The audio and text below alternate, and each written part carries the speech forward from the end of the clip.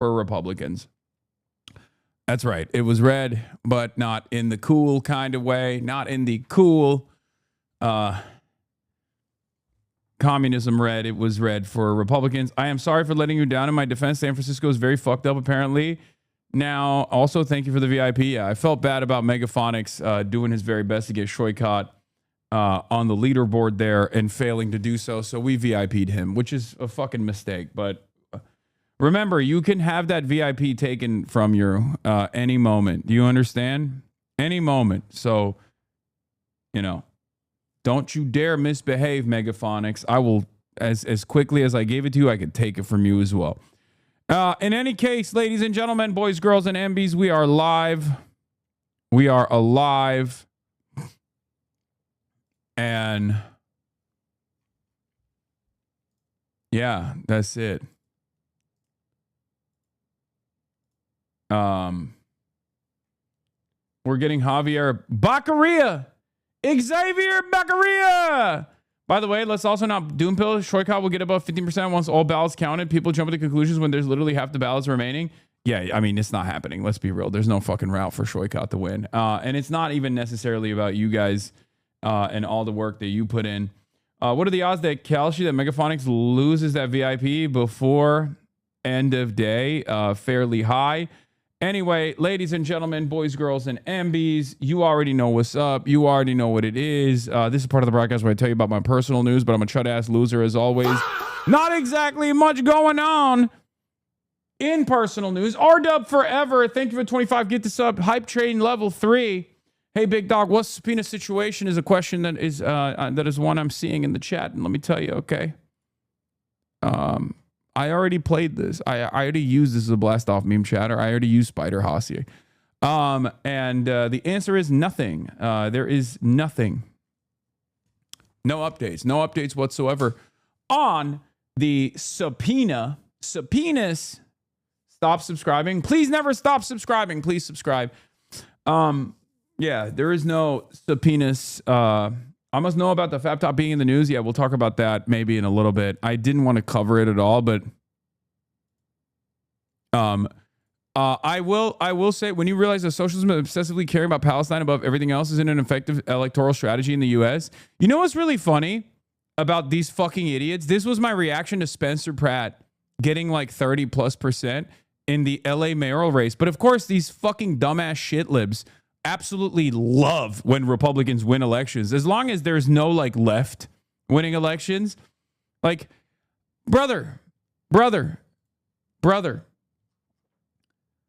you have identified me as your enemy. Okay. I don't think you want to be my enemy, but if you prefer Republicans over, Democratic Socialists, if you prefer Republicans over Democrats, you are my enemy. Okay. You know what I mean? Like, all of the shit libs, all of the annoying right-wing shit libs are celebrating. They're like, oh, dude, Spencer Pratt is doing so well in the fucking race. It's like, I can't say what I want what I want you to do to yourself, because you probably are going to do that to yourself anyway, regardless of whether or not I say it. Because there's not much else to live for in your life if this is what you're excited about. If you're genuinely excited about the prospect of Republicans winning races in places like Los Angeles, I'm not going to say it because I don't want to get banned, but I'm thinking it. Okay? I'm thinking it. Don't get clipped. I know. Anyway. Also, yeah, I didn't endorse anyone in those races regardless, but it doesn't matter. These guys are trying to desperately hold on to any fucking W they can because their life is worthless. Your life is not worth living, okay? If your whole life revolves around like perceived L's and W's that a fucking Twitch streamer is getting in races where he's endorsing candidates or going on rallies and whatnot with candidates, and that's all you care about, Your life is not worth living. You are not living a life worth living. And it's pertinent on you to change that. Okay? You can't consistently ignore people like Chris Rabb or Adam Hamawi and then try to make it seem like there's a big W here because I'm upset that my fellow Los Angelinos are fucking dog shit reactionaries that are voting for Spencer Pratt. You're obsessive. Libs on Twitter are completely ignoring Hamawi to gloat about Shoycott losing. It's so embarrassing. Yeah. Anyway, breaking. Hasan Piker tells shit libs to off themselves. I'm not saying that. I would never say kill yourself. I would never say kill yourself to someone who is excited at the prospect of Spencer Pratt potentially, getting a decent chunk of votes in Los Angeles, California. I would never say you should kill yourself with a gun to a person that would be excited at the prospect of something like that. I would never say that at all. I don't think it's appropriate. I disavow statements such as that. Okay? And most importantly, I would never do that. Just so you guys understand, I would never do that, and you shouldn't do that either. However, you're probably already dead inside if this is the only thing that you get excited about. And remember, your boos mean nothing, for I have seen what makes you cheer.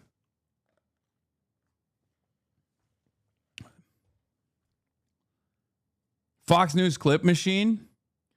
Do we prefer Spencer, the current mayor? I mean, I would probably prefer, yes, I would prefer Karen Bass over Spencer Pratt, reluctantly. I mean, it doesn't even matter. We didn't have really good, we didn't have anything that great in Los Angeles, California, unfortunately. These people are so unprincipled. They don't care about anything but themselves. No, it's crazy. It's less than unprincipled. If I own you that fucking hard, if I live inside of your mind that badly, if I live inside of the crevices of the last remaining fucking wrinkle that you have in your brain to this degree, then you are not a human being. You have reduced yourself to something lower than that. Okay? That's my point. And you can go off and be like, oh, he's so angry. We finally did it. But that still proves my point. I will forget about you as soon as I'm done talking about this. But you will consistently keep thinking about me every single day of the fucking week. Please have some political principles. Have some real political education. Have a real political opinion, a vision for a better future. You cannot simply be reactionary towards a fucking Twitch streamer. If you're going to be reactionary towards a slant of ideology, towards a vision. Be like, no, I hate communism, right? This is what's so frustrating. It's like you have reduced politics to what your least favorite Twitch streamer likes or doesn't like.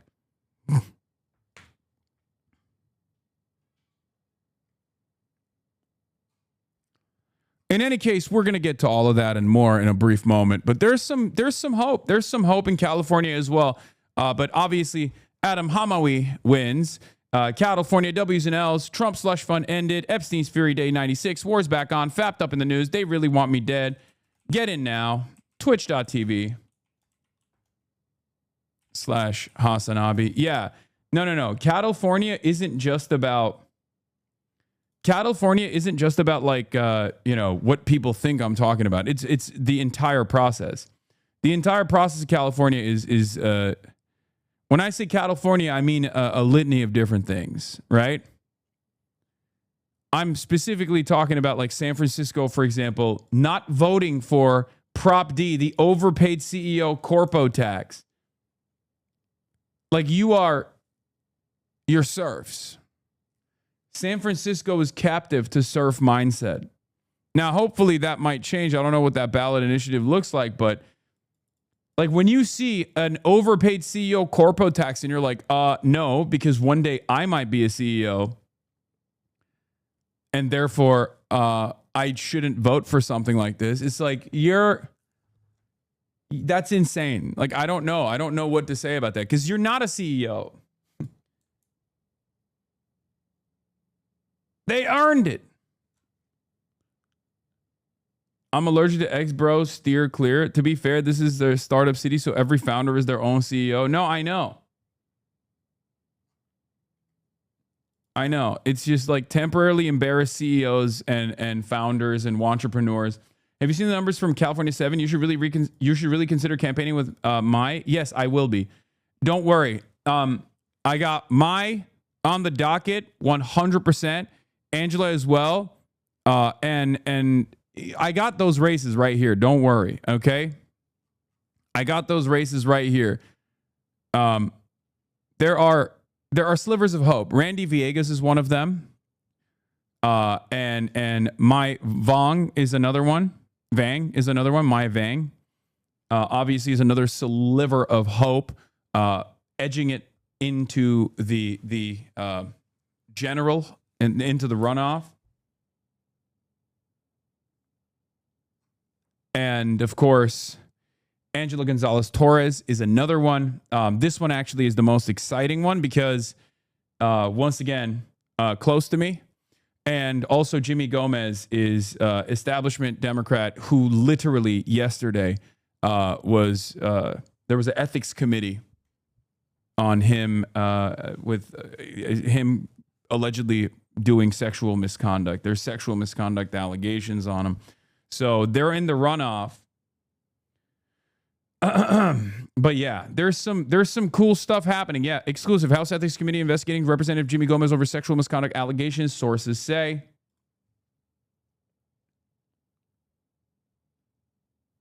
But there's a lot to look forward to. Obviously, the main thing I'm excited about yesterday is not even Adam Hamawi, our boy in New Jersey who won. It's Toby Durden. Okay.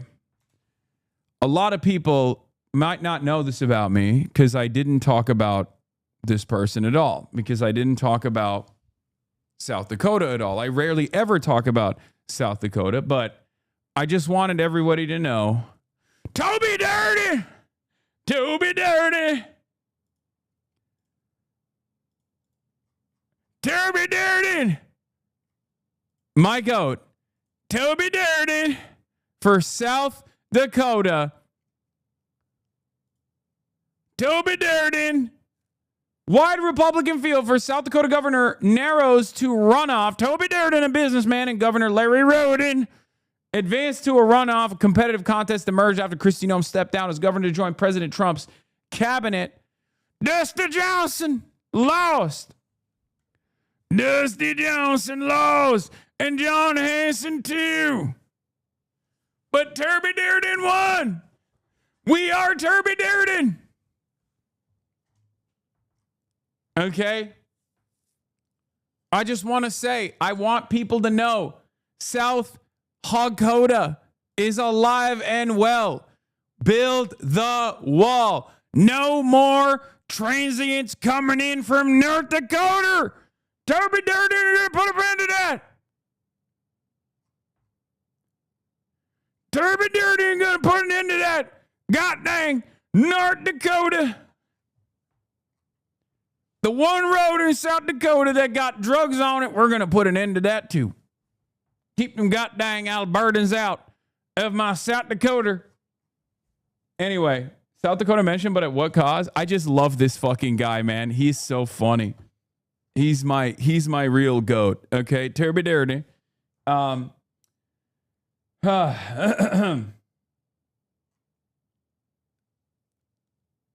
Times like these is where I remember you're autistic. Yeah. We'll talk about everything else that's taken place. There's a lot to cover, obviously. Some good, some bad, and some relatively positive notes, as I already told you. Forstag actually edged out a victory there. Interesting candidate, AOC and Bernie Krat. And oh my God, did you, Mitch Voter, block me?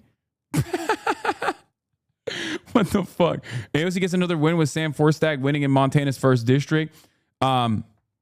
Sam is shredded. He's a union like fire paradrumper, like stud. He's an interesting candidate. He's not the most progressive candidate. that was in the primaries, but it's fine, I guess. I mean, it's fucking Montana. I don't know. Yes, new stem phrase for me is turbidurd. Yeah, Steyer has a wide open path for the second slot still. Wingcast still sees a pat for Steyer as expected. Our vote share estimates have barely moved from before election day, but we added certainty from reported results has narrowed the range of outcomes and reduced Steyer's odds. I mean, it's a little bit copium. It's a little bit of copium. I'll be real with you, right? But you know, I guess copium and hopium is necessary here.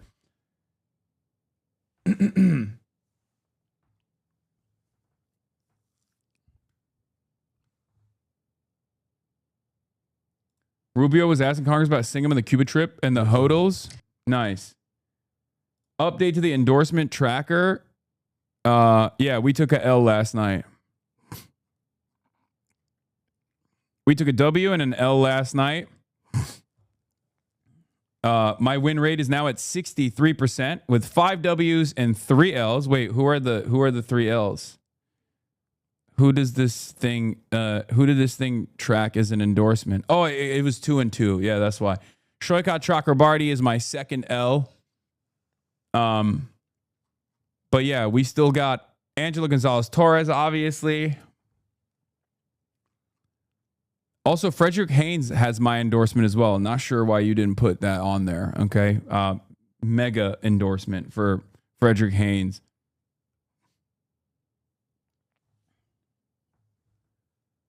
For left campaign, 63% is dope. Yeah, I mean, this is, I'll keep it a $1.50, chat. This is far better than expected. There are changes that are taking place. Okay, obviously, my number one endorsement of last night, the number one victory was Turby Durden, right? South Dakota governor. Turby Durden! But overall, I mean, yeah, even if it was just like Hamawi. Remember, folks, remember, there is no equivalent to what I'm doing here, to what we are doing here, right? Like that. The only comparison, the only closest comparison to something like this, first of all, we're running insurgent candidacies that are going up against the Democratic Party machine. They're not just going up against the Republicans, but they're also going up against the entire establishment machine of the Democratic Party. So it's already hurdle after hurdle after hurdle to climb, right? They got moneyed interest backing them in many of these races, with the exception of Adam Hamawi. Usually the opposition has like APAC and super PACs that are dumping boatloads of money, doing attack ads and all this stuff. So obviously there are like these are tough battles to win regardless, right? He hasn't won yet, and there's a runoff election, and he's the only candidate endorsed by both you and Laura Loomer. You mean Toby Durden? Okay, we're done with Toby Durden, right? We're talking about some serious shit now. So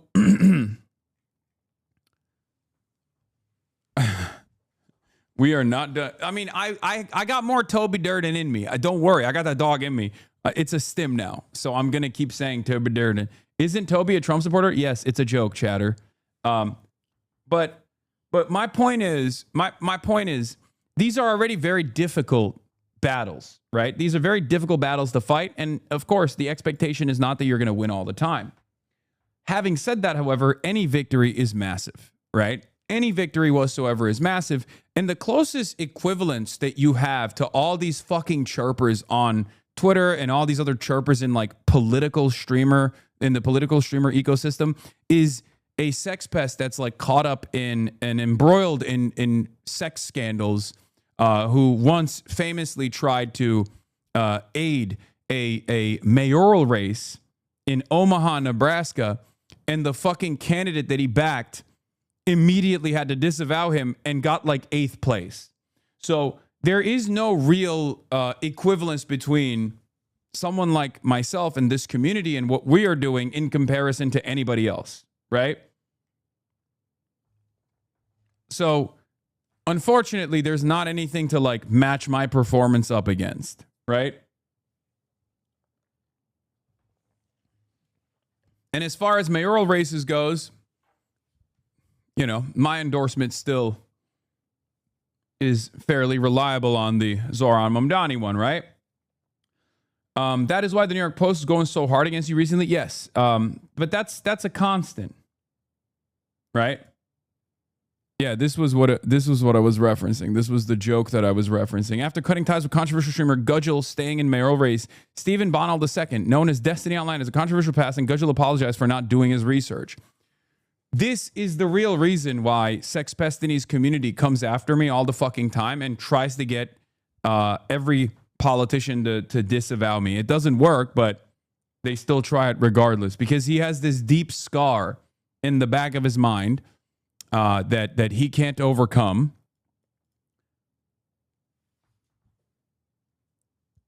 Where he like actively tried to aid a campaign. And then people were like, dude, the guy you're talking with is the guy that you're aligning with, associating with, like, wrote a manifesto about white people's right to say the N-word, you know? That's ridiculous. And then he was like, oh my God, I'm so sorry. And cut ties with him. And then and then he still got like 8th place or something in that mayoral race. So how long till they bring up, you know what about you? What do you mean? The thing is, like, whichever kind of fucking controversy these guys find themselves in, this guy in particular finds himself in, they always try to hit back tenfold against me.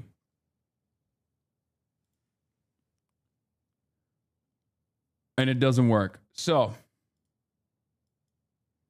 what?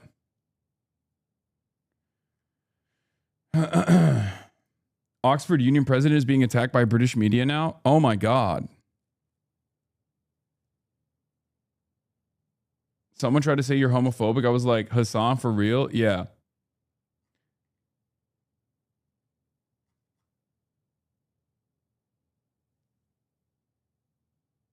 Anyway. Yeah, zero chill. New York Times actually changed.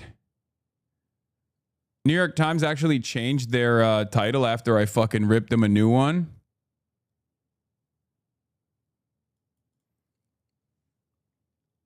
So that was cool. If you guys remember, after Adam Hamawi won, one of the first things that the New York Times posted was this like unbelievably racist bullshit. First, let's keep blasting off, by the way. Let the people know we're live and alive. What is this? They say you're homophobic because you make fun of C. Samsony sucking Fuentes' cock. They're pretending you're making fun of him being gay and not that he sucked off a Nazi. Oh, yeah, no, of course. Of course. Did they fire the writer? The writer has nothing to do with the subheader chatter. It's the editors it's the editorial team that writes that.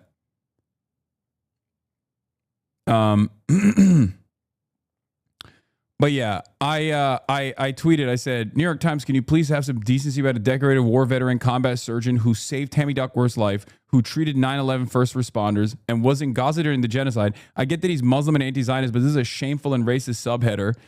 Their initial subheader after the Adam Hamawi victory was, Adam Hamawi, a progressive Democrat, wins House primary in New Jersey. Dr. Hamawi, a U.S. Army veteran, faced questions about his past association with an Egyptian cleric who was convicted in 1995 of conspiracy to wage a war of urban terrorism. After I yelled at them, and a bunch of other people yelled at them too, they changed it to, Dr. Hamawi, a U.S. Army veteran, has been an outspoken critic of Israel's war in Gaza. His victory makes him the heavy favorite to win in November in the left-leaning district.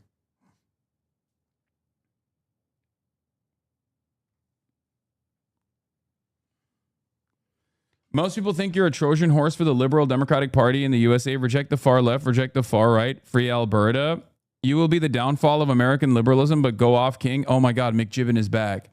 Your inability to pick a more centrist candidate to endorse is the problem. Also, Lindsey Graham. Most people think you're a Trojan horse for liberal Democrat Party in the USA, brother. Okay, if I'm a Trojan horse for the liberal Democratic Party, your dumbass should love me. So why do you fucking chirp in here every day? Okay?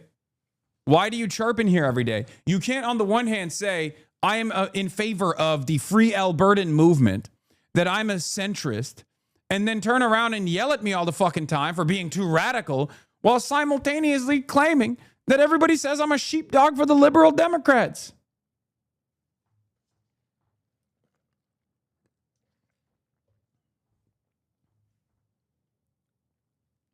No, this guy's a centrist. This guy's a total centrist. He's a Alberta separatist. We dunk on him all the time. That's why I don't ban him.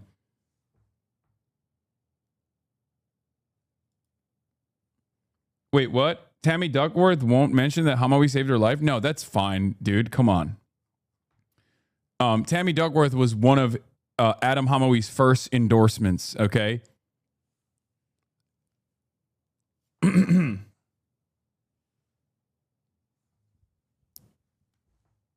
Yeah, that guy said, I am both a neoliberal sheepdog, but also destroying the Democratic Party at the same time, which is a neoliberal party.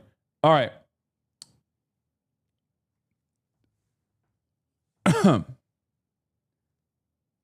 But, yeah, where to begin? We got some W's, we got some L's. Toby Durden, obviously the biggest W of all time.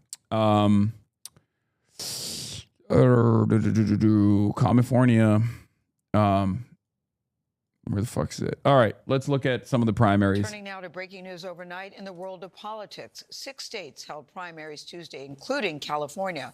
That's where Mayor Karen Bass leads the field to keep her job in Los Angeles. Now, the final results, they're not in yet, but she could face reality star Spencer Pratt in a runoff this fall. The California's governor race is also heading to a runoff. Former Fox News host Steve Hilton and former Biden official Javier Becerra are currently in the lead. Our chief national correspondent Matt Gutman is in Los Angeles. Matt, it seems all eyes on California these days for many reasons. Very much so, Gail. Good morning. And these races are still too close to call. Half of the votes remain to be counted, and California voters sent a clear message, though. Echoes of what we're hearing around the country. Concerns about the issues of affordability, housing, and the cost of living. And with their ballots demanding change, with Republican candidates now neck and neck with Democratic favorites in this deeply blue state. We have laid a foundation, and we're going to build on that foundation. Incumbent Los Angeles Mayor Karen Bass sounding fired up and confident last night, delivering a rallying message to her supporters. Will you stand with me all the way? CBS News projecting Bass advances to the runoff in the L.A. mayoral race this fall. Running second is former reality TV star and Trump-endorsed candidate Spencer Pratt.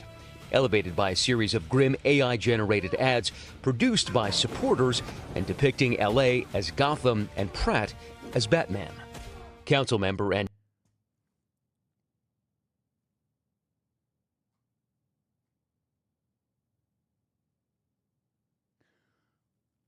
I don't... Chat.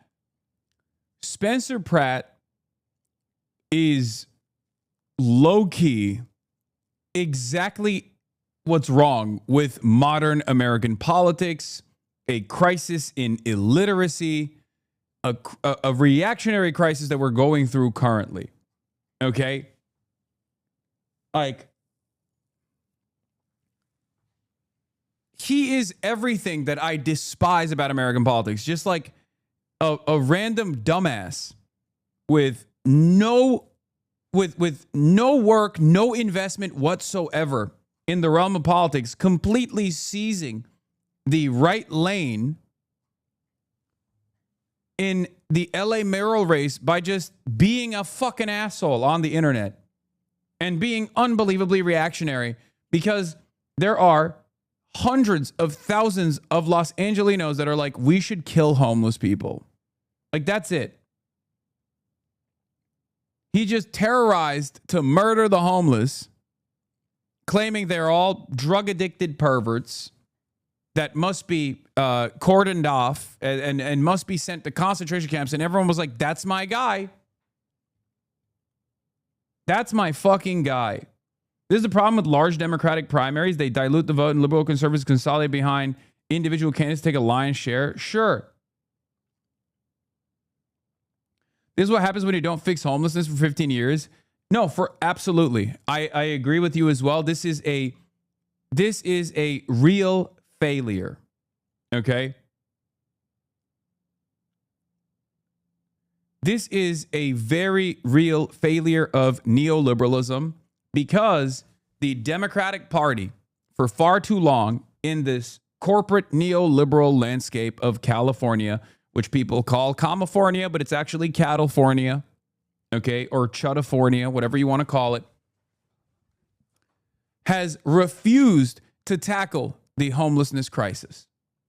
Because tackling the homelessness crisis requires building shelters, permanent housing, and also expanding on the readily available housing inventory while simultaneously ensuring that the pre-existing housing inventory that goes dormant is utilized. All of that goes against the profit-centered interests of the real estate developers and also landlords. Okay? California refuses to build the necessary housing, refuses to take the necessary actions that they have to take to make sure that the existing inventory is better used. Okay? And this is the reason why there are people constantly getting priced out of the housing market and becoming homeless.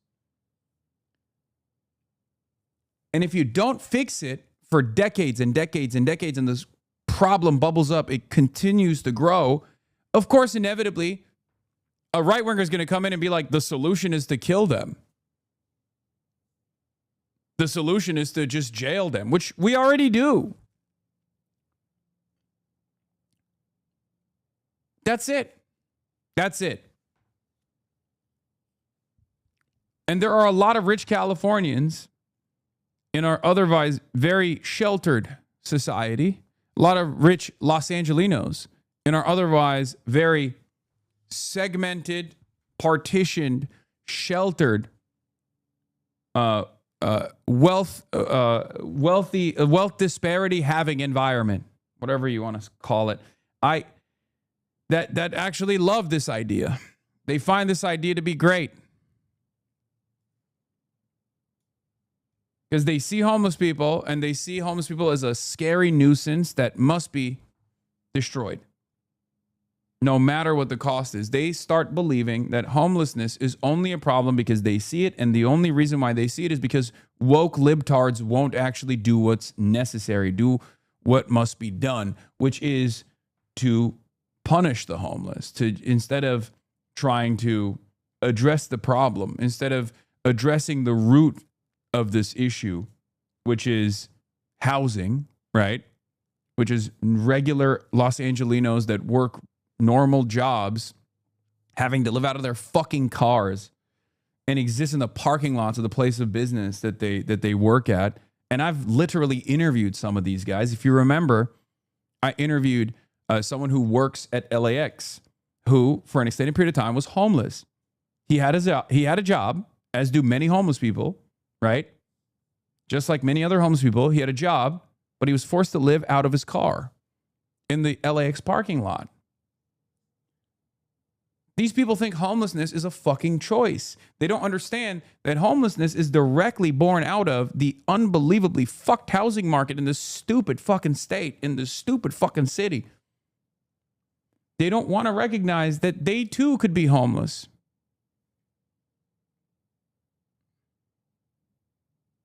And it sucks. It sucks. Which is ironic because the woke libtards are the ones saying we could fix homelessness overnight like many places did during COVID. People rough on the streets is a political choice. They prefer not to spend the money to house people even in temporary situations. Yeah. Yeah.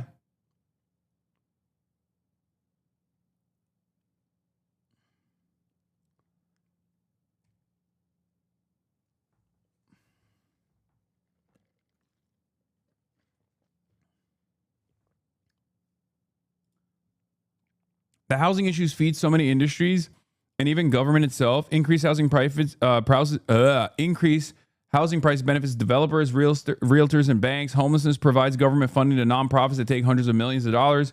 Criminalization of the homelessness fuels private prisons. The governments get to take in bigger taxes on high property values. Yeah.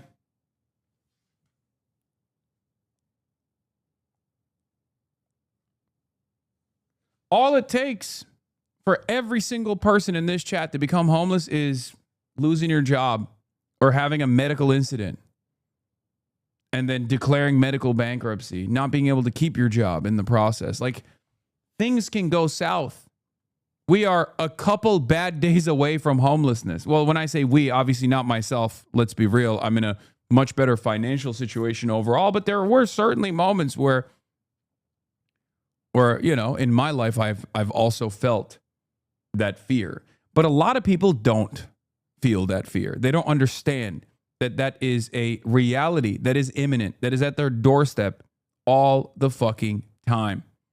Okay? No, it's not a flex. I'm just saying the truth. Okay? Calm down.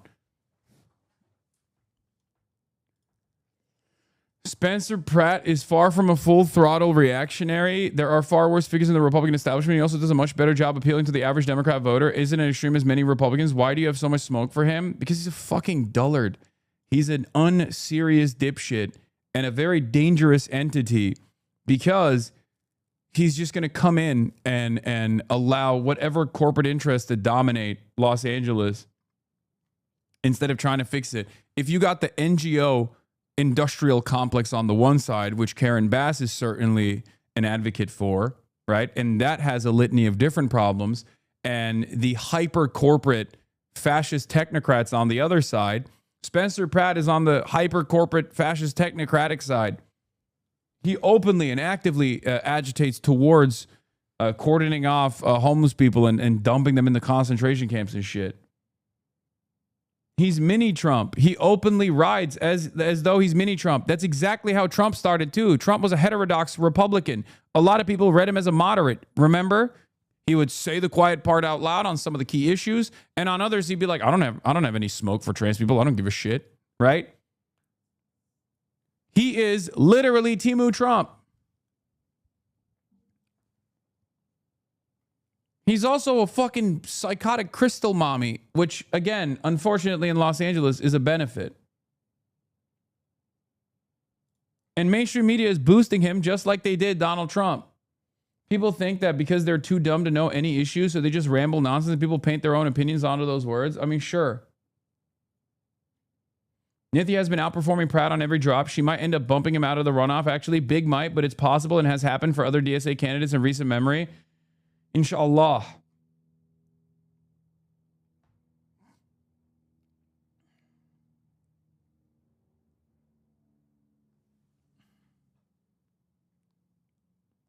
A victory of any sort for Timu Trump, Spencer Pratt here, means that we're moving in the direction of a Jake Paul presidential run. Just so you fucking understand. That is going to happen. Okay?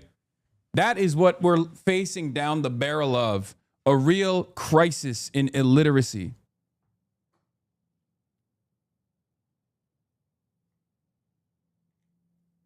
What is a technocrat? If you can explain to me what a technocrat is in a way that a child can understand, I will subscribe immediately. I tried subscribing yesterday, but I got an error message saying that you don't accept money from peasants. No, I do accept money from peasants.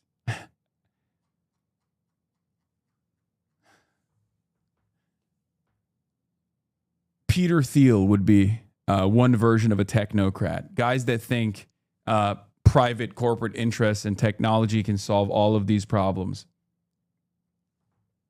Is that a good way to describe it? Like a villain. In a way that a child can understand?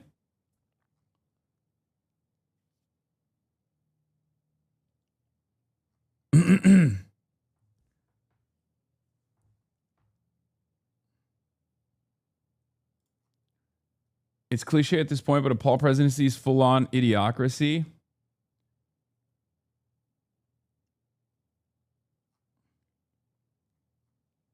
Lex Luthor.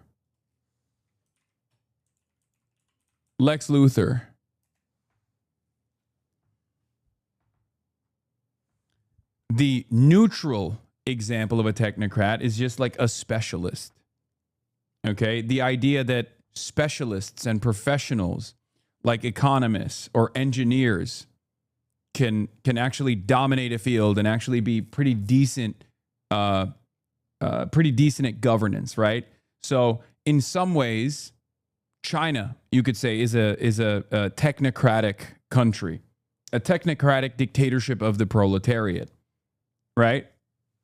China is super technocratic. The difference, of course, in China is that they also have a closer approach to meritocracy in terms of the party infrastructure, in terms of the bureaucratic approach within the party system, as opposed to the United States of America, where there is no meritocracy, right? So on the one hand, Lex Luthor is a technocrat. On the other hand, Bruce Wayne is a technocrat, right?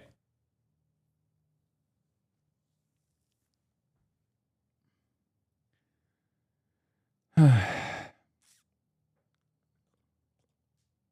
not always a good thing, but it's not always a bad thing either. Doesn't have to be a bad thing. Anyway, Barbarism Critic says, I used to think California secession was a cool one, but now I'm certain they would just create a liberal Fourth Reich that used the homeless for jet fuel, and we can't let that happen. Yes. Straight up.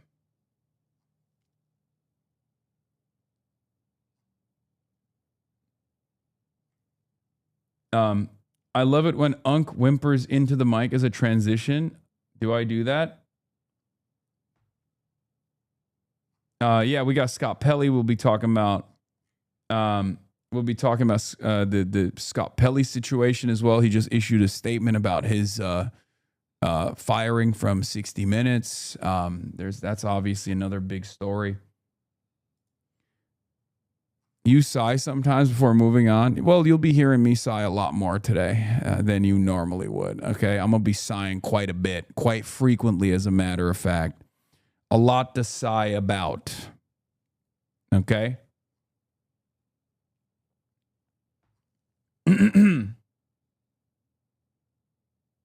What is this? Can you address the Ashley smears? What is the Ashley smears? What?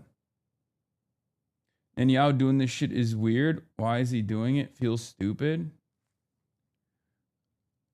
I don't know what he did, so I'm unfamiliar. But let's get back to the California race. Democratic Socialist Nithya Raman currently running third. Los Angeles is the most magical city in the entire world. Win or lose. I didn't know I'd be here tonight, but it's obviously God's plan, and I'm going to go all the way. Pratt came out to a chaotic scene outside his private, star-studded watch party where the media was shut out. He'd entered the mayoral race after losing his Pacific Palisades home in last year's devastating fires.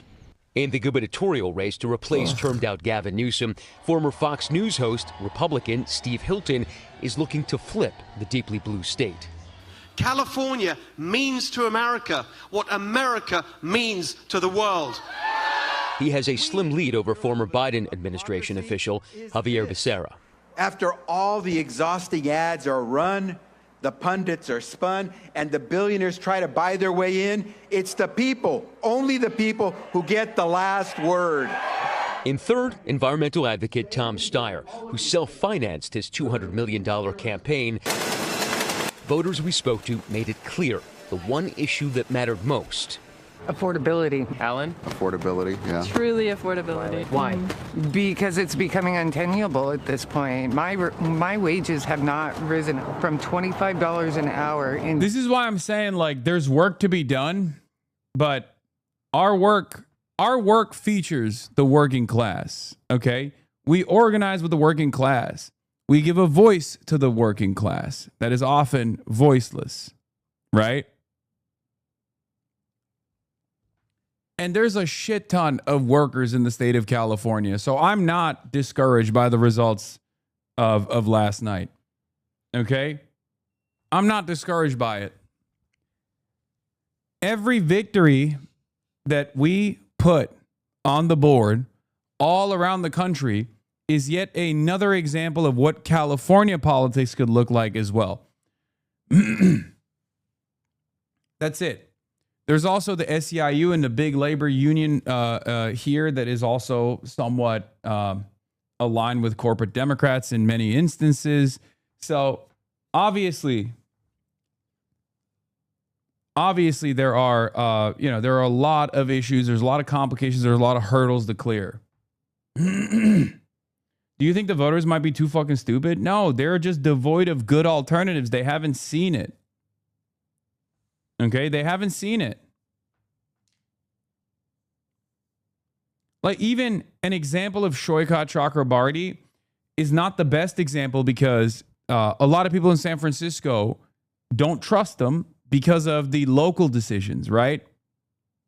They just don't trust him because of the local politics. Like, he has not been as involved in local politics. He's done a lot in national politics, but nothing in local politics except for literally participating in the ouster of the San Francisco left. The DSA worked very hard to put into positions of power, install like Dean Preston and all these other wonderful organizer-backed people, right?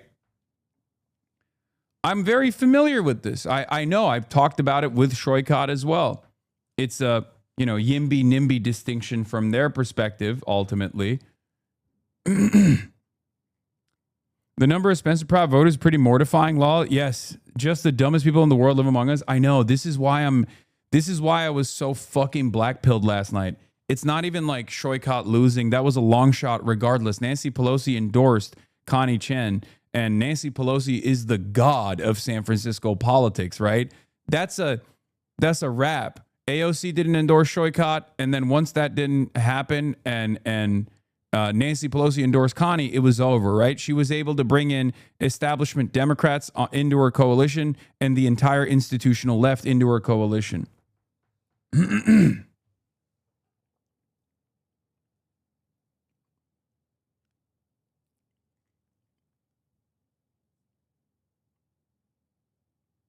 You already said it. Every time Shoykot's name was mentioned, chat would be battling you all the time. Yeah. I'll be honest, the AOC endorsement might not have helped. Yeah, I mean, I think there's just a lot of like the institutional left obviously didn't trust Shoykot enough. That's why they wanted Connie Chen. They literally brought Connie Chen as their candidate. They brought her up as their candidate. Now, the reason why I'm bringing up Shoykot is because he was a radical candidate for sure. And I really liked him for that reason. I had my skepticisms initially, as you guys know. I've talked about this. But I liked him for all the national work that he had done. But unfortunately, a lot of the people in San Francisco were voting locally and not as though this was a national, like a federal congressional seat. Nothing you can do about it, right? Very difficult to overcome those odds. No offense to your state of choice, but I'm really starting to despise California politics law. Is so bad. No, but outside of that, most of the candidates we're running are not like they don't have the same like institutional backing. They don't have the same movement backing, right? There are some examples. There are some examples of candidates that are like, aligned with the DSA and whatnot. But even DSA LA is in a state of crisis overall here. Like the best we put forward as DSA LA would be Nithya Raman, who objectively is a weak candidate, right? She's done great work combating homelessness in the state. I mean, in the city. I've, given her a lot of credit for that. And it's a huge issue, right? But she seemingly was not really ready for prime time, right? She was not ready for prime time. She was very nerdy about and very excited to talk about things that she cares about, like, transit and homelessness, things of that nature. But unfortunately, you also have to have a little bit more charisma. Okay. And then also on the other hand, you had Ray Huang, who, again, very green, great policies, very green, wasn't capable of launching the candidacy post Nithya Raman coming into the race. No, Zoran is not 1 in a million. There are a lot of people out there. There are Zorans everywhere waiting to be unlocked. Okay? Now, here's the thing. On the one hand, in some of these races, like the left person that these institutional left orgs were running were not that great. And in other instances, there was a little bit of chaos. But ultimately, this just means that there's more work to be done. Okay, that's it. I don't think people should get discouraged. I don't think people should get discouraged about the California results in general, even though the Spencer Pratt voters are unbelievably blackpilling. Like, this is the most damning thing, in my opinion. Two things, two primary takeaways from the California results of last night, and there's still new numbers coming in, and it takes a long time for California to tabulate all the final results, but just the very fact that there is enough momentum behind Spencer Pratt, who is a ridiculous candidate, unbelievably reactionary in a fucking blue wave year, is terrifying. It's not great. The other thing that was also blackpilling was Javier Becerra's rise to prominence. Almost overnight, he went from like barely cracking the top 5 to being the guy once Eric Swalwell had to drop off, right? Eric Swalwell drops out because of the sexual harassment, sexual assault allegations against them. And then almost overnight,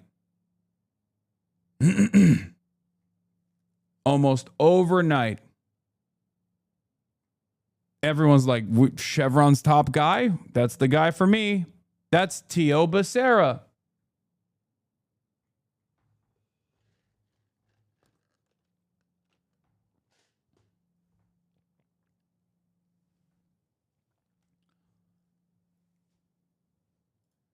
Yeah, he wasn't even in the top 5. Look, 2 months ago, Javier Becerra was at 4%.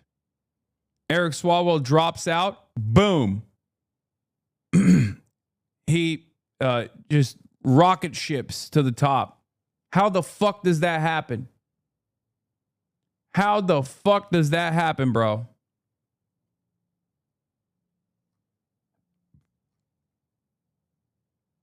This is why I'm saying, like, you know, we got some cattles up in this bitch. 10 years. The California election officials caution that it could be days before mail-in and provisional ballots are counted. And typically, especially in California, those tend to favor Democratic candidates. But remember, these are primaries, and the top 2 contenders in these races move on to the elections in November, regardless of party. Vlad. All right, Matt, thank you very much. And we begin the 9 o'clock hour with the latest results from the California primary. 3 candidates in the race for governor are still locked in a tight battle. Only 2 will advance to the November election. KTLA's Carlos Herrera live in the City of Industry where votes are being counted. Carlos, good morning. Hey, good morning, Frank. I honestly think Tom has a shot. He still does, yes. It's a long shot, but it's a shot nonetheless. And that's not even copium. That's not even copium because of the way that the insane ways that California votes and the insane ways that California actually collects the votes and dumps the votes. Big dumps with a significant percentage lead for Tom Steyer, as long as it continues all the way to same day voting, could potentially edge out a second place margin for Tom Steyer over Hilton, the right-wing former Fox News host that is, the Trump selected pick here.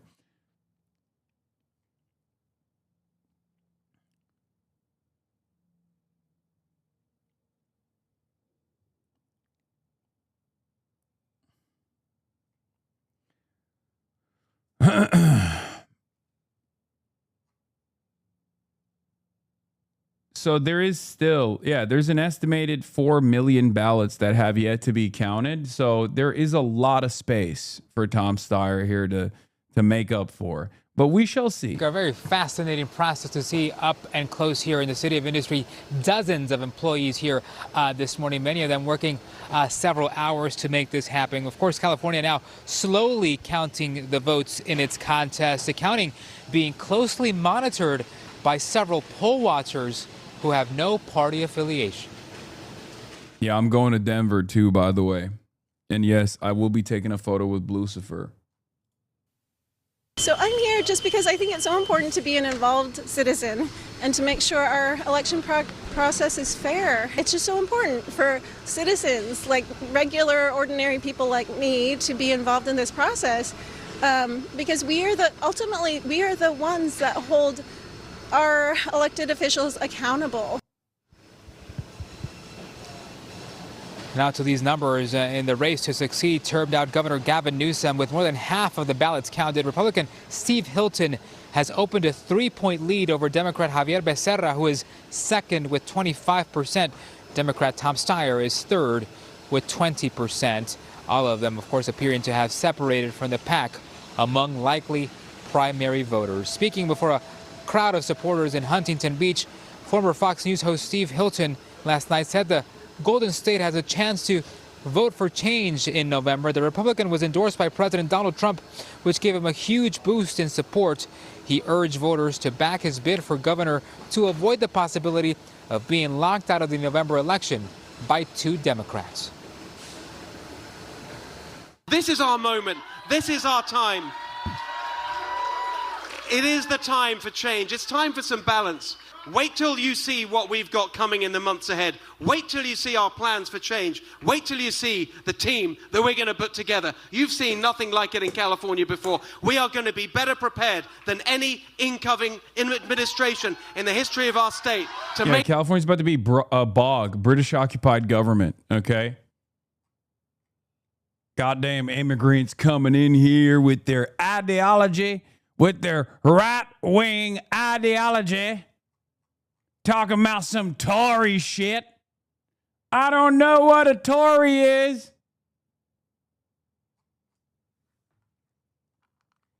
Make the change happen.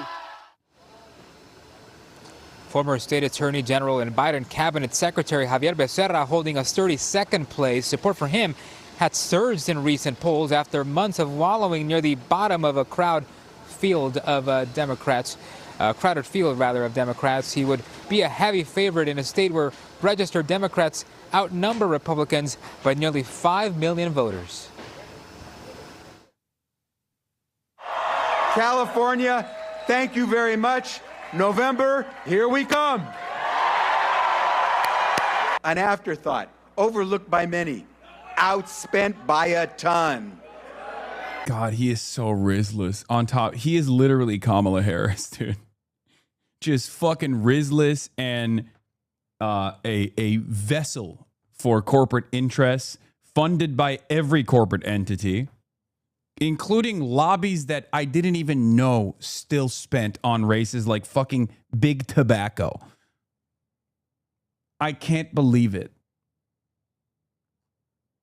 It's just, God, it is so black pilling.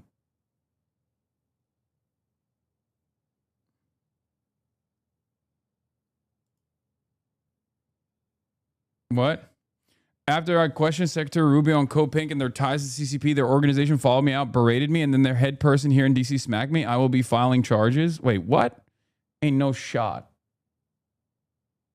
How many hours were you on last night? I got home from my daughter's birthday dinner and fell asleep at you yelling about turbidurd in Lamau. Our city council meeting went until 2:30 about a water desalination plant. And the city is projected to be the first to run out of water in the U.S. With what the hell is going on with this country? Late stage capitalism as we know it. Hell yeah. It's bad.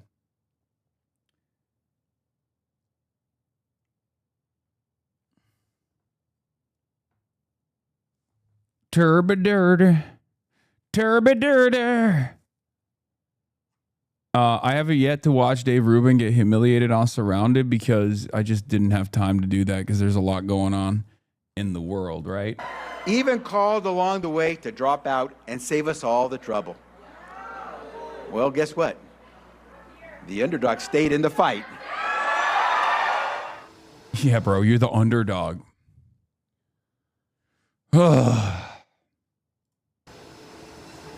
Billionaire climate activist Tom Steyer is spending more than $200 million on a campaign closely trailing Becerra now. He's promised to end the state's housing, environmental, tax, and other affordability challenges. Last night, he spent the night with his supporters in a watch party in San Francisco. might take some time to figure out where this is going. We're going to wait till every ballot is counted. We're going to give democracy a time to work, and we know we finished really strong. Together we put the corporations on notice. Together we demanded more and better for the best state of them all. And now we just have to be patient. Thank you very much. And time will tell, of course. Frank and Jessica, the two top vote getters, will again face off. It is kind of crazy that the best possible candidate that we have as the left is a billionaire, and the best possible candidate with viability that we have as the left in Los Angeles is Nithya Raman. I mean, again, no disrespect to Nithya Raman. Like I always repeatedly say over and over again, she's done great work on combating homelessness. It's like her area of expertise, and it's actually very valuable for someone to lead by empathy on this issue, right? And it has seen a lot of success. But also, she literally endorsed Karen Bass before she decided to run, right? And all of the other council members that are on the DSA slate straight up endorse Karen Bass. I mean, that's chaotic. That's chaos. Okay?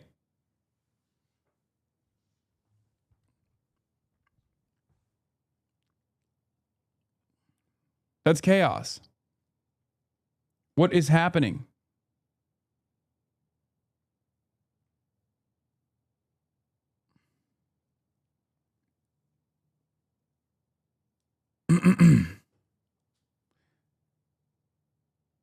Yeah, I know DSALA did not put Nithya up. I know all the background info. She tossed her hat without consulting DSA. DSA endorsed candidates in LA are incredible. I mean, they're great. They're pretty solid. I'm just saying, like, we got a lot of work to do. We got a lot of work to do. And, you know, Ray's campaign had issues in and of itself, too. So I disagree with calling California's voting system insane. It's very easy to vote, and that's a good thing, especially for progressives and young people. We should encourage that. Universal mail-in, etc. is great. It's the best system it's ever been. I agree. That's not what I'm talking about. I'm saying that there aren't, like, it's a massive state, okay? And our cities are massive, too. And everyone lives in their cars for the most part, sometimes literally because they're homeless. There's no sense of community. It makes it much more difficult to organize in general. We have a ginormous SEIU union. And basically, yeah, they keep leaking your appearances. I know. Denver, I'm excited to share that we have some incredible friends joining us for the biggest rally in Colorado. Together, we can take back our party, get money out of politics, and build a better world. RSVP at the link below. Yeah. Honestly, though, Toby Durden's not going to be there, so I'm not as excited anymore. And yes, he's not in Denver, Colorado, but it doesn't matter. In my heart, he should be in every state. Okay. Will Toby Durden fly out from South Dakota to Denver, Colorado? Malott was your best interview. Maylott was your best interview. I mean, she's great. There's so many wonderful fucking candidates all around the country, man. It's straight up. Do you get altitude sickness? I don't know. We'll find out. But yeah.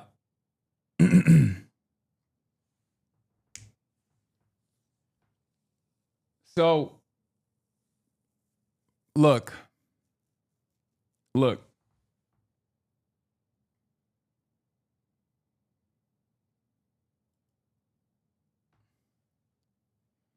She's outpacing you. What is this? Pretty interesting fact from last night's elections. Team AOC endorsed 3 candidates, Adam Hamawi, Sam Forstag, and Randy Villegas. All 3 are on track to win. Pretty strong endorsement record this year. Hope she endorses more leftist candidates. I agree. Well, Sam is not exactly a left candidate, but it's Montana, I guess. So who knows? He's a stud, though. I mean, he's hot. Like, literally. He's just super hot guy. As a disappointed Angelino, all the other progressive candidates makes me think, why can't LA do better? But I'm optimistic. Guys, you need to understand something, okay? The more the machine politics is alive and well, the more difficult it is for there to be insurgent candidacies. California is literally now the only remaining stronghold for deep blue neoliberal corporate Democrats. We're talking about a state that has produced some of the most famous reactionaries in this country, Ronald Reagan, Richard Nixon, and Stephen Miller. And you're talking about a state that has also produced some of the most famous neoliberal shitheads. Okay? Some of the most famous corporate neoliberal candidates as well. Dianne Feinstein, Nancy fucking Pelosi. I mean, look at our current crop of talent coming out of the Democratic Party in California anyway. There is a reason for it. It's because the party system is strong in California. Okay? I don't think you guys understand. California Democrats are the most mediocre Democrats in the country, sit on immense wealth and a population that gives them supermajorities that basically accomplish nothing except massive dysfunction. Party politics isn't a good way to look at places with long-term Democratic majorities like California.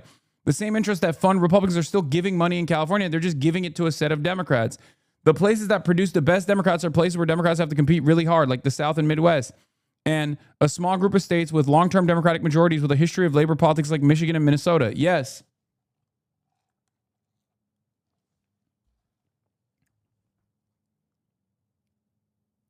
Is Cali like that because of the defense industries? It's moneyed interest.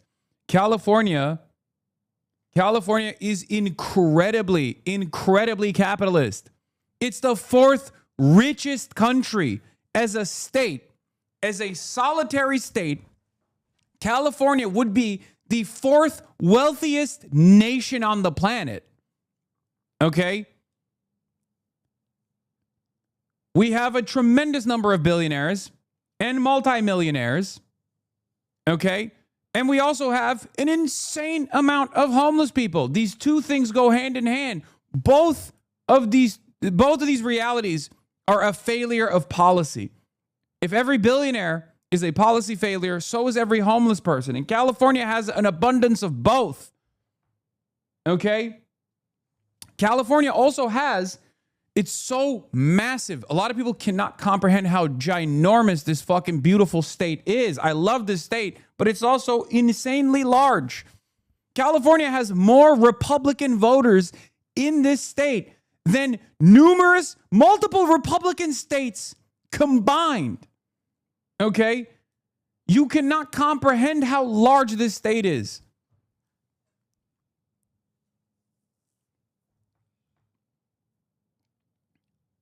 It's crazy. With the exception of Texas, it's an unfathomably large state.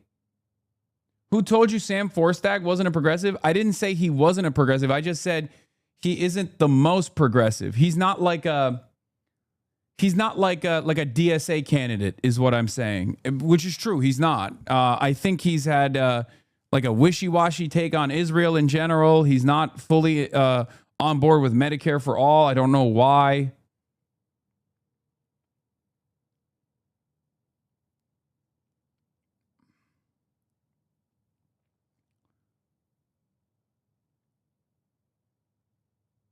As a tenant union organizer, he was the guy. Wait, okay. I place a lot of respect in your analysis then. As a tenant union organizer in Montana, the other candidate wasn't running a very serious campaign, and every progressive local and state politician worth a damn endorsed Forstag.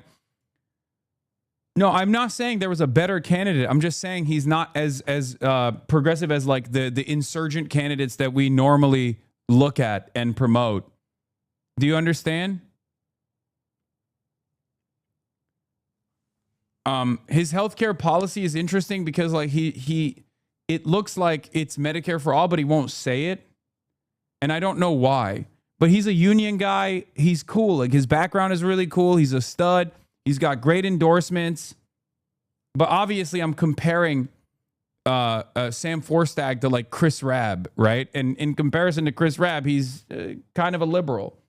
But also, it's Montana, right? It's fucking Montana. So I get it. Like, I'm giving grace, right? I think even in Montana, you could still have a Medicare for all candidate. But you know,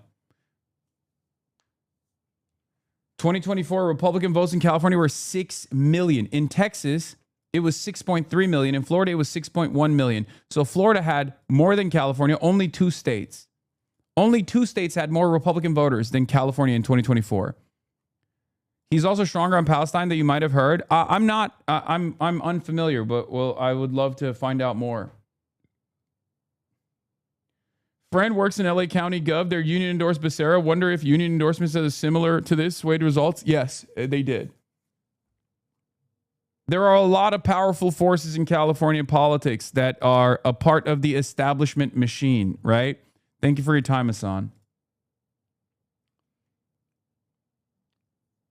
There are some folks like this that I don't think would vote against M4A even if they don't campaign on it. Anyway, the point I'm trying to make is that there are a lot of structural hurdles to overcome, like literally city planning related hurdles to overcome in the state of California, in even cities like Los Angeles. I've thought about this a lot, okay? Analyzing the situation in San Francisco, which was probably the only major city in California that actually had asses in seats, like legitimate left politicians, legitimate socialist politicians, DSA politicians, and they got destroyed by the fucking fascist technocrats in San Francisco while they were simultaneously being priced out of San Francisco, right? There's a reason for why San Francisco actually had a robust DSA movement, not dissimilar to like places like Seattle or Denver, okay? And I think that is because they have somewhat of a working municipal, like they have a working public transit system. It resembles a real city, whereas Los Angeles does not, right? Because you look at all these other cities in other states in the Pacific Northwest, for example, and you see that there are DSA-backed candidates running all the time in these places, right? Whereas it doesn't really exist in California, in the major cities in California, in Los Angeles, in San Francisco, in San Diego, okay? And I think the reason for why is because Los Angeles and San Diego are exurbs and patchworks of suburbs that don't have any ecosystem that brings the entire city together. And there is tremendous resistance against bringing the entire city together. Public transit is a laughable notion here in Los Angeles, for example. Obviously, there's some improvements, but that makes organizing very difficult. Okay? That makes organizing very difficult. No third spaces. These are genuine structural hurdles to overcome if you are going to organize, right? And then there are obviously the party. There are obviously issues within the party system.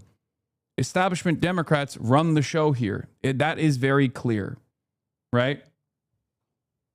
Please don't forget that LA built a Democratic coalition of over 60 orgs to fight back against ICE last summer, and that became the blueprint for anti-ICE organizing nationwide. The people are building power. It's just not materializing in elections. Also true. Also true. But that is decentralized activism, right? That's a coalition of anarchists, socialists, communists, liberals in general,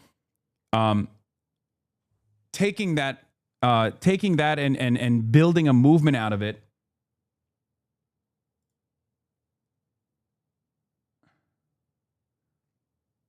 Holy shit, this guy took the photo earlier this morning, and I cannot believe that it's already up. That's unbelievable.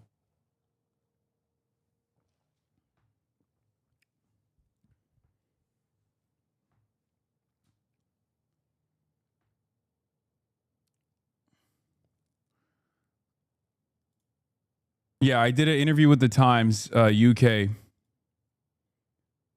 I think there's truth to the idea that things like public transit also show how the power of government can directly impact people's lives, public services in general. Absolutely. All right, someone needs to find a way around this paywall for me.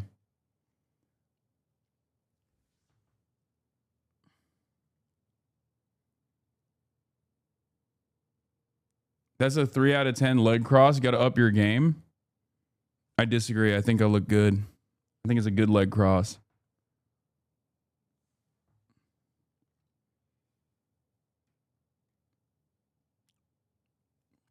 You're absolutely correct on your take about the infrastructure being a huge hurdle. My mom and I both noticed we didn't see a single door knocker in our neighborhood in SoCal throughout this entire election cycle. Yes. Yes. That's a huge problem. It makes it much more difficult to when you don't have a coherent sense of community, because the cities are not walkable, because there's no public transit, and that feeds into non-walkable cities. It's like car reliant infrastructure. That makes it much more difficult to door knock. That makes it much more difficult to organize in general. These are all major structural hurdles, but then there's also the hurdles that you have to clear with the party machine, the Democratic Party's election machine that relies on all of the major labor unions in this country, right? Or major labor unions in California, sorry. Like that also makes it very difficult. So there are a lot of issues here, but they're not issues that we can't overcome. Okay? They're not issues that we cannot overcome. We can overcome these issues. We will overcome these issues. Okay? It just requires more work. If we put the time and effort, and if we get these centimillionaires like Shoykot and billionaires like Tom Steyer to fund these initiatives, maybe we could actually build a system here. Who knows? Because it's very clear when they run themselves, it doesn't really work that well.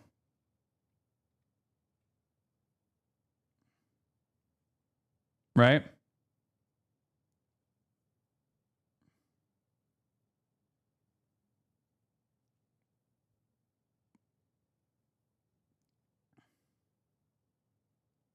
What is this?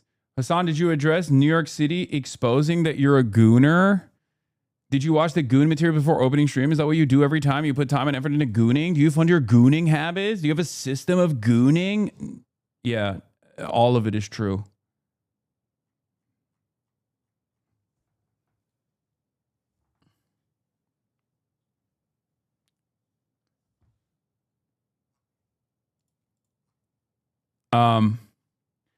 We'll get to that in a little bit. I mean, it's the classic. This is the best possible way to talk about this. Fuck New York Post. It appears you're threatening billionaire interests. Anyway, here's a picture of your house. They fucking sent a drone to my house, man. They literally sent a drone to my motherfucking house. It's unbelievable. That's the reason why I didn't want to talk about it yesterday, because it's like a clear dox. But fuck it. I mean, it's gone unbelievably viral at this point. So, yeah. It's very Israel coded. They were like, why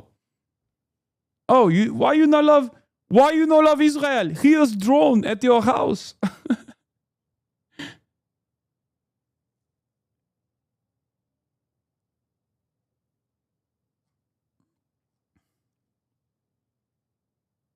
On the plus side, they can't use the mansion attack anymore. I know.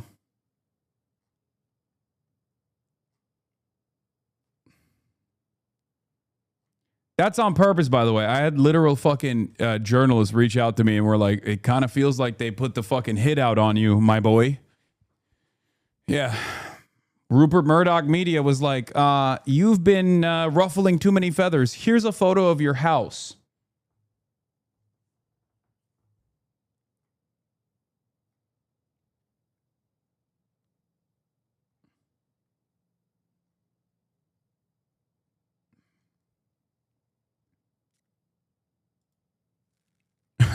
Sources report Hasan Piker seen browsing New York City Zillow. True. True.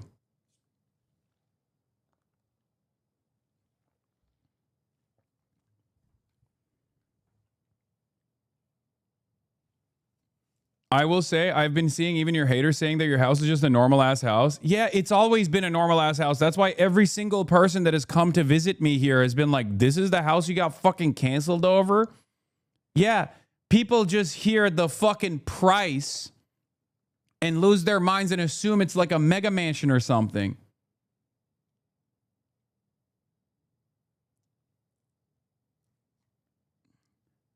It's so crazy. They don't understand that it's a byproduct of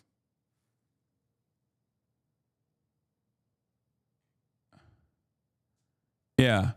And also there's, you know, the most annoying fucking losers who may or may not have given a quote to the article, by the way, former friend, they say in the article.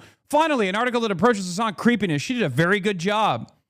Ethan Klein banned from celebrity poker for being a weirdo creep to women, and now he's sharing New York Post articles. What happened to this guy? I vaguely knew him as a progressive streamer, then I blinked and he was a fully deranged Zionist obsessed with Hasan. Yeah. Yeah, October 7 happened, and he lost his fucking mind.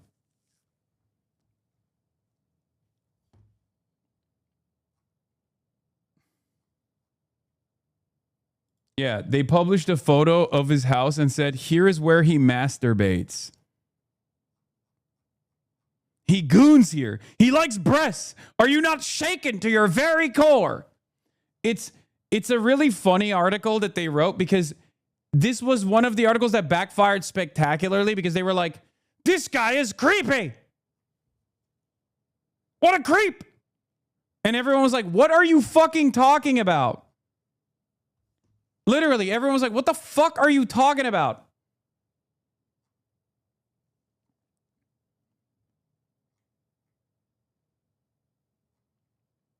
It's basically Ethan Klein's Google Doc that he wrote about how I was how I have sex.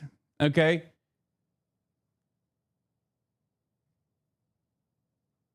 You and Grand Plan are running on the pro masturbation ticket. They were pulling tweets that were obvious jokes from 2012. I know. They're treating me like I'm fucking running for Senate. Plattner pulled out of a planned event with Vote Vets and is leaving D.C. early and is returning to Maine because New York Post reporters showed up to his in-laws' house and family restaurant, per sources familiar. Like, these guys are straight up. They link in the article, Ethan Klein showed up lying about you from some tiny clip channel, same channel that suggested views of Epstein sending revenge porn of his ex-wife, Lamau. They can't even do opposite without fucking it up. I know. Imagine if you were female and they did this. Here's where she lives. She keeps her dildo drawer there. Everyone would be up in fucking arms over how inappropriate that would be. Yeah, I mean, it was crazy. It's crazy. There was literally like, there's one statement in it where I was like, who the fuck would have said that? Off camera, he's very stiff and impersonal. I can't tell how much of what he says he actually believes. He definitely leverages a creep on women, a former pal told the Post. I wonder who wrote that.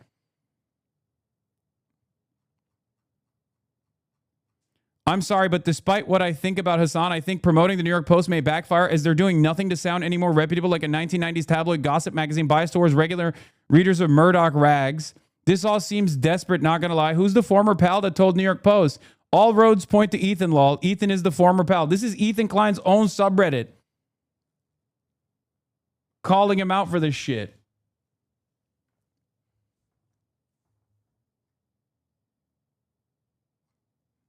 They literally do the same thing that Ethan has been trying to do, that Sexpestany started when he...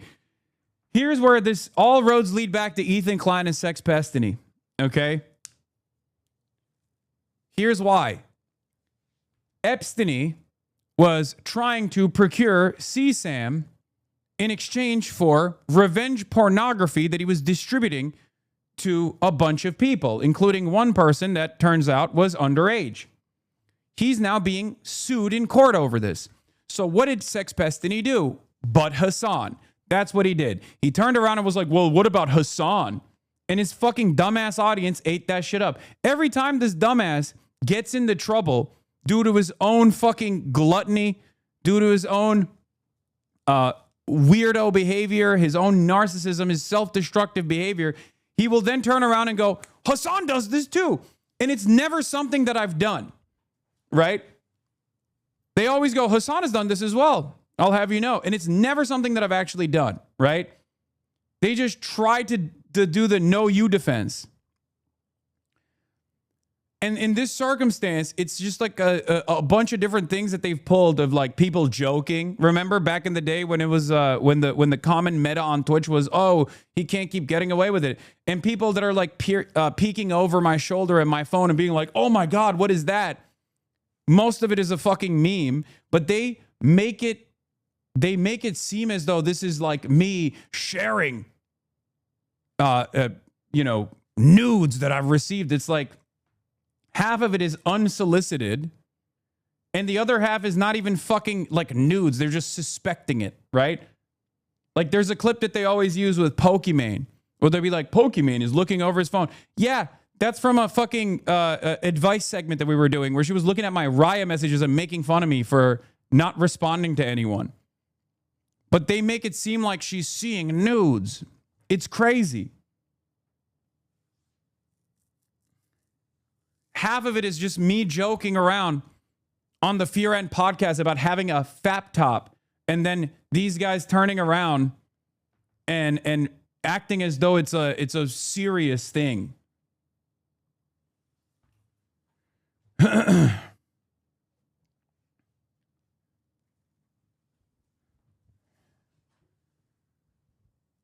It's ridiculous. It's just like a weird mishmash of jokes and insincere suspicions, and it makes no fucking sense because none of it is like actually like the only consent being violated in this instance is my consent, you know.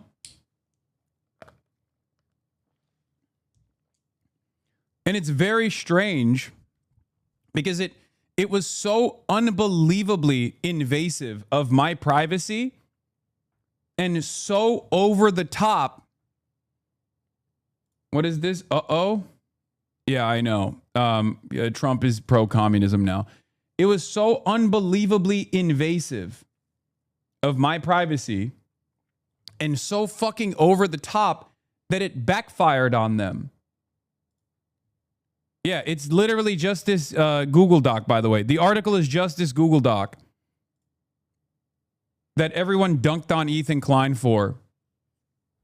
I guess he just like offloaded it to fucking New York Post.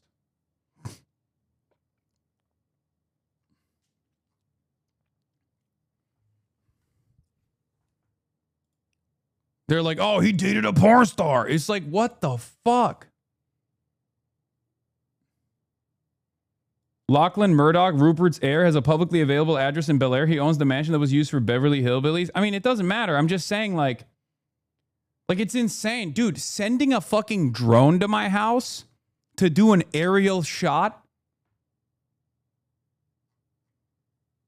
is fucking insane. It's like an objectively insane thing to do. It's like straight up one of the most insane things that I never thought I would have to deal with. And yet they did it. Yeah, they published a picture of my house. How would the authors of this piece, how would the editors of the New York Post that allowed this piece to go through, how would they like it if I posted and published photos of their house? They probably wouldn't like it. It's not like neither of us are running for office, right? We're both members of the media. What is the journalistic value here?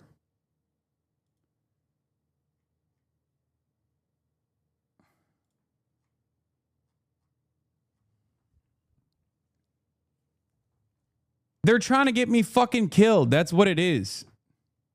Yeah, it's the Simpsons meme. This is literally it. Simpsons scandal update. Homer sleeps nude in an oxygen tent, which he believes gives him sexual powers. Hey, that's a half-truth. Yeah, Hasan canceled for not gooning on the work computer.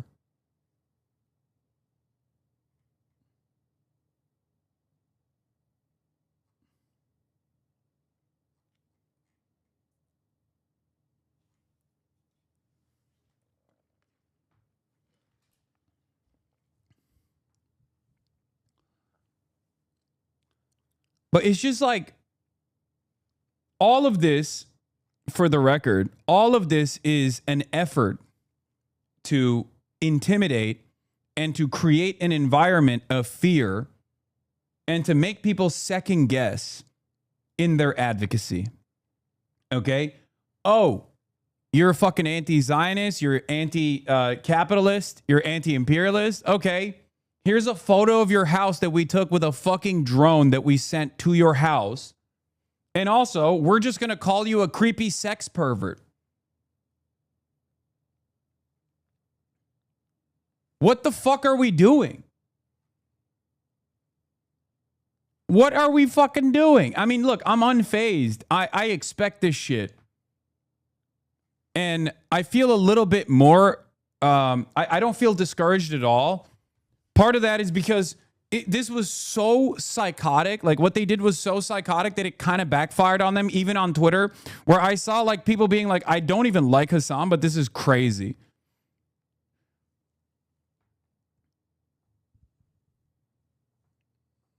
Yeah. A former pad told the New York Post, elite reporting. Sounds normal, unlike Cuomo, Trump, and all the other rapists you guys support. The Epstein people really want to make this a thing? I don't even like Hasan, but you clowns are absolutely pathetic. Single man in his 30s is horny. Stop the goddamn presses. Holy smokes, what a scoop. This guy fucks adults consensually, and here's why that is bad. Like, it's mostly people just being like, this is so...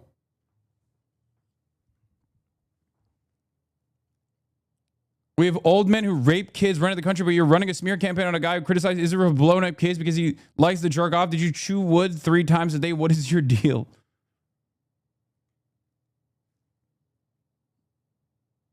Yeah, it literally links to a video, according to a streamer. Piker solicits news from his female fans. This is not true, by the way. According to a streamer he previously worked with. And then this is the fucking clip account that they used.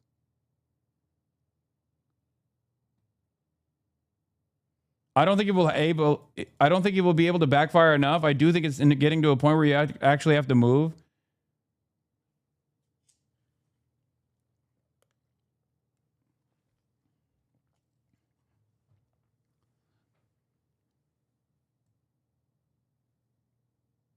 Yeah, this is the Google Doc Ethan tasked his former Hasan stalker employee Giardia with making. Her only job was to sexually obsess over you and log everything she considered dirt related to your sex life. I know. Anyway.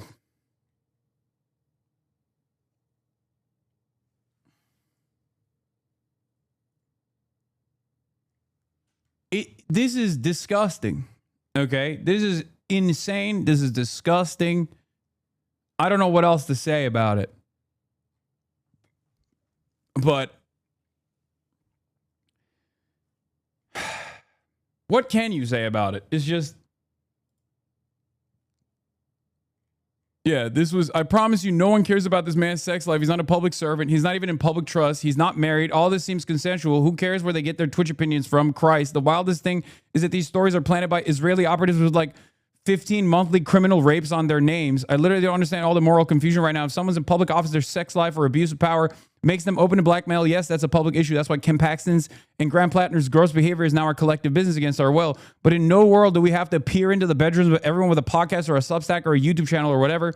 It seems like there's an assumption that all of this should be fascinating. This is just not that interesting. The whole world doesn't need to be caller daddy lordy.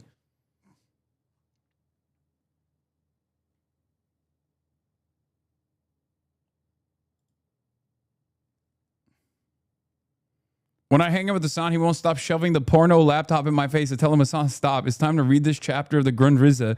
But he always says, no, we must watch porno now. Oh, boy. I said, oh, boy, here comes another article. There seems to have been a mistake. I thought we were going to read Marxist literature. Look at the fucking laptop.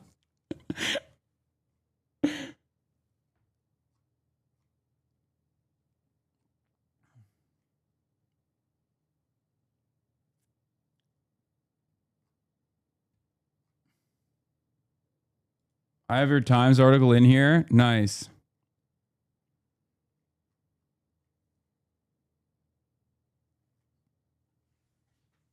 So, yeah, Gundrize, more like Goondrize. The sex pestiny community claims Epstein is the only one to defeat Trump, yet Epstein's top guy, Stockman, is sending shit to MAGA media, very serious people. Yes.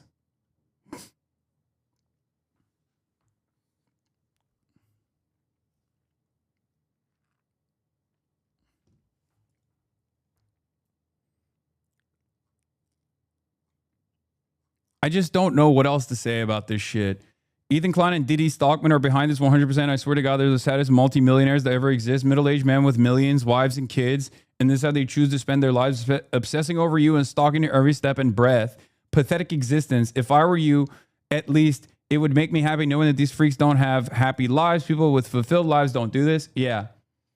Yeah, the sex pest Epstein recently got outed for doing age play with another Groiper's wife and involved each other's children, apparently. Like, that guy has a litany of controversies on a fucking weekly basis. But the problem for me, you might be wondering, what the fuck does some random Zionist liberal debate pervert and his controversies have to do with you? Because every time he's involved, he's embroiled in another scandal, okay? Because he can't keep his dick in his fucking pants, and he has like weird ass sexual fantasies. Every time that shit happens, boom, immediately his fan base is like, well, what about Hasan? It's so funny when you guys try to lie about Hasan because it's always projection. Always.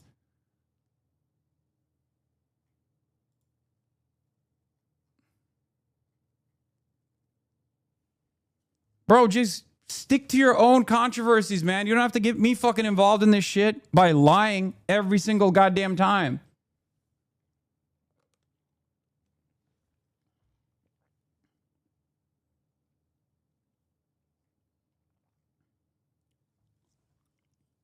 Yeah, his own son is clowning on him. His own son's a groiper. His own son's a neo-Nazi. You should see the DH play stuff. It's gross. I just don't care enough to cover that shit, okay? Unlike them, I feel like there's more serious things to talk about, right?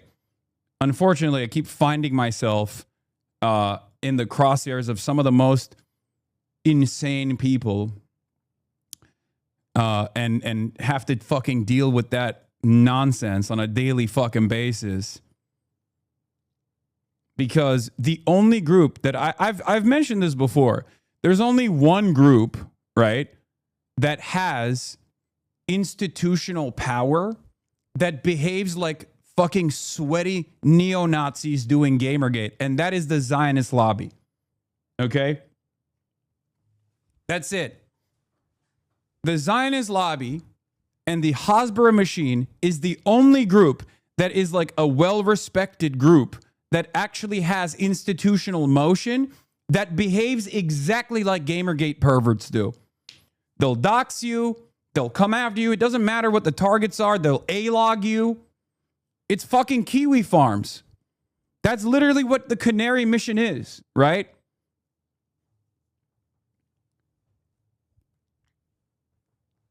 They're vicious. But once again, as I always say, in the aftermath of these sorts of attacks that are completely psychotic and a major violation of my privacy and just outright smears in general, what do I always say? I am unbowed. Okay? They can't tackle the message, so they try to shoot the messenger. And sometimes they literally want the messenger to be shot and killed.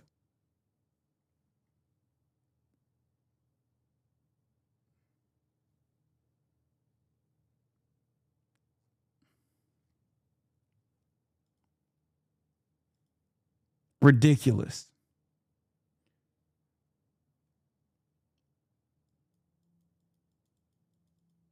In any case, here's a more recent comparison of what they do to you even when you win. Adam Hamawi. Stud. Incredible background. One of the kindest people that I've ever met. It was an honor to be able to aid him in the congressional race that he was running in. A guy who's been there and put his life on the line on numerous occasions to help those who have far less than he ever could. Okay? A combat medic, a decorated war hero. Okay? Someone who was in Bosnia, someone who's traveled all around the world, someone who was there at 9/11, at ground zero at a field hospital, sewing people back together.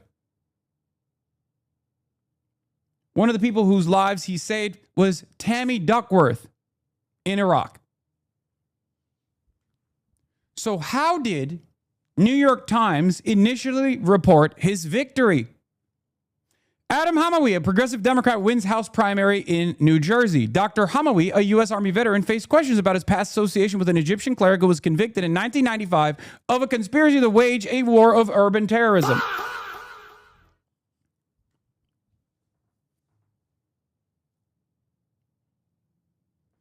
I said, New York Times, can you please have some decency about a decorated war veteran, combat surgeon who saved Tammy Duckworth's life, who treated 9/11 first responders, and was in Gaza during the genocide? I get that he's Muslim and an anti-Zionist, but this is a shameful and racist subheader, to which the New York Times, to their credit, I guess, I don't want to really give them credit for it because they should have never actually fucking posted that shit. Disgusting. They did actually change their subheader to Dr. Hamawi, a U.S. Army veteran, has been an outspoken critic of Israel's war in Gaza. His victory makes him the heavy favorite to win in November in the left-leaning district.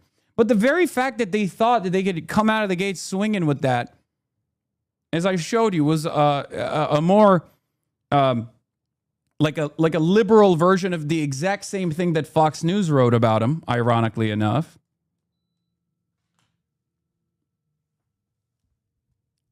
Shows that the New York Times still has a real issue with people who are anti-Zionist and the way that they cover Muslim candidates. It's ridiculous. It's gross. I'm glad that they changed it, though.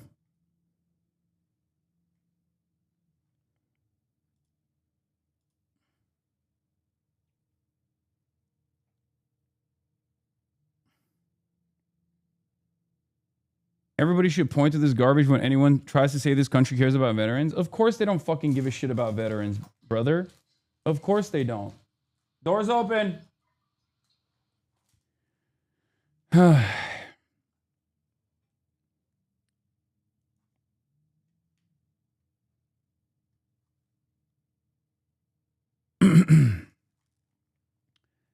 My point is, this is the reason why Adam Hamawi is being attacked, because he's Muslim and he's anti-Zionist.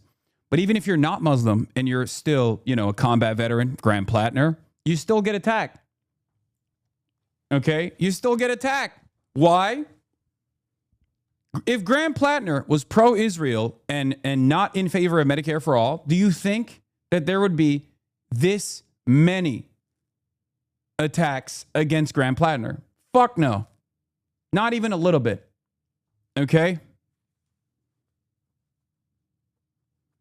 Not even a little bit.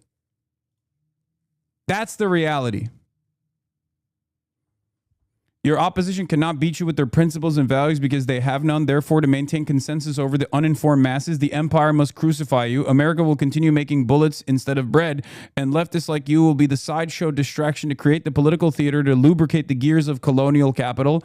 I hope your family and loved ones are safe during this latest campaign, and thank you for fighting. Yeah.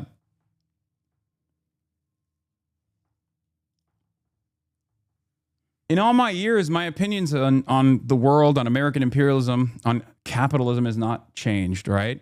It hasn't. And yet, now I'm getting attacked so mercilessly, so viciously with unbelievable slander, unbelievable smears. One must ask the question, why? And that is because we are actually making some changes, right? That's what this is. We are making some serious changes. So remember that. That's why they're doing this, because they're worried. But first they're worried and they fight. Okay? First they're worried and then they fight. And then they lose. And after they lose, they concede. And after they concede, maybe later down the line, they become loyal soldiers of the cause themselves. We saw this with Zohran Mamdani. That is exactly what happened with Zohran Mamdani, right? First, they laughed. Then they realized this was a real threat. He won. Then they fought back hard. And now Hakeem Jeffries can't even go on MS Now and say he opposes Zohran Mamdani's pick in Daria Liza running against the head of the Congressional Hispanic Caucus, Adriana Espaillat, the incumbent establishment Democrat that's pro-Israel. He can't even fucking shit on Zohran Mamdani.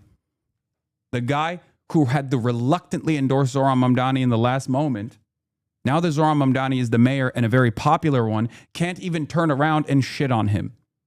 This is how it works. This is how we become an undeniable force in American politics. The expectation is not that these guys are going to ideologically become our allies. Do you understand? The expectation is they are going to be too scared to oppose us. They will fall in line. But of course, as it's always darkest before dawn, the attacks will get far more vicious before we win. Do you understand? So I choose to see this barrage of slander and the manufactured outrage attempts as a good thing. The silver lining here is that they're worried. There are powerful forces in this country that are very clearly worried about what we are doing. And they would not be worried if we weren't making some serious changes.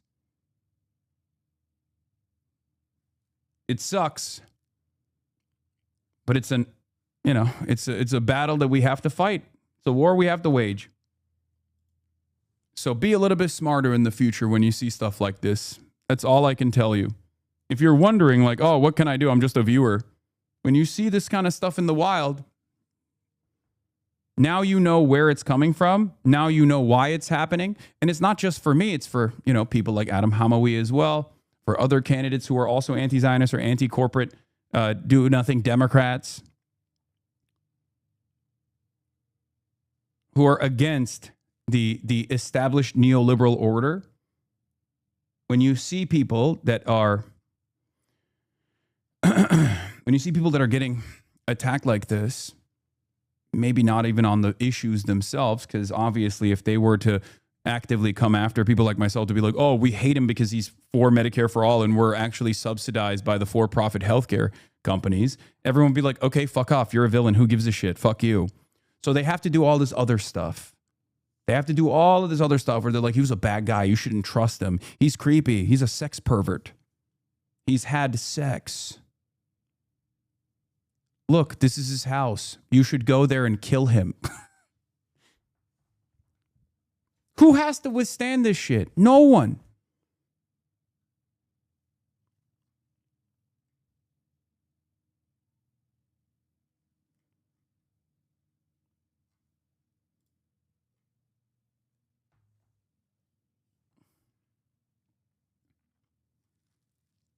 In any case, let's get back to the dog shit races that took place all around the country. Primary races across the country setting the stage for major battles this fall, including key elections in California, where reality show star Spencer Pratt is likely to make his way into a runoff against incumbent Mayor Karen Bass. You stood with me for the first half. Will you stand with me all the way? Pratt is a registered Republican running without party affiliation, whose anti-establishment campaign has galvanized a core of the city's fed-up voters. His anti-establishment campaign is literally basically the mini version of Trump. It doesn't get more establishment than that. Oh. I'm an Angelino who said enough is enough, and I had to step up. I didn't know I'd be here tonight, but this is obviously God's plan. With all eyes on the state's governor's race, too. November, here we come. Former State Attorney General Javier Becerra riding a late surge of support over fellow Democrats to finish in the top two. If elected, he'd become the first Latino governor since 1875. Este es tu estado. His likely opponent will be Republican Steve Hilton, a British-born former Fox personality endorsed by President Trump. Change is coming. With Republicans fighting to maintain their razor-thin House majority in the midterm elections, one of the most competitive contests is brewing in a New Jersey battleground district. Democrats choosing former Navy helicopter pilot Rebecca Bennett to take on Republican incumbent Tom Kean. Kean has not been seen publicly in 3 months, missing more than 100 House votes as he handles what his office calls a personal medical issue. Kean breaking his silence Tuesday, saying in a statement that he will transition from virtual work to in-person work within a matter of weeks. The battle for Senate also taking shape. In deep red Iowa, Democrats are aiming to flip the Senate seat held by retiring GOP incumbent Joni Ernst. State lawmaker Josh Turek winning the Democratic primary overnight, casting himself as the change candidate. We need a fighter for the people. He'll face off against the Republican nominee, Congresswoman Ashley Hinson, endorsed by President Trump. Thank you, President Donald J. Trump. Okay, so lots to cover. You were up late. I see your red eyes. Oh no, that's not a good sign. I know. Let's talk about, though, California and the LA race in particular. So the LA race. So what do you think is going to happen? Well, I think there's a lot of people waking up this morning surprised that a reality star could potentially be the next mayor of Los Angeles. But there's no doubt that Spencer Pratt's accomplishment here is pretty incredible, given the fact that he has no political experience. But his supporters do need a bit of a reality check. Keep in mind that Los Angeles is made up of 75% Democratic voters. So it's very... Bro, that is like, I'll be honest, that's another like incredibly black pilling moment, is that like you can have no qualifications whatsoever and you can run as like a straight reactionary with zero political experience, zero real life experience. Okay. And there are enough people that would be like, that's awesome. I love that. But if you're on the left, even if you're a liberal, right? Karen Bass is a liberal. You can have a lifetime of accomplishments, and it's still a Herculean burden for you to overcome the right-wing forces. I don't even like Karen Bass, and I'm not exactly the biggest fan of Nithya Raman either, but like these two people are not even on the same fucking planet as Spencer Pratt as far as like competence. As far as like doing a job, right? Any job, really. And this kind of shit makes me so angry because we do have a real crisis in illiteracy in this goddamn country, a crisis in stupidity in this goddamn country.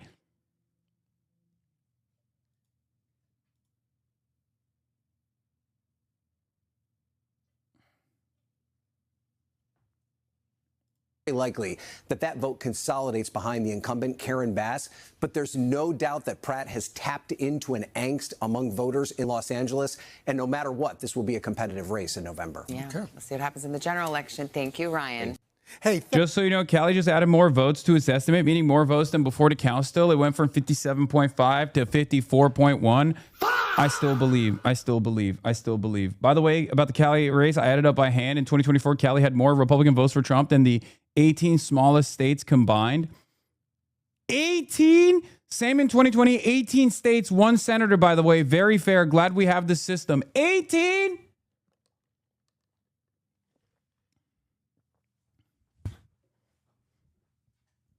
Fuck!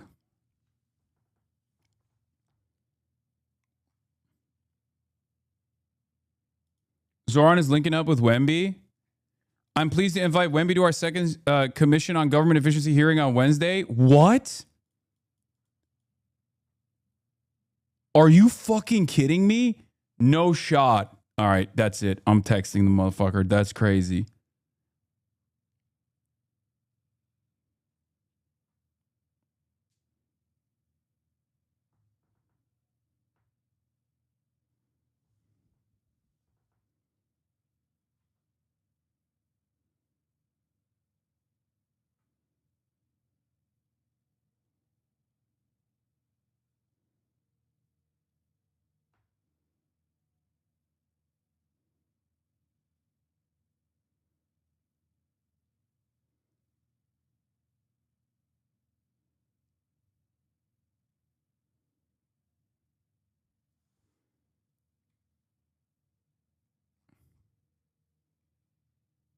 It's a joke about him missing the game. Fuck.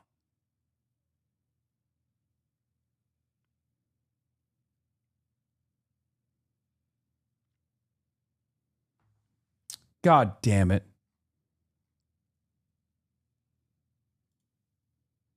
Bro exposes a fake NBA head. Yeah, it's from 5 p.m. to 8 p.m. I thought he legitimately was fucking inviting him to some like city thing earlier in the day.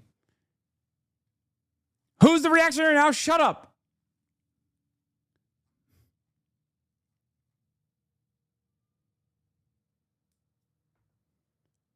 Did you hit send? I did.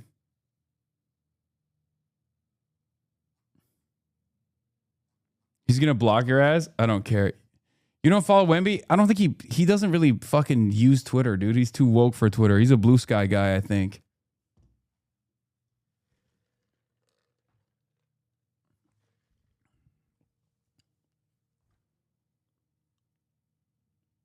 That's game 4. 8 p.m. is 30 minutes after tip-off.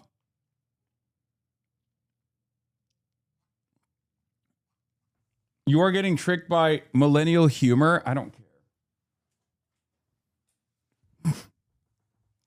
I'm going to be there. We're going to be in New York. Leaked it. Zoran is busy signing executive orders to abolish bedtime so kids can watch the Knicks. Yeah, I saw that. Yeah, anarchists rise up, by the way. Anarchists fucking rise up, by the way. Straight up.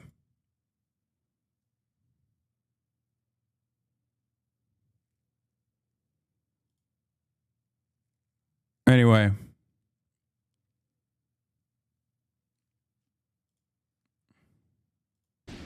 And in New Jersey, progressive candidate Adam Hamaway, who hasties to a notorious, or has ties rather, to a notorious convicted terrorist, the Blind Sheikh, won the Democratic House primary for the 12th district. New York Congressman Mike Lawler posting in reaction, quote, "How in the hell has a defense witness in the 1993 World Trade Center bombing with ties to al-Qaeda been nominated by the Democrats to serve in Congress? If elected in November, Congress should fully investigate his ties to terrorist organizations and determine whether he is fit to serve." Senior correspondent Eric Shawn has more on this story. Good morning, Jackie. Good morning, Eric. He could be the next Democrat in Congress from New Jersey, but you know his link to one of the country's most notorious radical Islamic terrorist leaders, well, that continues to shadow his candidacy. Dr. Adam Hamaway, a plastic surgeon and U.S. Army veteran, won the Democratic primary in the Garden State's 12th district last night. But you know he's got a controversial past. He admitted that in the 1990s, he associated with the infamous Blind Sheikh, Omar Abdelrahman, who was convicted. Is that true? What are your thoughts on that? Yeah, it's true. I don't give a fuck, dude. You know what else he's done since then? Joined the American military. Fucking aid the first responders at Ground Zero. Saved the life of Tammy Duckworth as a combat surgeon. Who gives a fuck? I don't care. Like, I literally don't care that he was around this fucking CIA asset that later became this fucking former Al-Qaeda, like, or the original Al-Qaeda operative. Terrorism and seditious conspiracy in 1996. Prosecutors said it was Rahman who led the jihadi terrorist cell of Islamic militants, who in November of 1990 assassinated extremist Rabbi Meir Kahane as he spoke at a Manhattan hotel. Then 3 years later, in 1993, Why is Hamaway's service laudable, but Plattner's isn't? Because he was a fucking medic, dude. Jesus Christ. Really? He wasn't a machine gunner for the Marines. He was a goddamn medic. There's obviously a big difference between a combat medic and a machine gunner.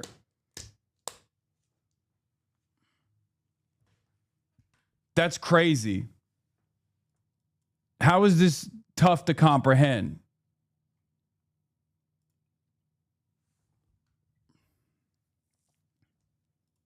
And his cell bombed the World Trade Center to try and bring it down. But that attack killed 6 people, injured more than 1,000. And 2 years later, the Sheikh and his terrorist cell plotted to blow up New York City landmarks. Rahman was sentenced to life in prison and died behind bars 9 years ago. Turns out that Hamawi testified at the Blind Sheikh's terrorist trial as a defense witness. According to published report transcripts, while on the stand, he admitted to translating a fax for the cleric in 1993, listening to his speeches in area mosque, and helping him during a press conference. But during the campaign, Hamawi dismissed any wrongdoing. He wasn't, preaching death and destruction all the time. And he has certain views that he spoke in certain forums, but that's not what he did every single day. And he was a blind old man that, people, volunteered when he needed, some kind of service. Streets are saying you're Zoran's Elon. Wait, what? What the fuck does that even mean? And it's not the streets. It's the fucking annoying shit libs that are unbelievably bent out of shape. That there are guys like Hamawi that are fucking winning elections that are constantly complaining. Yes, he's wearing a One Piece pin. The streets. What streets are you on, dude? Neoliberalism Avenue? What the fuck?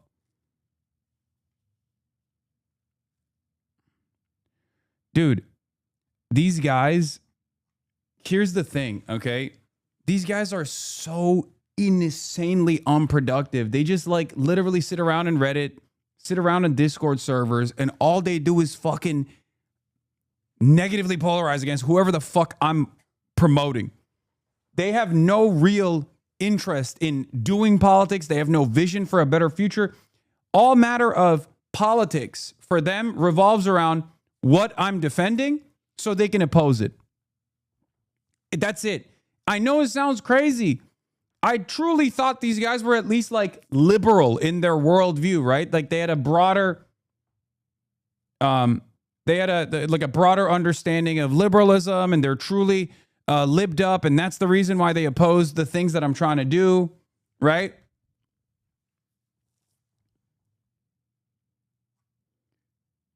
It turns out it's not even about that. It's just the only thing they care about is just like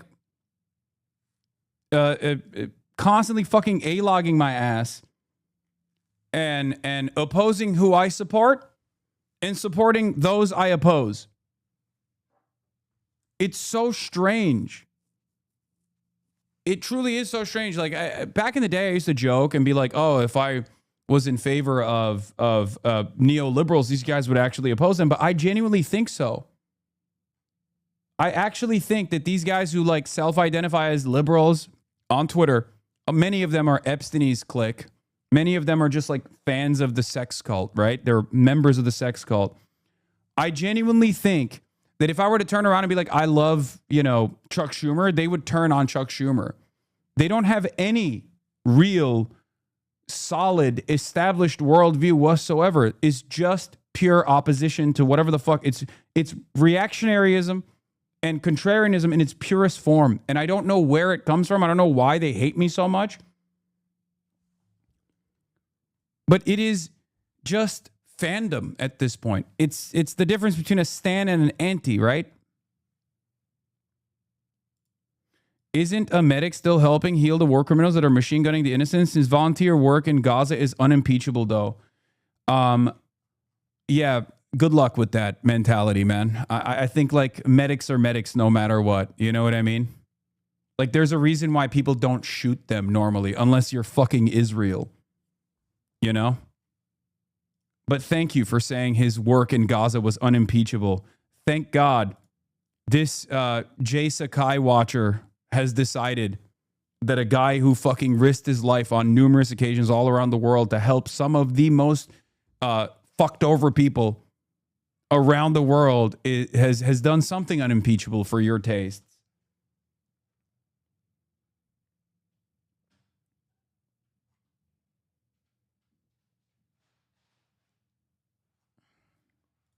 Because he couldn't take care of himself, and so that's kind of all the association is. There was nothing back then, and there's nothing now. Well, Hamawi's campaign says he did not have any meaningful relationship. Combat medics also heal. Like medics also have a duty to literally fucking patch up the enemy too. Like they do it to everyone. Okay? Their job is to heal people. unconditionally. With Rahman and civilians in religious settings, and that he condemns the Sheikh's violent rhetoric. He is, by the way, a favorite to win the heavily Democratic district in November. Wow. Jackie. Eric Sean, thank you so much. Be sure to like and subscribe for all. Right, sprawling district in central New Jersey, Emily. Look, this is a quirk in the American system that a candidate can win with 28%. If there had been ranked choice, if there had been a runoff, ranked choice, as we've seen, for example, in elections in New York City, runoffs, as you see in the state of Georgia, let alone Israeli news. Of course, they post the fucking video of me and the good doctor. You see this shit?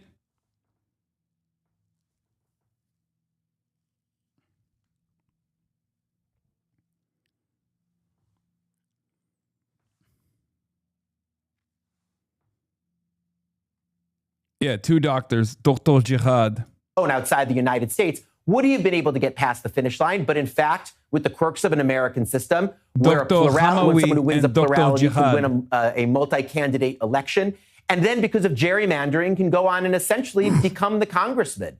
It's a real flaw in the system and a flaw for the legitimacy that a district of usually, 900,000 people is going to be represented by someone who might well not have been able to get a majority of all the voters in the district, or even the majority of the voters in his own party had the system been different. But be that as it may, look, not only someone from the far left, but someone who's accused Israel of genocide, someone who also has to be said served in the U.S. military as a... I watch I-24 News often. This dude is insane. Why do you watch I-24 News? It's so funny. This is Israeli. This is Israeli news, right? I-24 is Israeli news. But the English language news for Israel. Saved the life. Size of New Jersey. Israel. Size of New Jersey. Best nation in the world. How dare you? New Jersey. Size of Israel. New Jersey. Size of Israel. Surrounded by scary states like Pennsylvania and New York. Important because those beautiful B-2 right here, the B-2 bombers, they he's taking questions from the press. You know, when CNN said what's he doing? Maybe it was an obliteration. They knew, I mean, before the pilots even came back home, before anybody saw the site. But then the Atomic Energy Commission went. Science you, Oppenheimer you. Thank you. That stuff is buried underneath a mountain that virtually collapses. Very, very hard to get it. But nevertheless, I want to get it. We're the only ones, us and probably China are the only two countries that have the equipment where you can do that. So, yeah, I want to get it. We have, at different times, I mean, they've changed their mind a couple of times. But as it stands now, we will go in at some time in the not too distant future. It's very safe down there. You know, we have, with Space Force, we have cameras. Every angle of those three sites are being watched at all times. If anybody went there, we'll see exactly what's happening, and we'll blow it up a little bit further. But as far as getting it is the B-2 bombers did a job like nobody's ever seen. In the night, with no moon, dead darkness, at 1 o'clock in the morning or so, they dropped those bombs, the biggest, just about as big a bomb as you can ever find, and it went down air chutes. It was hard to believe that they can do the technology. It followed a beam right into the air chutes, right, exploded. Very hard to get that material, but I still nevertheless want it. And I don't want to do it if we're in conflict. I don't want to put men in that kind of danger. I remember Jimmy Carter had some bad problems in Iran with the hostages. I don't want to ever put our people in that kind of danger. But when it's over, as of this moment, it's agreed that we will go in with them. We will get it, and we will destroy it. It will be destroyed. And sorry, I have a follow-up, Mr. President. My second question. Is it possible to get to a deal with Iran, whether to go in and do that or to open up the Strait of Hormuz without seeing an Israeli cessation of their hostilities in Lebanon? I think it would. We're trying to separate it. I mean, you look, it's a very different kind of a thing. We actually spoke with Hezbollah for the first time ever. We didn't know they spoke.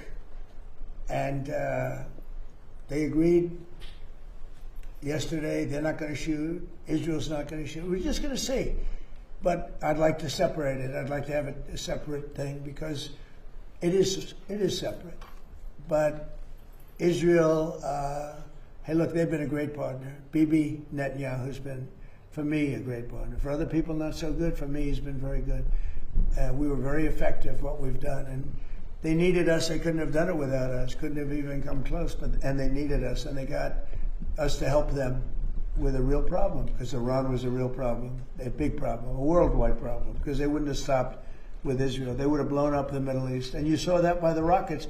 All those rockets that went to the five, mostly for the most part, the 5 countries outside of Israel, those rockets were aimed there before we hit them with the B-2 bombers. They were going to blow up the Middle East. They were going to blow up Israel, but they were going to blow up the Middle East.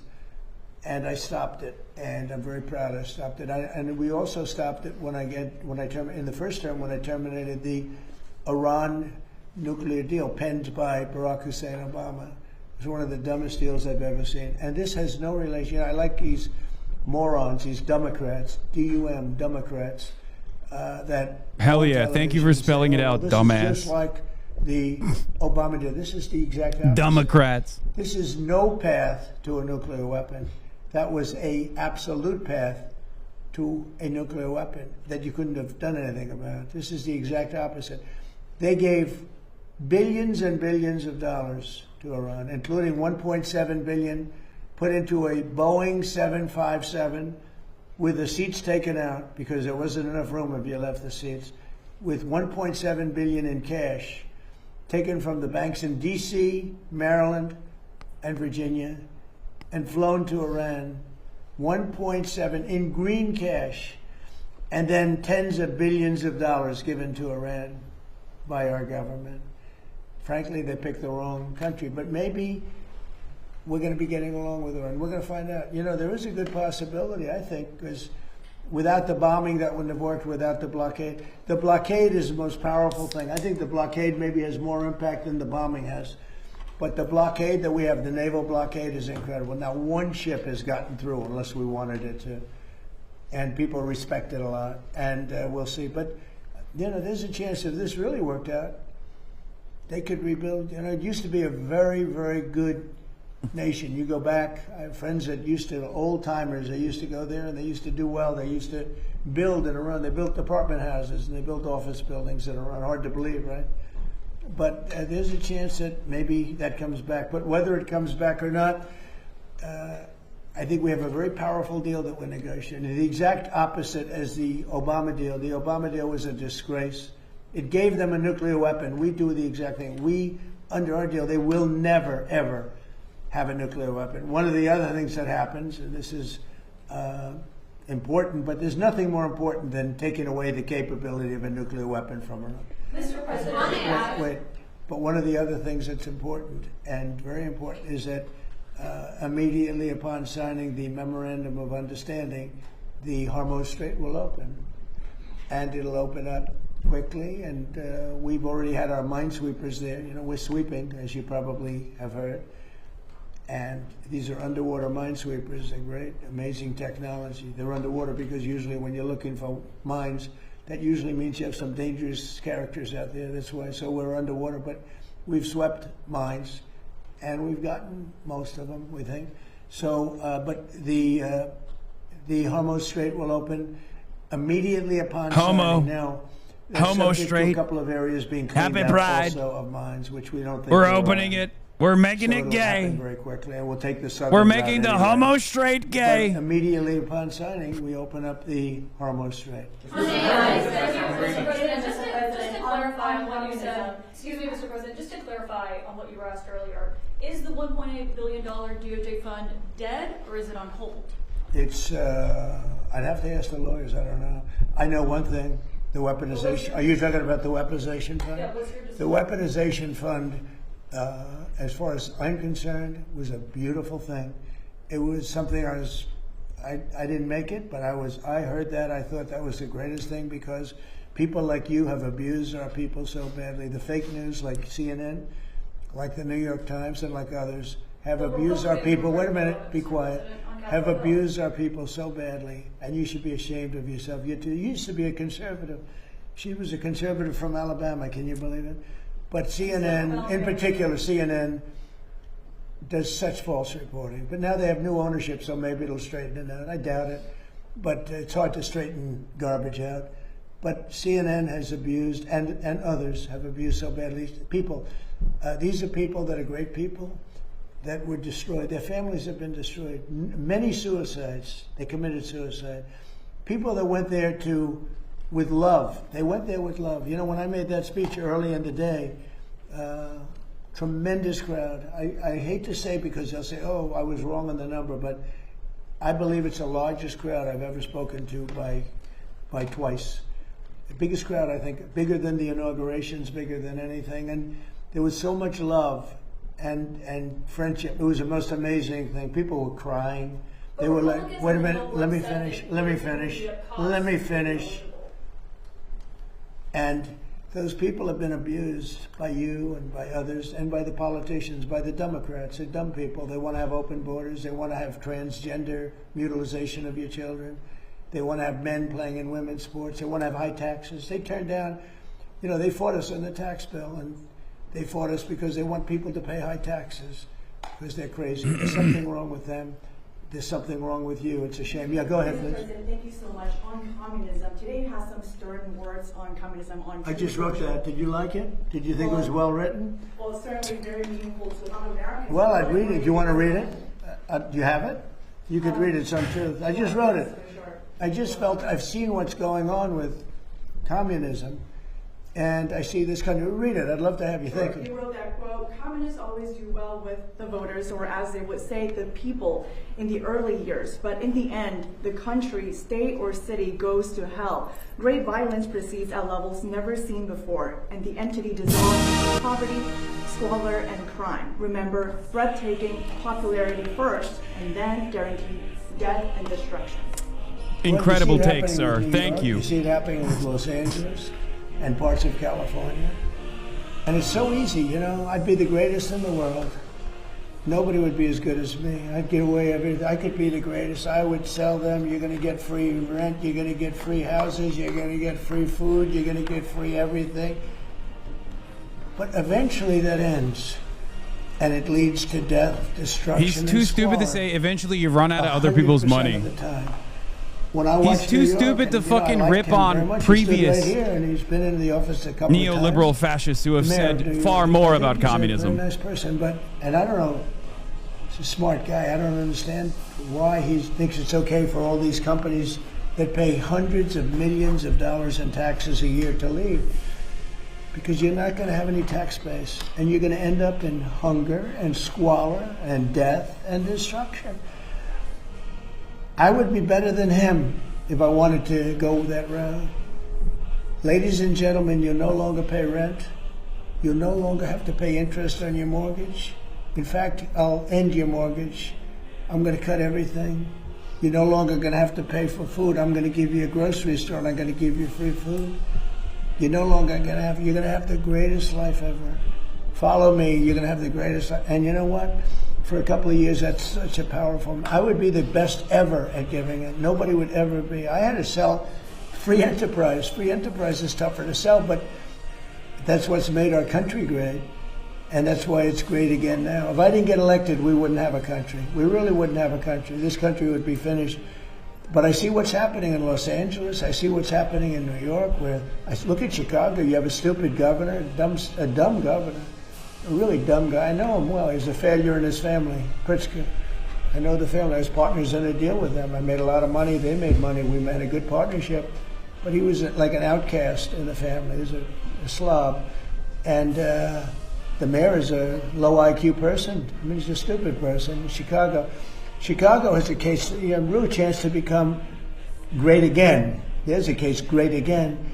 If we were allowed to do what we did in Washington or Memphis, you know, I was with the governor of Tennessee yesterday, and he said, I want to come in. He came in to thank me. I said, for what? He said, what you did for Memphis. Memphis, the crime is down about 72%. He said it's like a different city. Washington is even more so. We started a little bit earlier. Washington, you walk down the streets and people feel safe here again. It's a safe city. If I were, oh, by the way, in Louisiana, what I've done there is unbelievable. Because the governor, Jeff Landry, called. He said, you got to help me with New Orleans. We have a tremendous crime problem. And I sent in our really talented people, including National Guardsmen, and they did an unbelievable. They had the safest, they said they had the safe, it just ended about 3 weeks ago. They had the safest Mardi Gras they've ever had. I could do that in Chicago, but you have to have the support of a governor. You can't have a slob that says, we don't want it. People get murdered, and he says it's fine. They lost 5 or 6 people last week, and they said, it's fine. They're not going to lose 5 or 6 people. And I would make Chicago so good and so safe. It's got potential. The longer it goes, the harder it is to fix. And San Francisco, we could do such a good job. My friend said, please let the mayor, he's a liberal guy, nice guy. I talked to him. He wants to make San Francisco good, and he's trying very hard. I said, look, I can do it much faster than you. Please let me have a time. I spoke to the mayor. And some very important people asked me to give him a chance because they'd like to see if he could do it. And he's doing okay, but I could do it much faster, much better. And we can remove, don't forget, 2% of your people create 90% of your crime. That's a great number because 2% of the people you can take care of. If it was 90% of the people, that's no good. But 2%. In Washington, right here in D.C., we removed close to 5,000 hard-line criminals. Many came in through the Biden open border. We removed them from Washington, D.C., and it's one of the reasons that we're so safe now. We have a great, beautiful place. Again, the fountains are almost all open. You're going to have the reflecting pool opened within hours. I mean, literally within hours. The water starts pouring in tonight. It's going to be beautiful. You haven't seen that since 1922. Think of that. 1922. It hasn't worked. Never worked. From the day they built it, it never worked. But you're going to see that. And people are all thanking me because Washington's beautiful again. The parks are open. We changed the grass. Grass has a life also. Like people, grass has a life. And that grass hasn't been changed in 70, 80 years. It died many times over. We have beautiful grass, beautiful parks, beautiful everything. We don't have people living on it. And Washington, D.C., in a matter of 14 months, Washington, D.C. So is like a true, different King. place. People So are coming true. Here. The restaurants were all going out of business, as you know, because you Grass use the has a restaurants. life. And now the restaurants are hot. In fact, if anything, we don't have enough restaurant space. Grass They're all has a reopening. life. It's become vibrant. It's a beautiful thing to watch, and I am honored that I've been able to do it to our nation's capital. Thank you very much, everybody. Thank you, Press. Thank you, Press. Thank you, Press. Thank you, Press. Grass is alive.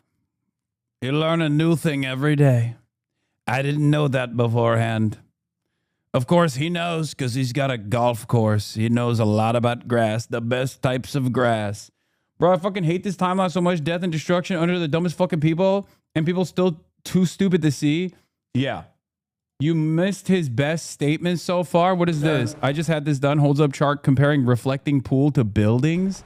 You're getting a first glimpse, but that's your size compared. So those are compared to, those are among the tallest buildings in the world, including the Empire State Building. I think one of the funniest year 250 celebrations that Trump is engaging in is that he has disgusting taste. He's very gaudy. He is very gauche taste, right? And he has now tasked himself with the thing that he cares about the most, which is just to revamp everything, like all these beautification initiatives. And that's the only thing he cares about. Literally nothing else. Everything is getting 80s nouveau riche Trump Tower treatments. Everything.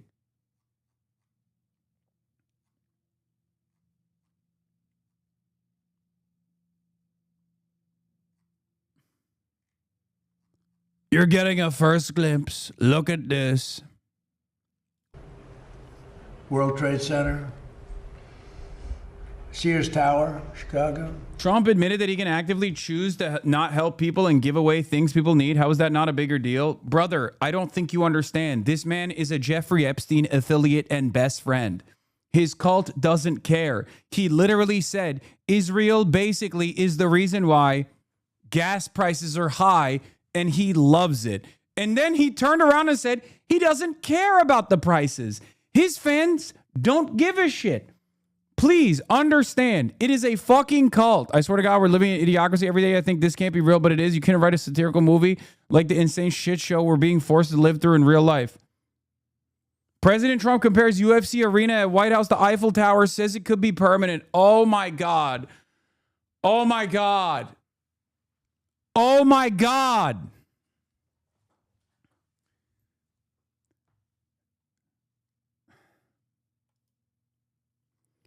I know it's become pretty cliche, cringy to talk about this point, but if you're under like 25, I cannot stress enough how one time Obama wore a tan suit and people spent a week arguing over whether or not it was demeaning to the Oval Office, and they were serious about it. It's true. It was a scandal when he ordered a hot dog with Grey Poupon. The fancy kind of mustard. That's the timing that mainstream media was on back then. Dijon mustard. He got Dijon mustard. And motherfuckers were freaking out about it. Sean Hannity was like, oh, I can't believe it. Oh, who the fuck does he think he is?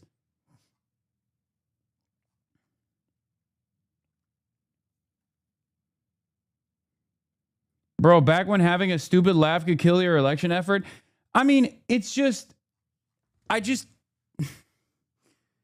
not saying times were good, okay? It's just another indication of the downward trajectory of American empire's demise, okay? It's just another data point that you can look at. Because Obama did a litany of different war crimes, and it was not great either. But like, the point that I am trying to make is that things have deteriorated further since then. So if you lay it on its side, you take 2 or 3 of them to fill it in, because the width is almost 200 feet wide. They just had this done.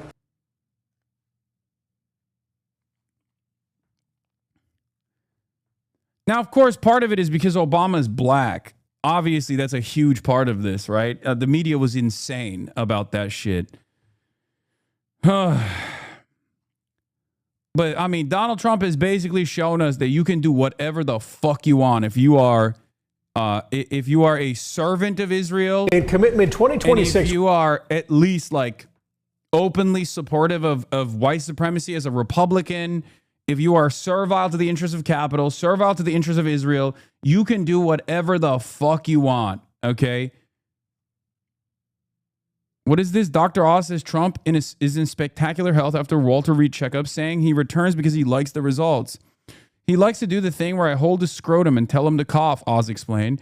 He's always asking if he can do the cough test, so we do it. Okay, this is not real.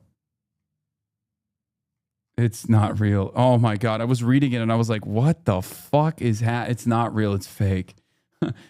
Guys, I know it's fake. Okay. I read a couple of fucking lines before of course this shit is fake. I'm going to retweet it anyway though. It's a little bit of mischief. It's a little bit of mischief. I like to play around with a little bit of mischief, be a little mischievous. Ah!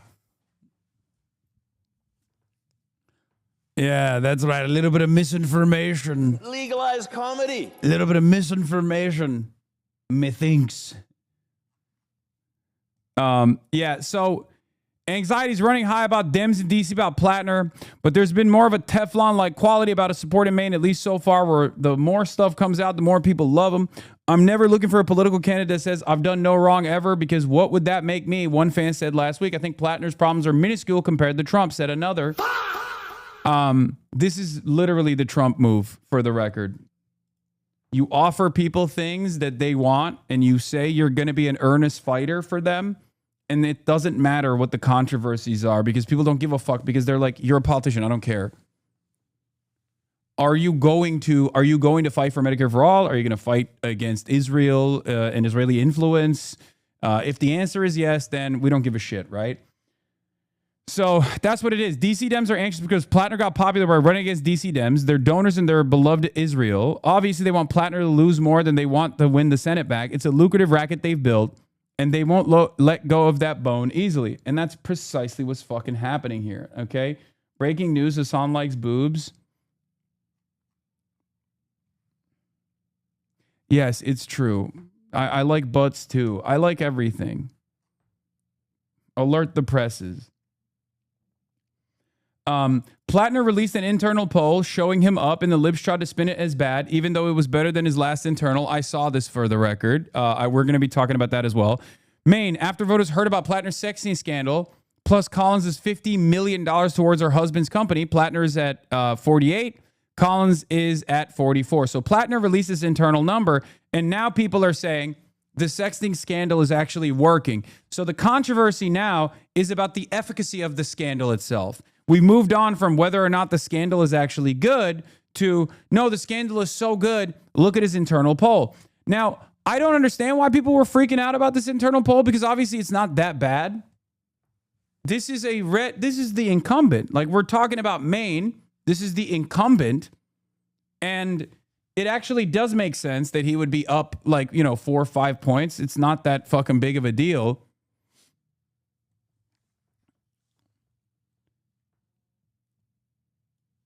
People are saying it's not looking good, but keeping my fingers crossed. I think they're being they're being a little ridiculous. But among those undecided voters, they voted for Kamala Harris by a 23-point margin in 2024 and give President Trump a net minus 26 favorability rating now, suggesting they're more likely to break for Plattner than Collins as they make their decision for the Senate race. Like, I can't tell if people are concern trolling or what's going on. It doesn't look good. Add in that Collins always outperforms. It could get close. I just don't think so. Maybe I'm wrong, but this is a blue wave election, especially if there are good candidates. And Plattner, for all the red flags, ones that we think are red flags, are not red flags for the average voter. So please don't yell at me. I'm talking about red flags from the perspective of the average Mainer that is going to go out and vote right now. This is not my own personal opinion, okay? Red flags such as he was, he was a dog. He was, trying to fuck, right? Shit like that. I don't think people are going to respond to in the way that the center-right neoliberal establishment wants people to respond to. We're hearing directly from Mainers who are processing the latest scandal to rock Graham Plattner's Senate campaign. Accusations that he was sexting other women while married. Nora Hogan brings us local reaction. I mean, it is...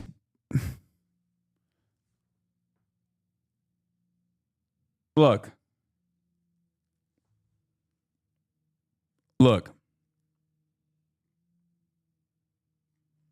This is Donald Trump's world, and we're living in it. Okay? Donald Trump set the standard. This kind of stuff only works if the audience is living in an alternative universe where they still think that politicians are supposed to have tremendous moral integrity or whatever the fuck, right? It just doesn't. Donald Trump is literally best friends with notorious pedophiles. Donald Trump has actually demanded the release of notorious pedophiles. It's the most corrupt administration of all time. None of this shit even comes close to that level of immorality. And also, last but not least, I'm sorry, regardless of my feelings of Plattner's record as a machine gunner for the Marine Corps who fucking went into Blackwater or whatnot, they're doing this to him because he's anti-Israel. That's it. They're doing this to him because he's anti-Israel. Number one, first and foremost. They're doing this to him because he's anti-corporate lobbying influence within the Democratic Party. That's a huge one. He's anti-capital interests being placed at the forefront of the Democratic Party's messaging platform. Okay? And last but not least, they're doing this to him because if he wins and flips a red seat, all of a sudden, you can have Bernie-crats running to do that. And the argument for a national Democratic Socialist campaign falls apart. The argument against a national social democratic run falls apart in spectacular fashion. And all of these fucking consultants have made a killing, mind you, off of consistently running the same electability arguments over and over again. Oh, this kind of stuff doesn't work in a red state. This kind of stuff doesn't work in a purple state. Well, it turns out it does. This kind of stuff only works in New York, is what they said after Zohran Mamdani. And now Graham Plattner is actually proof that no, it actually does work for a lot of older white voters in Maine.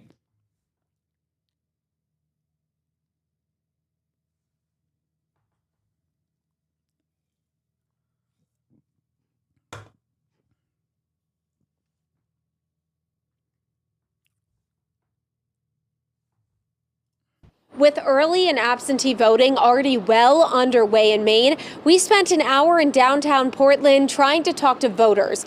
Most people did not want to speak to us. National Socialist Campaign, Lamau. Okay, you know what I mean. I mean national, comma, like as in all across the country, okay? I'm not saying I'm saying socialism would be viable nationwide. I'm not saying national socialism, okay? Jesus Christ. Phrasing, I know. I should have worded it better. But those who did were in agreement. That's not breaking news for any politician, tell you the truth. I couldn't care less, honestly. I mean, look at our president and his track record of things that he's tweeted online or what he's said about women. At this point, I don't think anything would shock anyone. After JFK, after Clinton, after Trump, there's been bipartisan sex scandals of all kinds. Over the weekend, the Wall Street Journal and the New York Times reported that Graham Plattner's wife, Amy Gertner, reached out to the campaign team last summer to tell them about Plattner's sexual text messages with several women due to concerns that it could be an issue during his campaign. Plattner's team has since acknowledged the existence of those texts. It's no surprise to me that the establishment media outlets are just going to run gossip instead of wanting to talk about the things that actually matter in this race. At the time, Gertner raised the issue with former campaign staffer Genevieve McDonald, who left the campaign last year. I don't want a perfect marriage. I want my marriage, and I want to be married to Graham. The voters we talked to said it won't be changing their opinion of him. The fact that he might have been sexting some people isn't indicative of how I think he would be representing me. Some say it's a distraction. I don't think that the DNC supported him from the beginning. And I think it's just kind of more dirty tricks. While others say it's fair game. You hit your opponent where he or she is the weakest. It's not always something personal. Meanwhile, some establishment Democrats like New Jersey Senator Cory Booker are starting to express some concerns about Plattner's electability. In Portland, I'm Nora Hogan for Commitment 2026. Senator, are you still supporting Graham Plattner after the sexting scandal that's going on with him? Upstairs, thank you. Any campaign in any state is hard, and these are high. Remember, it's normal for the right to base boost these scandals, right? And manufacture outrage because they're running against the fucking left, right? I hate to compare someone I like to Trump, but seeing how elite liberals are talking about Plattner really does bring me back to 2016. The way they keep framing his campaign as embattled, hated, on the ropes as he gains ever more ground in such a fascinating act of projection.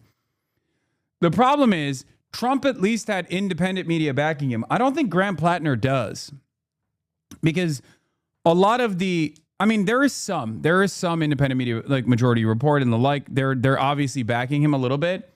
But the only thing he has is fucking Mainers at this point.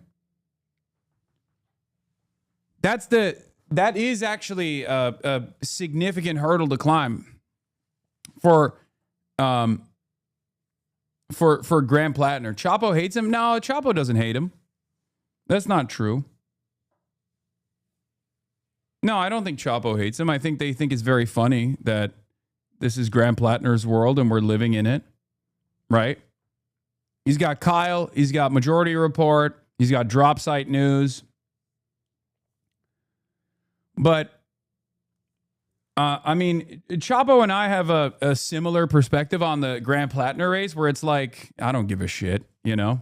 It's better than fucking Susan Collins. And also, it pisses off every bad actor in American politics. Great. Like, all of my enemies hate this guy. It is very difficult for me to look at a guy. It is very difficult for me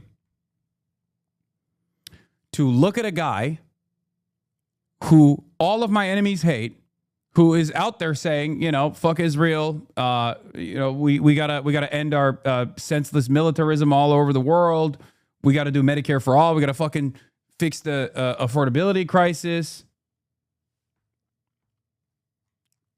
You know, he's doing left populism, and it's bricking people's brains.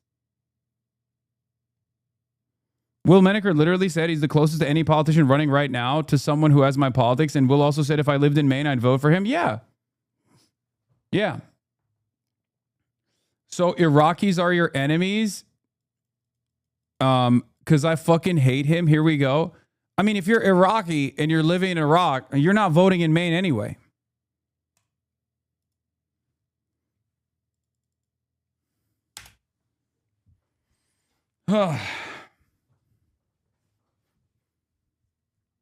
Also, the opposition in that situation is Susan Collins. Susan Collins is objectively responsible for more death and destruction in Iraq than Graham Plattner is. Graham Plattner is the trigger man. Susan Collins is the politician. Okay? So you're kind of cooked in that equation. You know?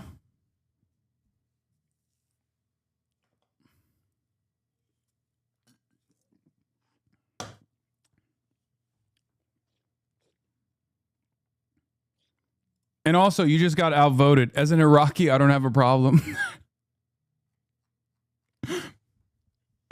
1-1. 1-1. One Iraqi says, I hate him. Another Iraqi says they love him or don't have a problem with him. Boom. Canceled each other out. Sorry.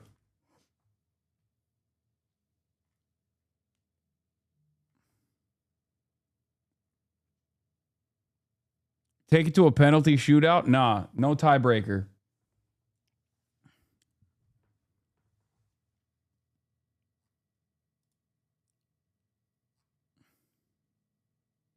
This is why diversity is our strength.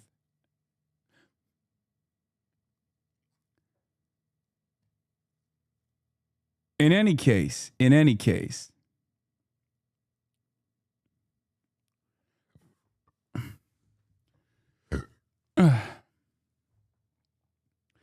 if people could just acknowledge his red flags instead of using him as a white savior, then we can have a convo about it. Okay, good. That's a much more productive conversation to be having than this guy is worse than Susan Collins, which is like low-key kind of the argument that people are presenting on the ultra side, okay? Again, I don't see him as a white savior at all. I think he has a very shady track record, but I'm also not self-involved enough to assume that Mainers 65 plus are making the same calculation. I don't think a Mainer who hears that he's a fucking machine gunner for the Marine Corps and a grunt and joined Blackwater is going to be like, wow, I can't believe this guy has a real unsavory character. I can't believe he was engaging in death and destruction campaigns for American imperialism so we can extract surplus value and destroy or steal natural resources from the periphery. That's not a thing that fucking Mainers are thinking, okay? Not only is it irrelevant, but also it's not like ultras in Maine are a significant incumbent, a significant constituency that's going to really make it or break it.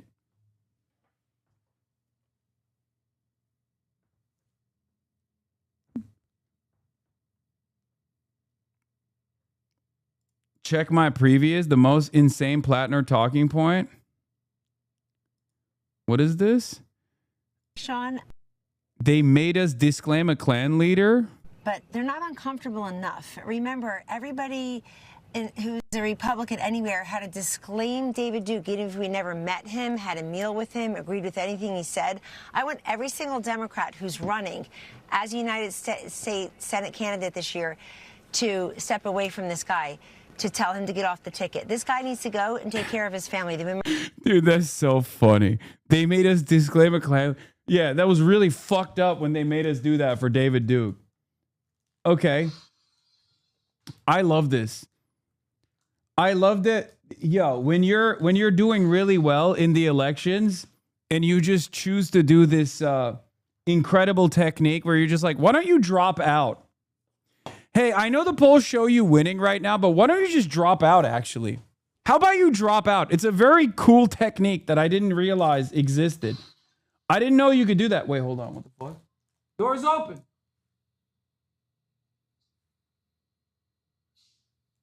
Shit. Yeah, I bet you won't drop out.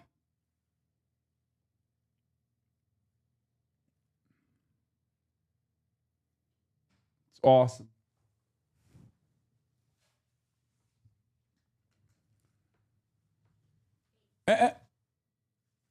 Thank you. Wait, hold on. I'm gonna give you some stuff back. Hold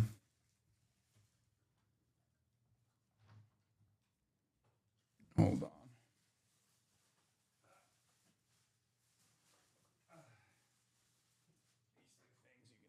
Thank you. Married for 2 short years. He's bored already. Please don't stop with the Nazi tattoo. Please cover it all up. I'm so tired of seeing your naked body and hearing about your family drama. We can't have him as one of 100 senators representing a country of 335 million. We can do better than that. A Republican saying we can do better than that in the Senate is so funny. No, we can't. First of all, objectively speaking, he's better than every Republican. Like literally every single one.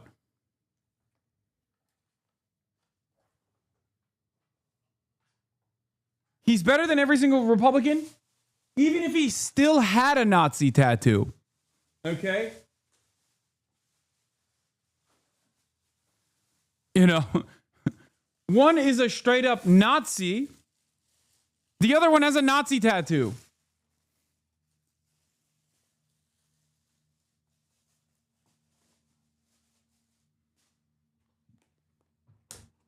Oh, it's awesome. Really contested. So it's going to be up to me. Donald Trump is the president. He's a pedophile. I'm very confident we are going to win Maine. So what are the billionaires worried about? Why are they spending so much money trying to defeat this guy? And the answer is that he's going to stand up to the oligarchs. Are you still supporting Graham Plattner? As I said, I endorsed Graham Plattner. We're going to take back, we're going to beat Susan Collins and take back the Senate. Democrats fell in line behind the controversial Maine candidate for Senate, Graham Plattner, after Plattner met privately with Democrat senators in Washington, D.C. yesterday. His campaign faces yet another scandal. This guy must cook him up in his kitchen. It all started months ago when it was revealed Plattner had a Nazi-linked symbol tattooed across his chest. And it had been there for 20 years. He says it's now since been covered up. He claims he didn't know what it was for. The guards at the concentration camps during the Holocaust wore that symbol. This latest controversy. It's just funny because, like, if he actually was a Nazi, Fox News would be glazing him straight up.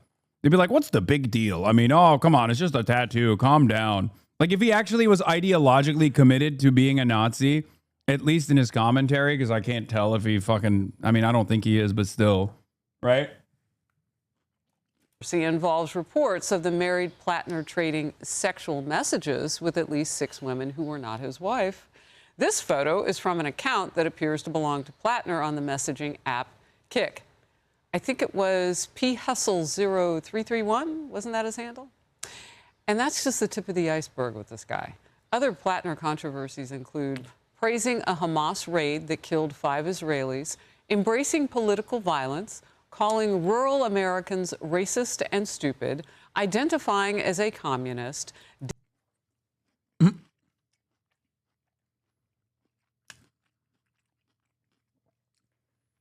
This is why it's crazy that the ultras hate him.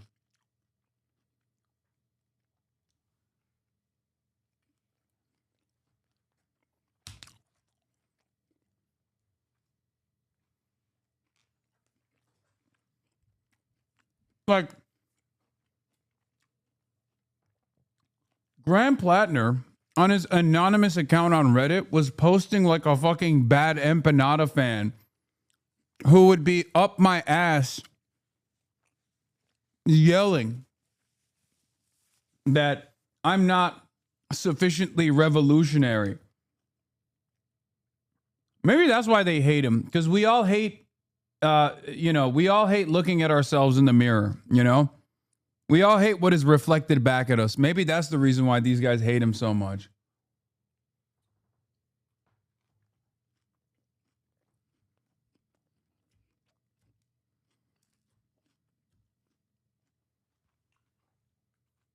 Downplaying rape and blaming the victims for their own sexual assaults, mocking a soldier with purple hair. Plattner, meanwhile, doesn't seem interested in explaining himself. Do you think you deserve to represent Maine? Do you have no shame? Are there more shoes to drop in your pants? Either. A purple heart. A purple heart. He mocked a veteran with a purple heart. In fact, there was one who had been shot by the Taliban, and he said he deserved to die. Kennedy. Yeah, that's who he was talking about. He's a real scumbag. And, it just goes to show that Democrats, he had the socialist establishment firmly behind him. They have a lot of money.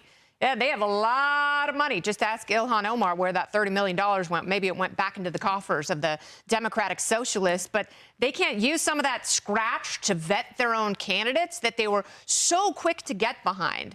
Because, Democrats have such a problem with men that they are willing to compromise themselves in any way if it means finding someone who is even slightly masculine. And, those dudes. Kind of feels like you guys have a problem with men. It's just boys being boys, you know what I'm saying?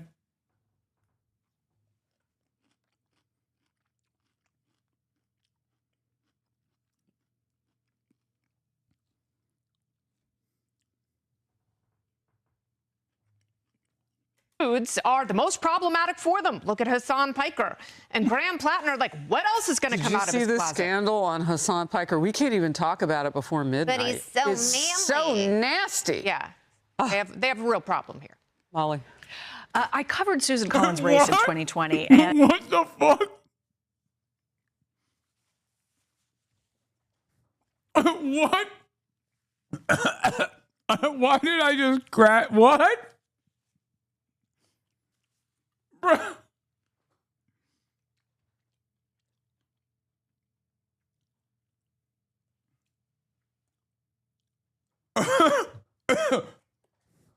Oh my God, that went down the wrong hole. What the fuck was that? She said he's so nasty. What's the scandal? That I don't masturbate on my fucking work computer? That's the scandal? What are you, stupid?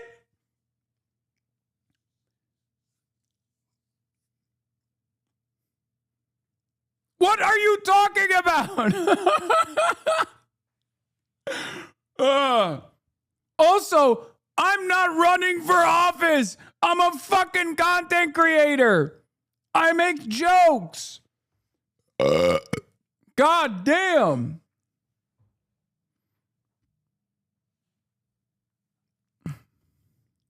We can't even talk about it before midnight. But he's so manly. So nasty. Yeah, they have a real problem here. Molly. I covered Susan Collins' race in 2020, and the candidate then that was running as the Democrat, Sarah Gideon, was also polling similar to Graham Plattner, way ahead, 6, 7, 8 points ahead, as Graham Plattner is currently polling against Susan Collins. But she ultimately went on to win that race by about 8 points.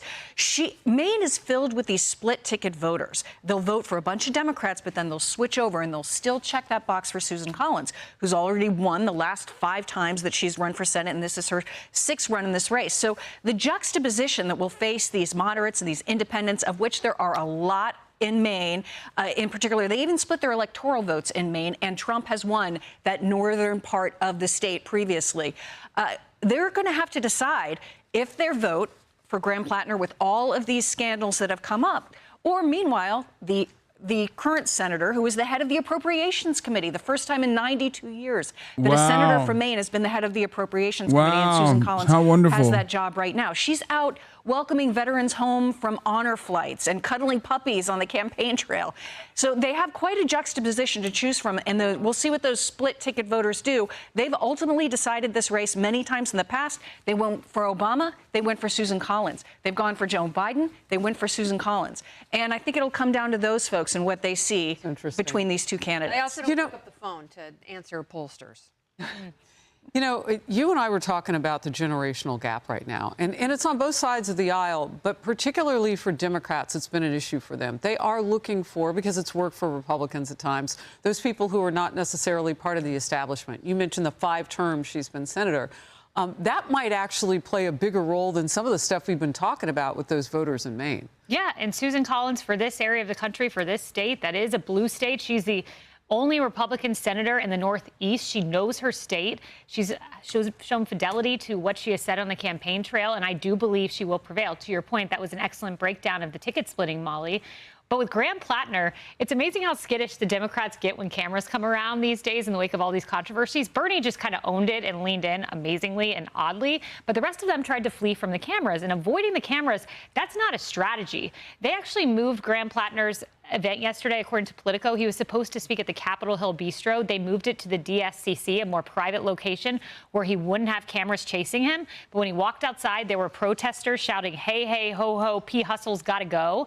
They think that they were Republican protesters from the NRC. Nevertheless, there will be protesters following this man around. There will be cameras. There will be shouted questions. And one of the questions shouted at him yesterday was, Graham, how old were the girls? He did not answer, but I do think that's a question.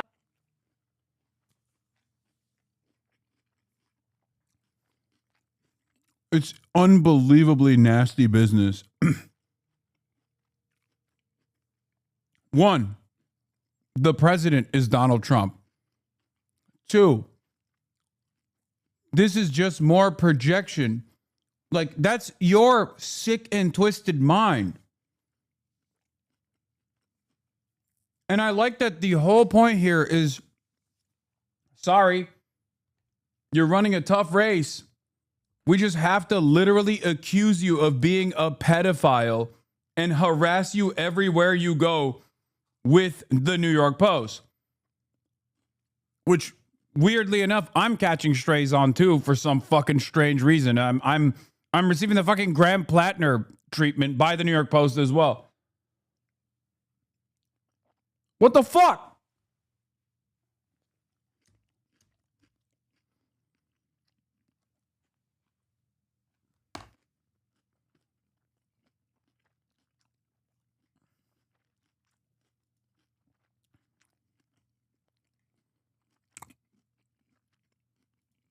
Question that needs to be answered. These girls that he was communicating with during his marriage, I would like to know the age of these girls. We need to dig down deep. We've seen problems with Democrats across the country. This is another one. And you can run from the cameras, but eventually you're going to have to answer them.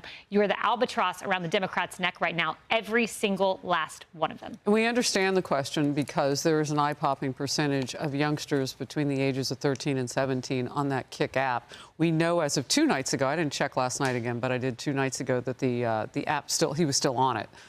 So I understand that question. My next question, though, would be if they are adult women, they still have those graphic text messages from him. When will we see those? I have to think that maybe that's the other shoe. His wife found him. You know, she's the one who took him to the campaign. Yeah, to help him out with the Oppo research. She was Oppo research, right? Yeah. Well, you had that or the Nazi symbol. Like, I don't know. You had to, like, cover up one to maybe have the next scandal to get yourself off of that other one. I'm just trying to game it out for them. I don't really know. He's got a lot of problems. When you don't have standards. Well, there you go, Todd. I like the way you point to me. No standards. Todd, you please take the floor. But we were talking in the break about, and you asked a question, could Janet Mills be put back? The governor who suspended her Correct. campaign. And this ties into exactly what Kayleigh said in terms of further scandals to break. The play from the Republicans here is clear. Dude, they're begging Janet Mills, please come back. They're like, Janet Mills, come on, we love you. Pills Mafia, baby. We'll vote for you over Plattner, please. Hell yeah. Going to wait until all the ballots are printed.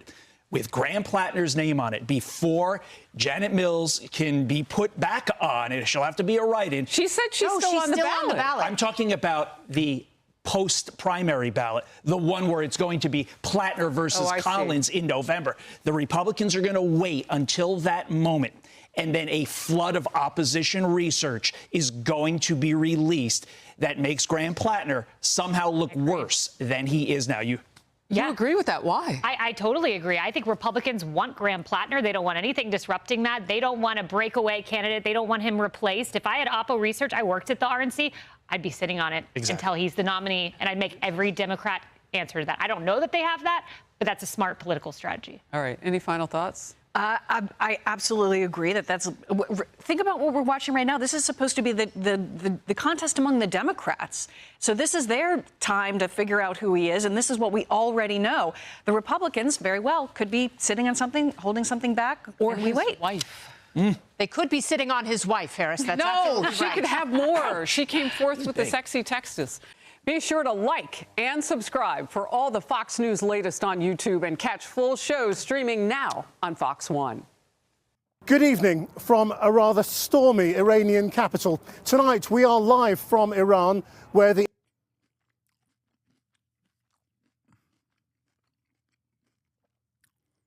Meanwhile, tweets keep surfacing for Espaillat opponent Darya Avila Chevalier. In 2022 post we obtained, she accused the DSA of anti-Palestinian racism. Then in late 2025, DSA leaders voiced reservations about backing her per audio we got. Nobody cares. But notice how when they don't have anything, when they don't have anything tangible, they try to simply create an environment where the candidate is mired in controversy. For all of the long-term HasanAbi heads, you are used to this already. You have seen the way that the drama perverts operate. In some ways, it's actually kind of interesting to see it unfold in the political stage for once, because this is the first time they have socialist, anti-imperialist, anti-Zionist candidates running.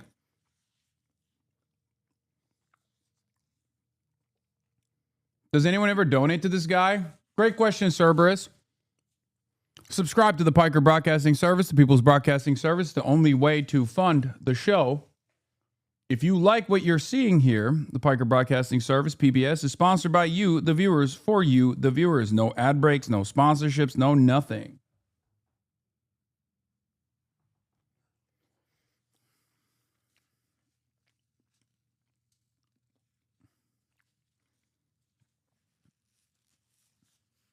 I think this stuff is also growing pains, not just for like socialists that are finally running and getting national prominence, but growing pains even for the Democrats.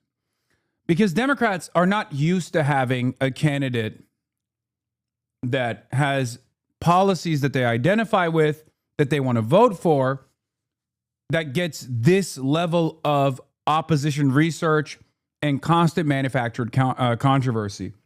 Because at least the liberal side of the media will oftentimes defend the Democratic candidate. So Democrats themselves don't really hear all of the Republican side's insanities about the candidate from, MSNBC and New York Times and the like. With Darya Lisa, obviously, the establishment of the Democratic Party is also going to aggressively come after her, aggressively pursue her. But hopefully with ground game and with enough fundraising, we will be able to defeat the Democratic Party's machine candidate, Adriano Espaillat.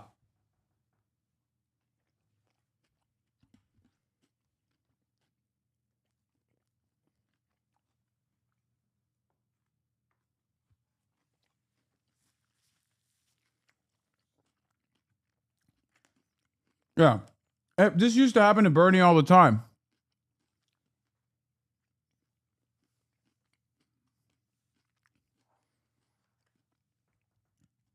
This used to happen to Bernie nonstop. All the like random poems that Bernie Sanders has written that was like kind of weird in his youth, literally 800 years ago. Yeah. Like how they spun Hasan and Will discussing Sydney Sweeney's bazungas as Hasan floods his friends with nudes. Yeah, that was really funny. I can't believe a podcast appearance where I'm literally talking about Sydney Sweeney's boobs and a video from like Euphoria that I sent to Will was seen like a snippet from Euphoria with Sydney Sweeney's bazongas was treated as though I was like taking nude photos of people and then sending it to others. It's crazy.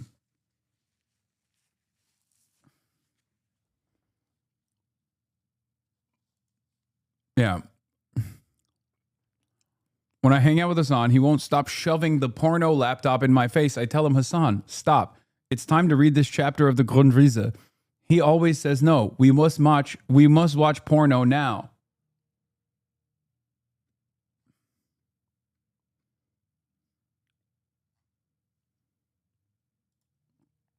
What is this?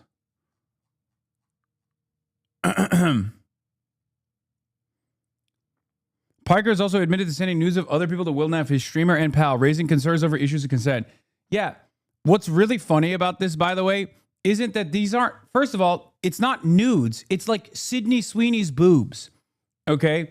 Or if it's like someone on my Instagram timeline, it's not like a nude that I got from a loved one or something. And I'm like, look at this. Like, it's just so stupid.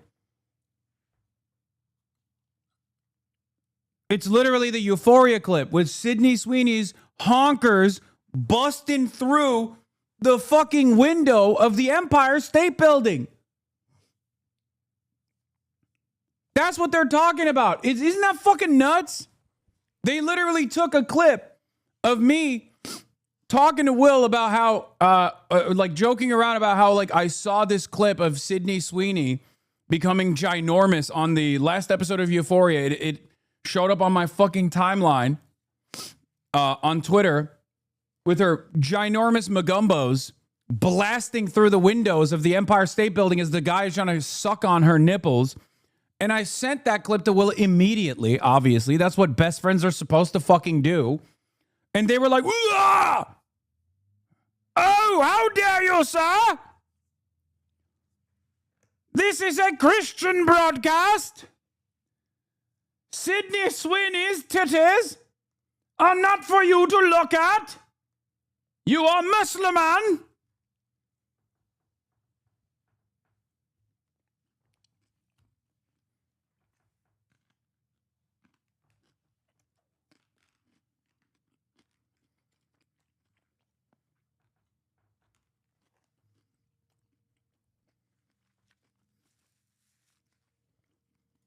Evidence and signs of war remain all around us.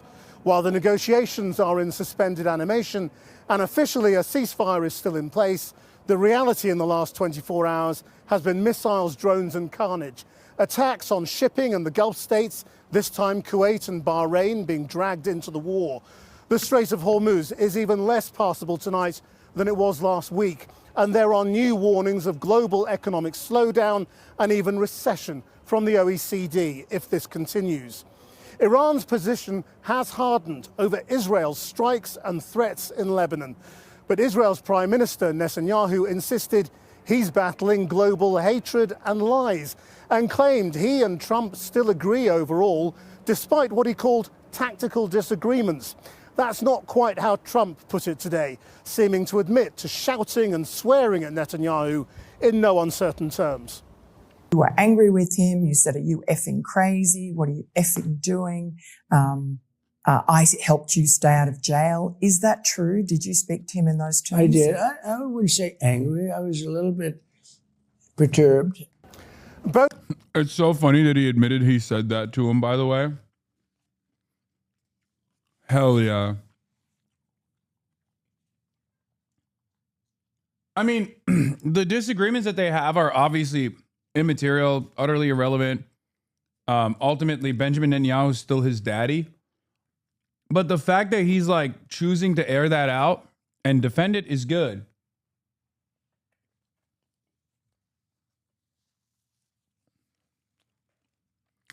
Maybe the girlies are fighting.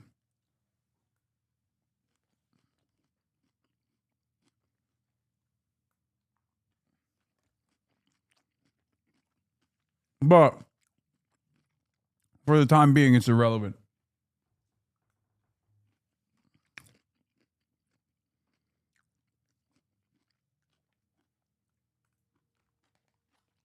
Both sides say the ceasefire between the US and Iran remains in place, but that line feels ever less grounded in reality. Iran launched drone strikes on Kuwait today, killing one person and leaving dozens injured. Tehran said its strikes were retaliation for US attacks on an Iranian oil tanker and Qasem Island in the Strait of Hormuz. US Central Command claimed it was responding to attacks by Iran. On the diplomatic front, there seems little sign of progress towards a deal, as Harry Fawcett reports. Iran's military sending a message this morning that it has the capacity still and the will to launch major barrages of missiles and drones at targets across the Gulf. Among them, Kuwait, an attack comprising 13 missiles and 17 drones, the government said. Diplomatic missions struck, along with the international airport, the roof of Terminal 1, holding together. Wait. I don't understand. This is confusing to me. Hold on.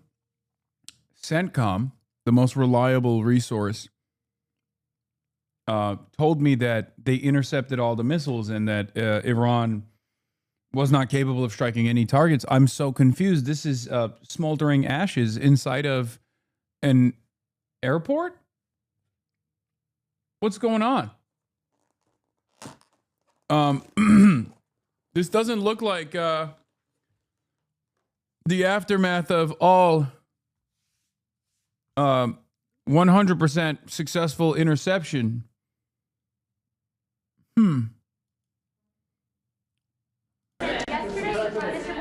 Trump then also debunked CENTCOM's false claim that the Iranian attacks were unprovoked or unjustified. Mr. President, given Iran's attacks on Kuwait, this latest attack on Kuwait, is the ceasefire with Iran still on? Well, you know, there's a reason for everything. And we hit them pretty hard the night before, and actually last night. And when it was explained to me, I said, all right, so we'll do that. But we've been hitting them pretty hard, a little bit. So there is a reason for certain things, and there's usually a reason that... Wait, what the fuck just happened? Action for a different reason. The negotiation itself has gone very well, actually. Very well. Mr. President, yesterday. I mean, if it happens, I mean, it might not happen, you know, who knows? But if it happens, it could happen like over the weekend. Mr. President.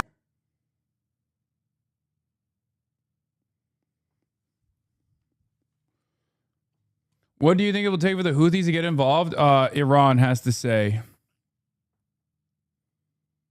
TMZ asked Randy Fine about you. I'm with PMZ DC. How are you? I'm fine. How are you? It's good to see you. Nice to see you. It's pretty hot today, huh?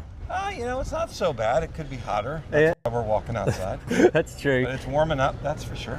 Hey, I was interested to Watch out, don't run into that. Thank you. I was interested to get your take on Hasan Piker not being allowed into England. Well, I don't think he should be allowed into America, so I think that's a good start. What about freedom of speech? Well, people have. He's like, I don't believe in it. He almost said, I don't believe in it. What about freedom of speech? Well, people have freedom of speech, but I think when you're a terrorist, you should be held responsible for that. And I think that he's clearly a supporter of terror. He's a walking billboard for the problem with birth tourism. You know, he was brought here by his Turkish family. They had him, then they took him home, made him hate America, and then sent him in to torment us. The guy's a horrible human being, and I wouldn't let him into my country if it was up to me, so I don't blame them. Look, I mean, maybe your opinion, but like he's not a terrorist. He says some stuff that you disagree with, and I think banning him from a country is like pretty crazy step for someone who's just expressing their opinion. It's up to them. They don't want him in. I wouldn't want him in either. And by the way, that they're allowed to do that.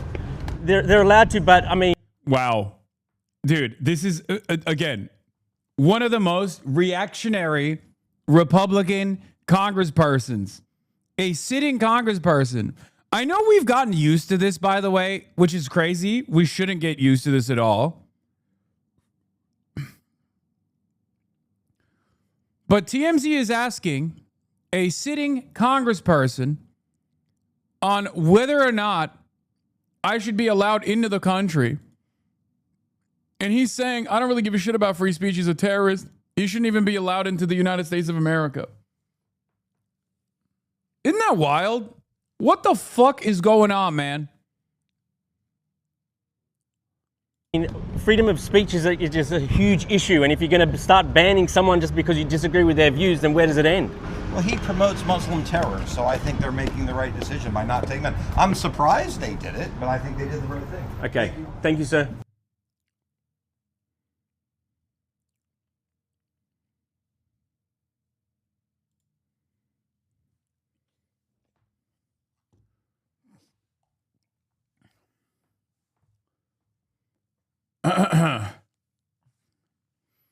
TMZ getting into political reporting has been actually kind of good. I'm not going to lie. I love that.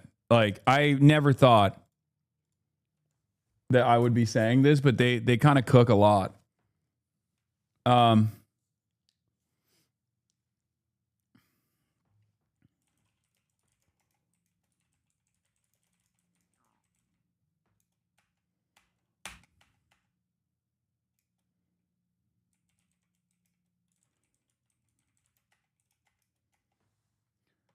Fox owns TMZ. You think it'll be a bait and switch like CBS one day? I mean, I don't really trust Harvey at all. I'll be honest. And yeah, someone in the chat said you're gonna hate giving TMZ credit when they go and ask Bernie about your fap top. It's true. It's true.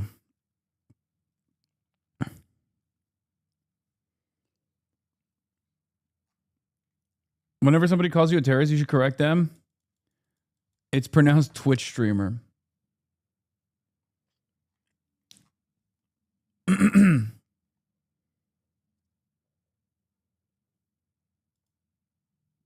thing happening with climate Twitter accounts. Not exactly a new development, but it's fascinating how climate has just dropped out of what Sunrise likes to talk about. I mean, that's not even true, to be fair, because obviously anti-genocide is still, like American imperialism is destroying the climate. Everything still ties back to the climate. We still live on this planet. Like, I get the point that these guys are trying to address here, but it's like it's a youth movement, obviously. And as a youth movement, they're gonna focus on things that the youth care about, and this is a thing that the youth care about. Climate is low-key dropped out of what the voters in general care about. Fascism kind of taking their priority right now. Yeah, I feel like it's still very important, but it's kind of difficult to advance that cause when Trump is just like straight up a fascist, right? About as well as this ceasefire. You support terrorists? No, I don't support Israel as a heater line. Oh, no, I know. That's why I love hitting that line. Every time I hit good lines like that, though, there's, new drone footage coming from outside of my house. I swear to God, I feel like when Abdul El Sayed wins, I feel like those drones are not going to be taking photos outside of my house. They're just going to be dropping Shahed drones on my house. And you'll have the shitlibs cheering it on, being like, hell yeah, finally someone took care of this radical terrorist. Holding hands with the Republicans. العدوان الإيراني الآثم This heinous Iranian aggression targeted civilian and vital facilities, including Kuwait International Airport, resulting in the death of an Indian resident and several injuries and significant material damage. Iran said it was responding to US strikes, including on one of its tankers. The US said it carried out defensive strikes after failed Iranian missile attacks on its military bases. And so, for all the recent talk of imminent agreement, of a final determination from President Trump, the Strait of Hormuz today still gridlocked. On a sympathetic podcast, the president invited to say the confusion and contradiction was all intentional, the art of the deal. No, it's just the way I am. It changes. I mean, I could leave here, I could give you an answer, and then in 20 minutes go into the Oval Office and say, how are things going? And I realize my answer is now incorrect, okay? You had a phone call with Bibi Netanyahu, the Prime Minister of Israel, in which you were angry with him. You said, are you effing crazy? Dude, what's up with the Aussies in American political media, by the way? That's just 2 for 2 now. We got the TMZ Aussie. He's like, Randy Fine, what do you think about Hasan Piker? And then you got the New York Post one, Podforce One. Is it Rupert Murdoch? Is that what it is? Yeah, it's got to be Murdoch, right? Trump looks like dog shit in this podcast. Buddy, Trump looks like dog shit in every photo that they take of him. There is no like unique moment where Trump looks good. He's 85 years old, or he's 80 years old, and also incredibly fat, and also doesn't lift a goddamn finger because he thinks it's going to expend his life battery, which he thinks is finite. And yeah, I mean, he just looks like shit. He's literally rotting like a goddamn carcass. Onion, Trump writes Netanyahu strongly worded check.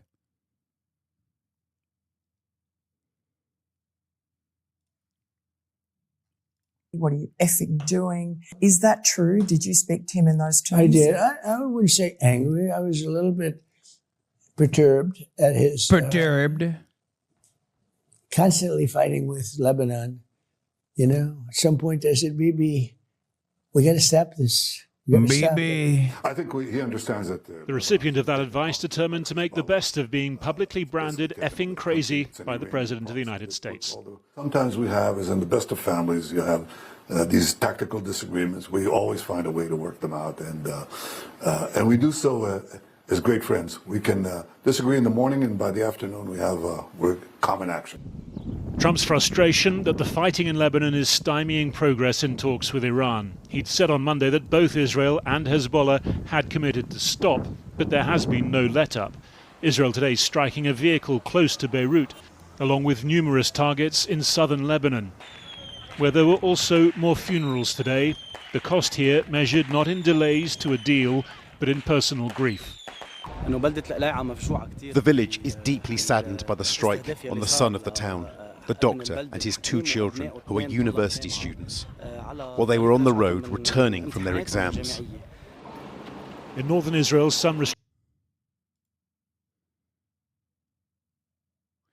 There's Zelenskys everywhere for those with eyes to see. I can't believe it. What the hell? I mean, you got Zelensky in Syria.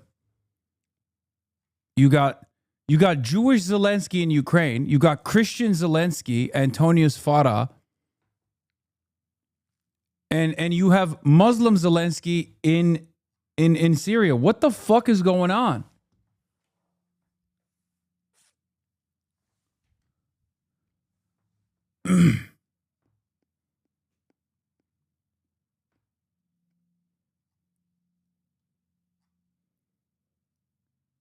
Are my eyes deceiving me? We need an Indian Zelensky returning from their exam. Cover the full even spectrum. as Hezbollah fired rockets and a drone into Israeli territory.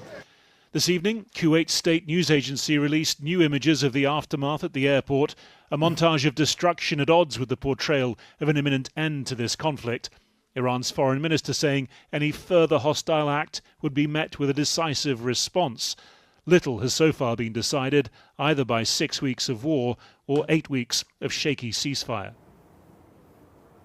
Well, our international editor, Lindsay Hilsum, joins me now from Beirut. Lindsay, things appear to be escalating in Lebanon. What's going on? They really are. I understand that at this moment... I love Lindsay Hilsum, straight up. Hezbollah is firing rockets Sorry. into Israel. And it's been a very heavy day for attacks, a long list of places in the south of this country, which Israel has hit. I think that Netanyahu is doing this because he knows that Iran is insisting that Lebanon be part of any deal. He's trying to hit Hezbollah as hard as he can before Trump tells him in no uncertain terms, maybe even more uncertain terms than before, that he has to stop. And the Iranians, I think, are pushing Hezbollah because they want to drive a wedge between Netanyahu and Trump. And they may be succeeding in that. Well, how is all this affecting alliances in this part of the world? Well, I think everything is changing. The Gulf countries now see the price that they are paying for their alliance with the US. Kuwait saw it definitely this morning. And it is making those countries less prosperous and less stable. And so I think that although they declare support for the Americans in public, they may feel that they want to sort of pull back a little bit, because what we may see is not quite peace and not quite war for a very long time. I don't think anybody expects that any deal done now will be a permanent deal that will be peace into the future. This region has changed. And the other thing that isn't resolved is the fundamental rivalry across the Middle East between the Islamic Republic of Iran and Israel. That is absolutely unresolved, and it will continue to play out here in Lebanon. And the cost here is lives, 3,500 lives since March, and more than 10,000 injured. That, we are seeing, is the legacy of President Trump's war of choice against Iran. Lindsay Hilsum in Lebanon. Well, in the last few minutes, the latest from the Iranian government is that they have denied being responsible for the explosions in the airport in Kuwait. Joining me now is Fouad Izzadi, a professor of political studies at Tehran University. Thank you for joining us. Sure. If the government here is denying that attack, who else could have done it? What the military has said is that these are Patriot missiles, American Patriot missiles trying to shoot down Iranian missiles. Sometimes they misfire. They have done it before. The government here is saying what they're saying is that this is misfiring missiles hitting at places that Iran is not responsible for. I mean, you know, both sides now are in this position where they deny. Very cool that the Trump administration has decided, with its supposed maximum leverage, that it's totally fine for Iran to hit back at Kuwait and Bahrain, by the way. The GCC countries created an entire security framework based on the U.S. defending them and are now in a situation where the U.S. president first triggers, then justifies reciprocal attacks on their territory. Very cool stuff taking place here. I mean, they're super cucked, and especially the United Arab Emirates is directly linked to America and Israel now. They've leaned completely in their direction, so there's no way out of this for them anyway. But if I'm like Saudi Arabia, if I'm Qatar, if I'm Bahrain, if I'm Kuwait, I'm probably looking at the situation in a totally different way. Because again, Trump is justifying the Iranian retaliations and basically telling Iran and everyone else that's watching that, yes, we're going to sometimes hit Iran and Iran is going to strike back. And when Iran strikes back, that's still within the framework of a ceasefire. That's actually a more moderate version of shooting at one another, which is, basically a ceasefire in and of itself. I mean, that's ridiculous. You don't do that if you have leverage, right?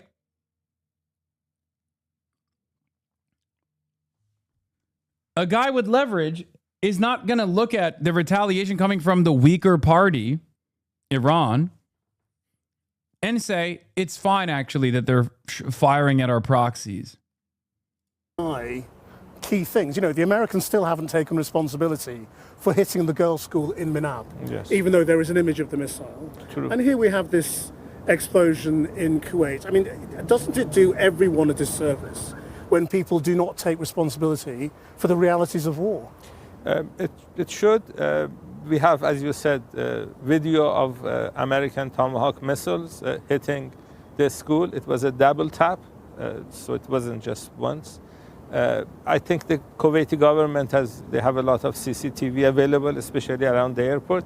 Maybe they can provide the image of the missile that hit the airport, and experts can say whether this is Patriot missiles or Iranian Shahed missiles or whatever it is. Where do you think we are overall in terms of the diplomatic process? The Americans still say there could be a deal tomorrow, next week, anytime in the next few days. Is that how it feels to you here? You know, Iran wanted to avoid the war. If you listen to the Omani foreign minister's interview with CBS News, the American television, before the war, Iran was actually very close to reaching an agreement, according to him. And it was Trump and Netanyahu that started the war shortly after that interview.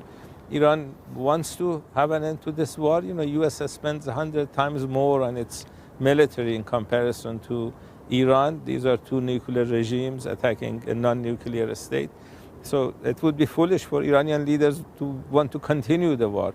But we have to see whether Trump can put a leash on Netanyahu, whether he's actually interested in reaching peace, or he's doing Israel first. We have to wait and see. But it's not just that, is it? Because there is a basic problem in the negotiation, which is that Iran is saying, you know, it wants the unfreezing of assets and the lifting of sanctions if it is to open the Strait of Hormuz, and the Americans are saying that has to be linked to the nuclear question. You know, there is an impasse and somebody's going to have to give way. Yes. Iran has done a lot. You know, Iran did that nuclear agreement in 2015. It was Trump that left the agreement. So there should be some confidence building measures, but the people who are responsible for killing more than 3,500 civilians in Iran should be doing the confidence building measures according to Iranian leaders. Iran has not killed any American civilians. Iran is basically defending itself. Putting a blockade on Iranian people's money is against international law. Blockading ports is an act of war. You don't do that during ceasefire. But doesn't Iran also effectively control what Hezbollah is doing in Lebanon? You know, and that is carrying on, and they are still firing because they're being told what to do here. They are in the same position as Iran is. They're supposed to be under ceasefire, and they have lost more than 400 civilians in the past month during the ceasefire. So when your country is attacked, you're almost 4,000 since the beginning, by the way. So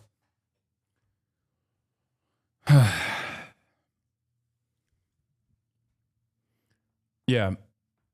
The U.S. doesn't control what Israel does, but Iran controls what Hezbollah does. Or maybe a lot of these people are defending themselves against, you know, Israeli aggression. Respond accordingly, whether Iran is telling you or not. You know, Israeli attacks on Lebanon started many years before the victory of Islamic Revolution in 1979. So this type of attacks, Israeli attacks on Lebanon, is nothing new. What is new since the last 47 years is that Lebanese have figured out a way of getting help from Iran when they're defending their country. Professor Azadi, thank you very much indeed. You're welcome. Well, joining me now from Kuwait is Dr. Badr al-Saif, who used to be a Deputy Chief of Staff for the Prime Minister of Kuwait and is now an Assistant Professor of History at Kuwait University. Thank you for joining us tonight. What do you make of the Iranian claim that it is not responsible for the attack at the airport? Not surprising, Krishnan. This is part of the Iranian playbook. Plausible deniability has been something that we've been acclimated to in the past 47 years, on and off, depending on the occasion and the context and the event. We've seen attacks in the past few weeks, whether during the ceasefire or prior to that, an active combat between the Iranians and the US.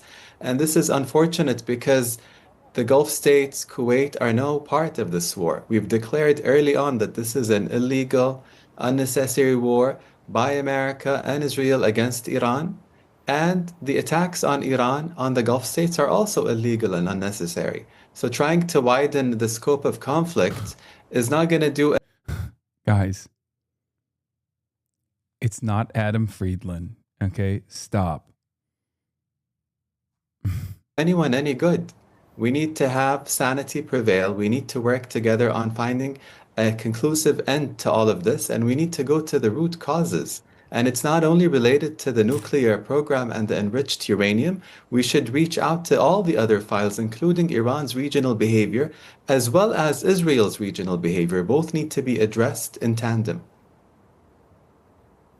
Right, but where does Kuwait stand with regard to Iran? Because is it not reasonable to conclude that if you have an American base or American soldiers on your land, you're on the American side? Look, Kuwait, like all countries in the region, are sovereign states. They make their choices and decisions on how they conduct their affairs. And no one has interfered with Iran's decisions when it comes to collaborating with other countries, whether it be the Russians or the Chinese or even other neighbors. And the same goes for us. What's for us to show Iran is that neither our bases or airspaces are being used against them. Those bases didn't come to attack Iran. They came in the aftermath of the occupation of my country, Kuwait, and there was an imminent threat from Saddam's regime at the time out of Iraq, and the relationship evolved into a defense partnership alongside many other countries, Krishnan. It's not only the US. So that needs to be cleared, and we need to be treated as normal states who can have agency and conduct their own businesses. It's unfortunate that many in Iran don't see us in this light. Dude, Lena the Plug is filing for divorce from Adam 22. What the fuck, bro? Bruh. Bruh. Bruh. What? Dude, no, say it ain't so. Love is dead, dude. I'm gay and Lebanese. Yo, that's crazy. They fucked too many different people. Bro, this is Gooner 9/11, dude. What the fuck, dude? Oh my God. Okay, let's continue with the story now. Do you think the Gulf states need to rethink their position in the world? We're in constant rethink mode. Let me tell you, we're embarking on a national transformation plan. The region is changing as we speak. The Gulf states see themselves at the epicenter of the region. We find certain spoilers in the region that we need to address, whether it be Israel or Iran, and we want a region in which everyone shares it responsibly. We look at prosperity as an end goal and a process, one that can be partaken by all parties involved. We're not here to segue and segment prosperity. We think it can be shared by everyone. And that vision should be for the peoples of the region, because they're the ones that matter. We're in one of the youngest populations in the region, and they don't deserve this death and mayhem that we've been facing across the Middle East for decades. Dr. Badr al-Saif, thank you very much indeed. Now, the war is over, so said the US Secretary of State Marco Rubio as he appeared before senators yesterday. But with the US still waiting for a response from Tehran to President Trump's latest amendments to peace proposals and disagreements between the White House and Israel being aired so publicly, what chance is there that Mr. Rubio's claim might come true? Our US editor, Anushka Astana, joins us from Washington, D.C. Anushka. Marco Rubio. You know, in this job, I spend a lot of time listening to testimony on Capitol Hill behind me. And the last 2 days, Krish, have been fascinating. Marco Rubio has spent hours taking questions in the Senate yesterday and in the House today. And those heated exchanges with Democrats really tell you a lot about how this war is playing out here in America. On that point that he said yesterday, that the war is over, Congresswoman Sarah Jacobs came back today. She represents San Diego with the largest concentration of military personnel in the US. And she said, tell that to my constituents, including 2,500 Marines who are still off the coast of Iran. And she said, if it's over, who won. Now, Marco Rubio's response was to say that the Operation Epic Fury part of this, when America was hitting Iran day in, day out, that's the bit that's over. And the Americans consider it a victory because they have degraded Iran's military capability. But what Democrats came back on that was basically, give us a break. You haven't done a deal. The president have suggested that the blockade could go on until September. We've seen more strikes overnight. This is not over. And were you warned about the possible consequences? Rubio's response to that was to say we were warned about all the possible consequences, but we thought that a nuclear-armed Iran would be worse. While the Democrats were pushing Rubio's buttons, how did he respond? Well, he responded quite angrily at times, and they were using quite dramatic ways to push his buttons. At one point, he was asked about Trump falling asleep when he was talking. Marco Rubio said he never falls asleep. He calls me at 2 a.m. So they showed him a video of Trump falling asleep while he was discussing the war itself. At one point, Rubio hit back and said, is this a Foreign Affairs Committee or is it a circus? But in truth, all of the questions really brought up issues that are really bothering the American people. Anushka Astana in Washington. Well, let's just take a breath for a moment and remind ourselves how we got here. War began on the 28th of February with the US and Israel striking Tehran and sites around Iran, killing the supreme leader Ali Khamenei and more than 175 children and teachers at a school in Minab. Iran immediately hit back, firing drones and missiles at Israel and targets in the Gulf, Iraq and Jordan, and stopping ships from passing through the Strait of Hormuz, driving up oil prices. 2 days later, Hezbollah began firing rockets and drones at Israel in solidarity with Iran. Israel quickly responded, bombing Beirut and dragging Lebanon into the war. Just over 5 weeks later, President Trump announced a ceasefire that has broadly held, but Israel has continued to attack Lebanon, and the Strait of Hormuz is still largely closed, with the US launching its own blockade of Iranian ports. Well, one man who predicted many of these events is Nate Swanson. He advised Biden's White House on Iran and was then the State Department's representative on the Trump administration's Iran negotiating team.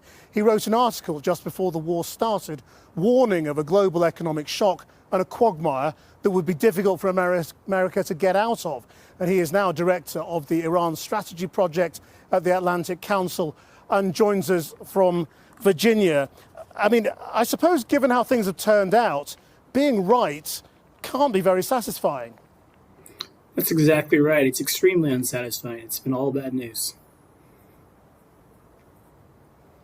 So, I mean, we saw Rubio saying everybody knew how Iran would respond under attack when it comes to the Strait of Hormuz. Do you believe that? And do you think that's clear from the way the American administration mounted its action? Yes, I think so. I mean, I think it's been very clear in some of the leaks and interviews that have come out since that the bureaucracy in the United States government was doing its job. It was outlining what the threats were, what the possibilities were, and that information. Oh my God, Kopink actually assaulted her. I thought it was a joke. She needed medical attention after this. Whoa, okay. You are misinformed. Wow, I disavow. I can't believe it. Guys, I'm so sorry. I might have to delete the VOD. You guys just saw the most heinous, violent act ever on camera. That's Medea Benjamin, age 73. Okay. Born in 1952 in Freeport, New York, viciously assaulting Representative Ana Paulina Luna. Do you see this? You are misinformed. Whoa, okay.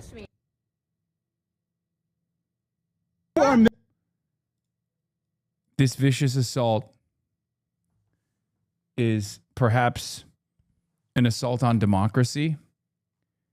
It's an assault on our elected representatives.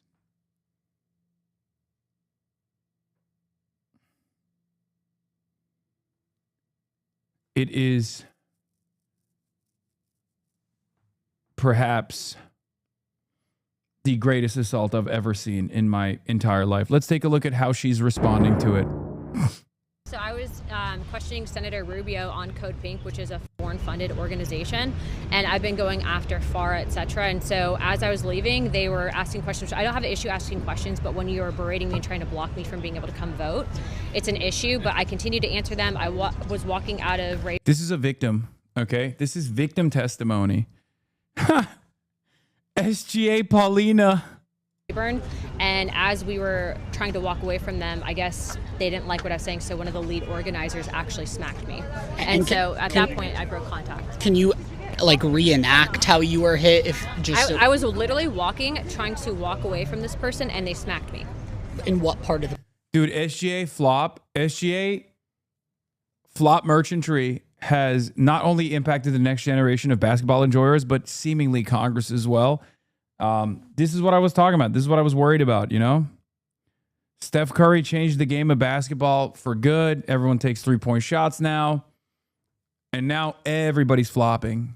Everyone's flopping. SGA wishes he could flop like that. True. Body. They smacked my arm.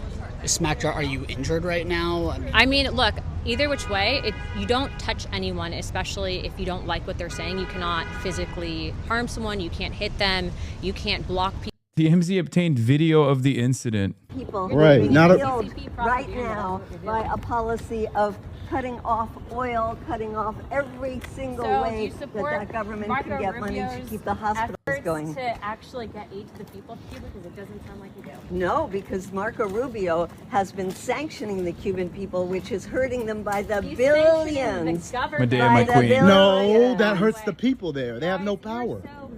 You are misinformed. Whoa, okay. Touched me. Oh, it was sorry. It doesn't matter. You just touched me. Right, you're going to walk away right now, or else I'm going to call Capitol Police. Don't touch me.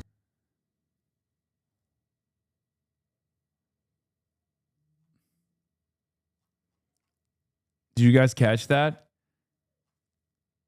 It might have been difficult to see that. That's a flagrant foul, straight up. That's an ejection, I think. She's out. Ejection, out for the rest of the season. Okay? Maybe not just out for the finals, but out for the upcoming season too.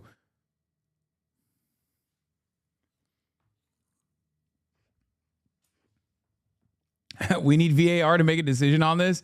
All right, run it back. Okay, this is going to be harrowing imagery. I just want to give you a content warning again, folks. Obviously, we're rewinding to see the horrifying attack from 73-year-old Medea Benjamin against Congresswoman Paulina Luna. Oh, that hurts the people there. They have no power. You are misinformed. Now you might actually miss it. I'm gonna run it again because if you blink, you miss it, right? You are misinformed. Whoa.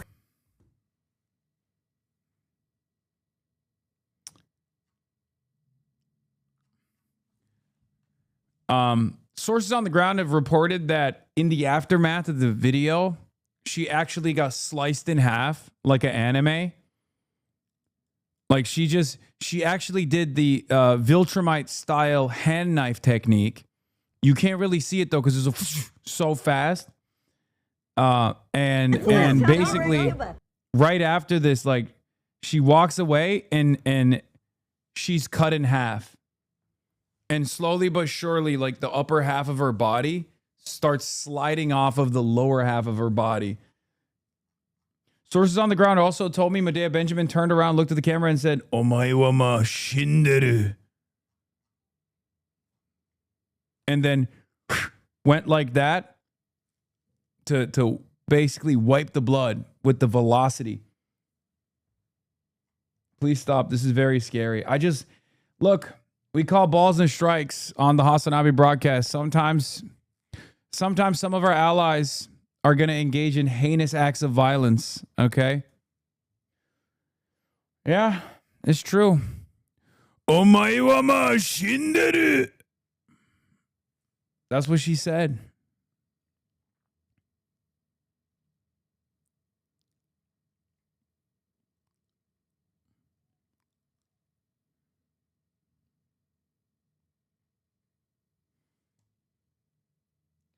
She farmed 44K likes off this. Holy shit, man. And you went to Cuba with this lady? Yeah. Yeah, it's true. With this dangerous radical.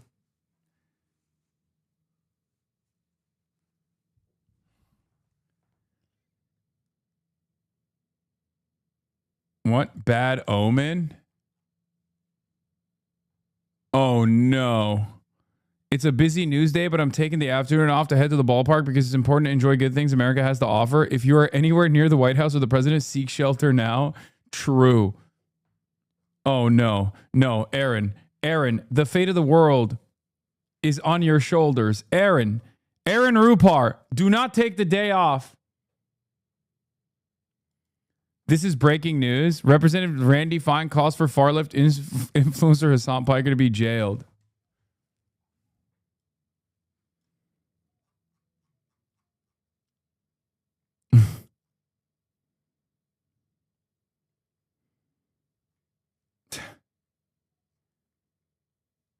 Why is this?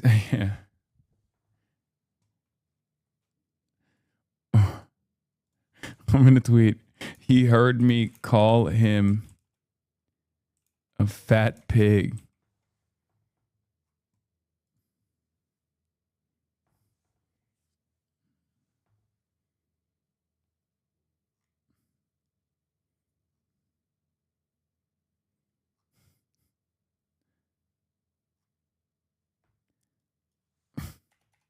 Never mind.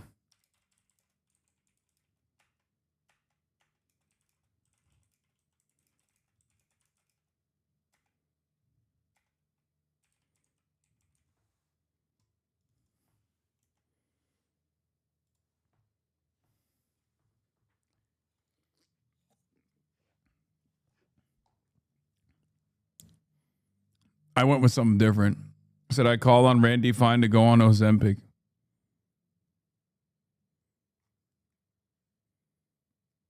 The pinned tweet in his profile is about you? Yes, dude. Yes.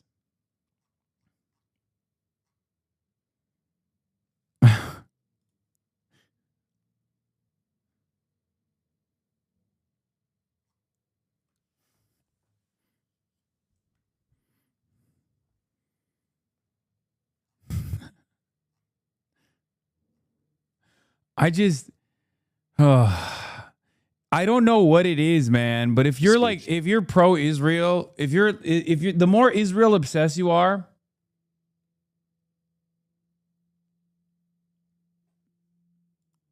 what is this? DJ Academics posting. This is so funny. Like, oh, fellas, is she the baddest in the game or nah? That's the guy. That's DJ Academics.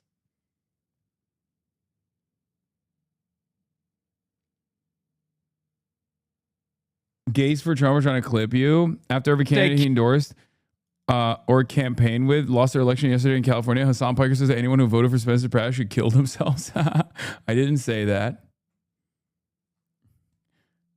But I do. I didn't say that. I said I would never say that. Can't catch me. I said the opposite of that.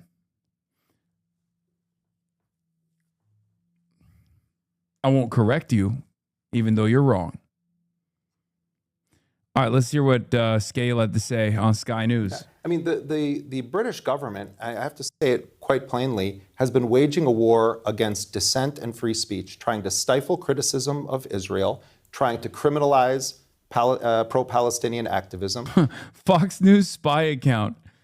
God damn, I almost have my clip. Can you say it properly so they will feed me? Sky News. Fox News spy account. Is that Azra? Is that Azra Normandy?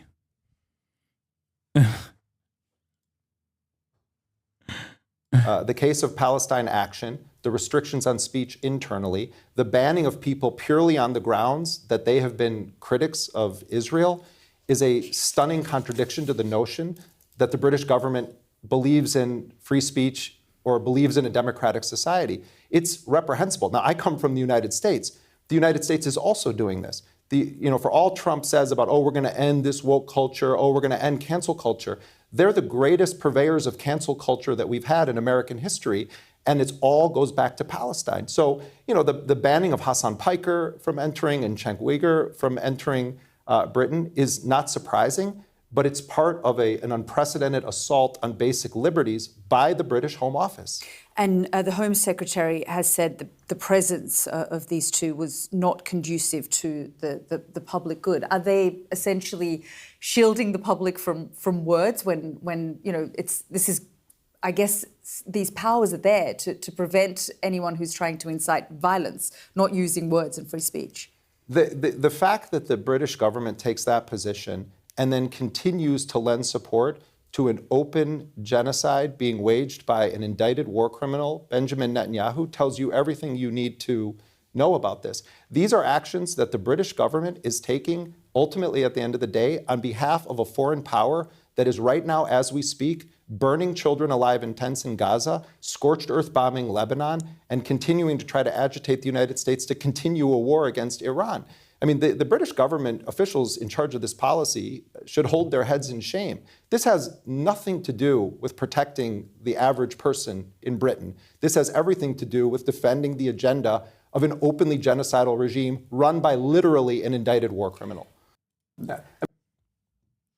My goat, my king. What an honor that I can also get to call him a friend.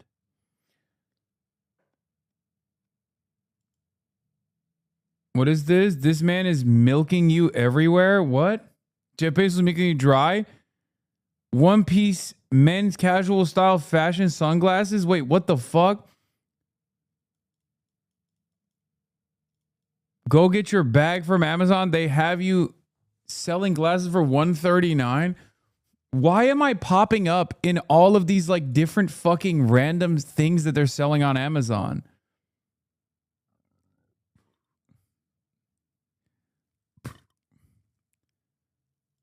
I don't understand what's going on.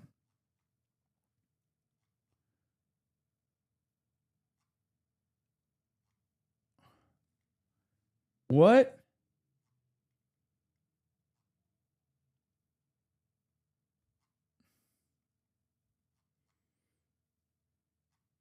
It's a flash deal. AI listing generation. What is happening?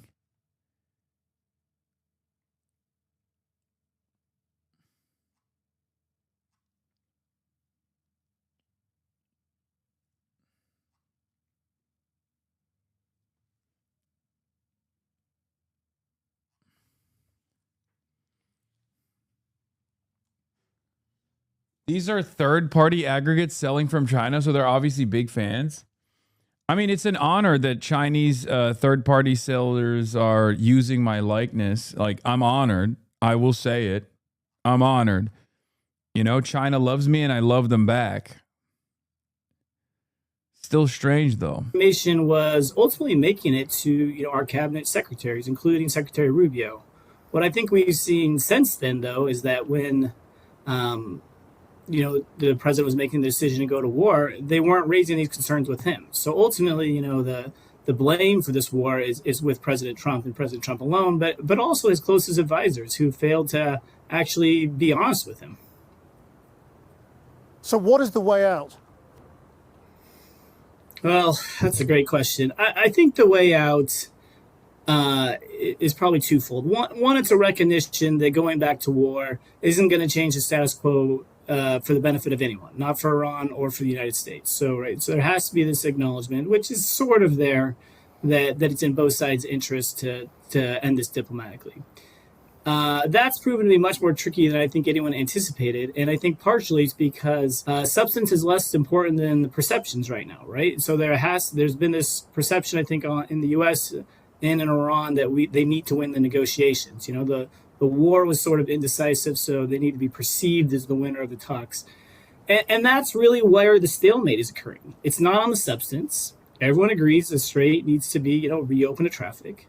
Everyone agrees that, Iran will get some sort of financial compensation, sanctions relief.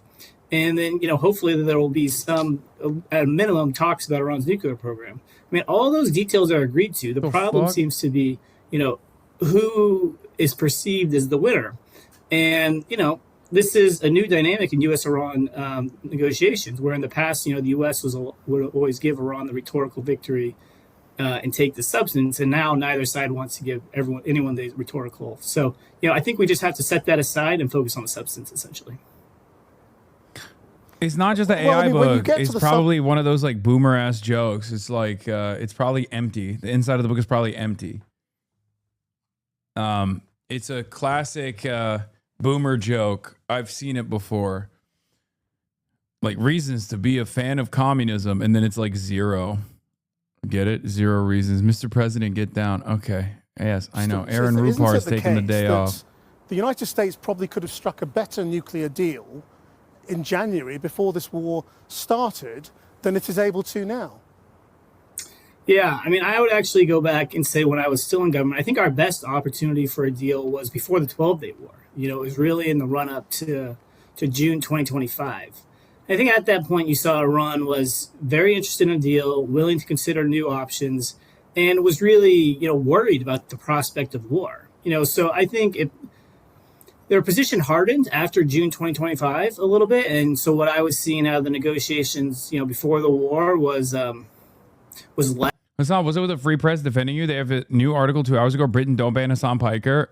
2 reasons. One, they want to probably make it seem like this is not Israel related, so they can point to shit like that to be like, see, Israel's greatest defenders are actually opposing the ban. The other reason is because it actually turned into a major controversy, like far larger than they thought it would. And it's the easiest bar to clear to maintain some level of like dignity, some level of like, intellectual honesty on the basis of defending free speech. Because it is like it is the lowest bar to clear. Saying what England is doing is really fucked up and indefensible is genuinely the lowest bar to clear at this point.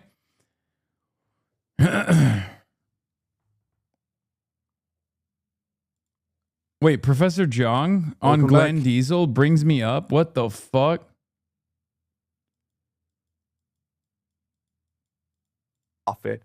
It's all about following the rules. It's like people aren't allowed to exercise their common sense anymore. You have this massive dictatorship going on. I just read today that there were 2 Americans, Cenk Uygur, Hasan Piker. I'm sure you know who they are, but they were denied entry. Damn, Glenn Deason, my goat, knows who I am. I listen to the Greater Eurasia podcast with regular frequency now. Okay? Because he has unlimited access to Goatsheimer. Okay? Get Glenn on to talk. He doesn't talk. I don't even know what he sounds like. His podcast is literally just him asking one question and then allowing Mersheimer to talk for 45 minutes uninterrupted. That's the whole podcast. He just sits there, stone face, stone cold stunner Glenn Deason, and just goes, yeah. He has Chris Hedges, Mersheimer. He has Jeffrey Sachs. He has them all. To Britain because they were a threat to the public peace. What does that mean, really, a threat to the public peace? But you're not even allowed. See? He's not even doing anything. Like he's not even making a statement in support of Professor Jung. His eyes are saying everything that needs to be said. Allowed to speak your mind anymore. And it's all part of this moral decay when people are not even allowed to have an honest conversation. And then you have another sign, which is just evil triumphs in the world. So the more evil you are, the more powerful you become. So just think about how these incompetent individuals, people like Peter Thiel, Jeff Bezos, just by co-opting the political system, they're able to just have billions and billions of dollars. I think just the idea of billionaires is outrageous. And never before in history have we had so many billionaires. Basically, in America, 10 billionaires have as much money as the bottom 50% of the population. Goat talk, bro. Professor Chung, he's predicting history. Just normal things happening in the Oval Office via New York Times. Democrats may feel bullish about their prospects in the state, but Mr. Trump has been dismissive of James Tallarico, the 37-year-old Democratic nominee. Scattered across the Resolute desk were printed photos of Mr. Tallarico along with an image of the 20th century cartoon character the president has compared him to, Alfred E. Newman of Mad Magazine. Mr. Trump had personally colored in one of Mr. Tallarico's teeth to create a similar gap-toothed smile, according to a person with knowledge of the president's rendering who spoke anonymously to describe a private meeting. He thinks this shit's a banger.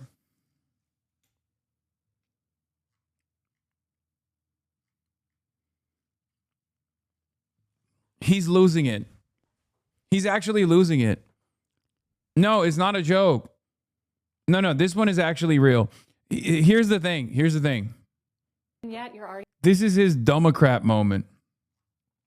Okay? He thinks Democrat banged, and he thinks this shit bangs too. I promise. Someone actually referenced that he did this with Pete Buttigieg. That also tracks.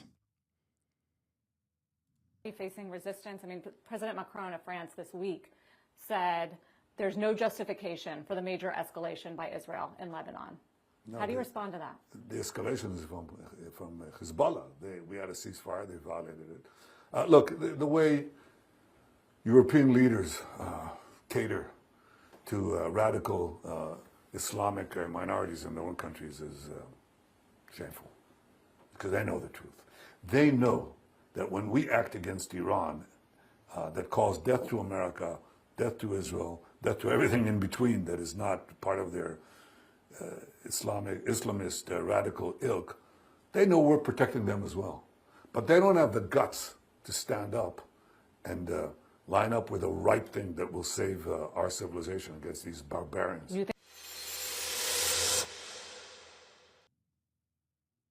Does the UK have a free speech problem? Two popular left-wing political commentators in the US, Cenk Uygur and Hasan Piker, have been denied entry to the UK. Ain't no way. Asma Khalid? Ain't no way. On the BBC?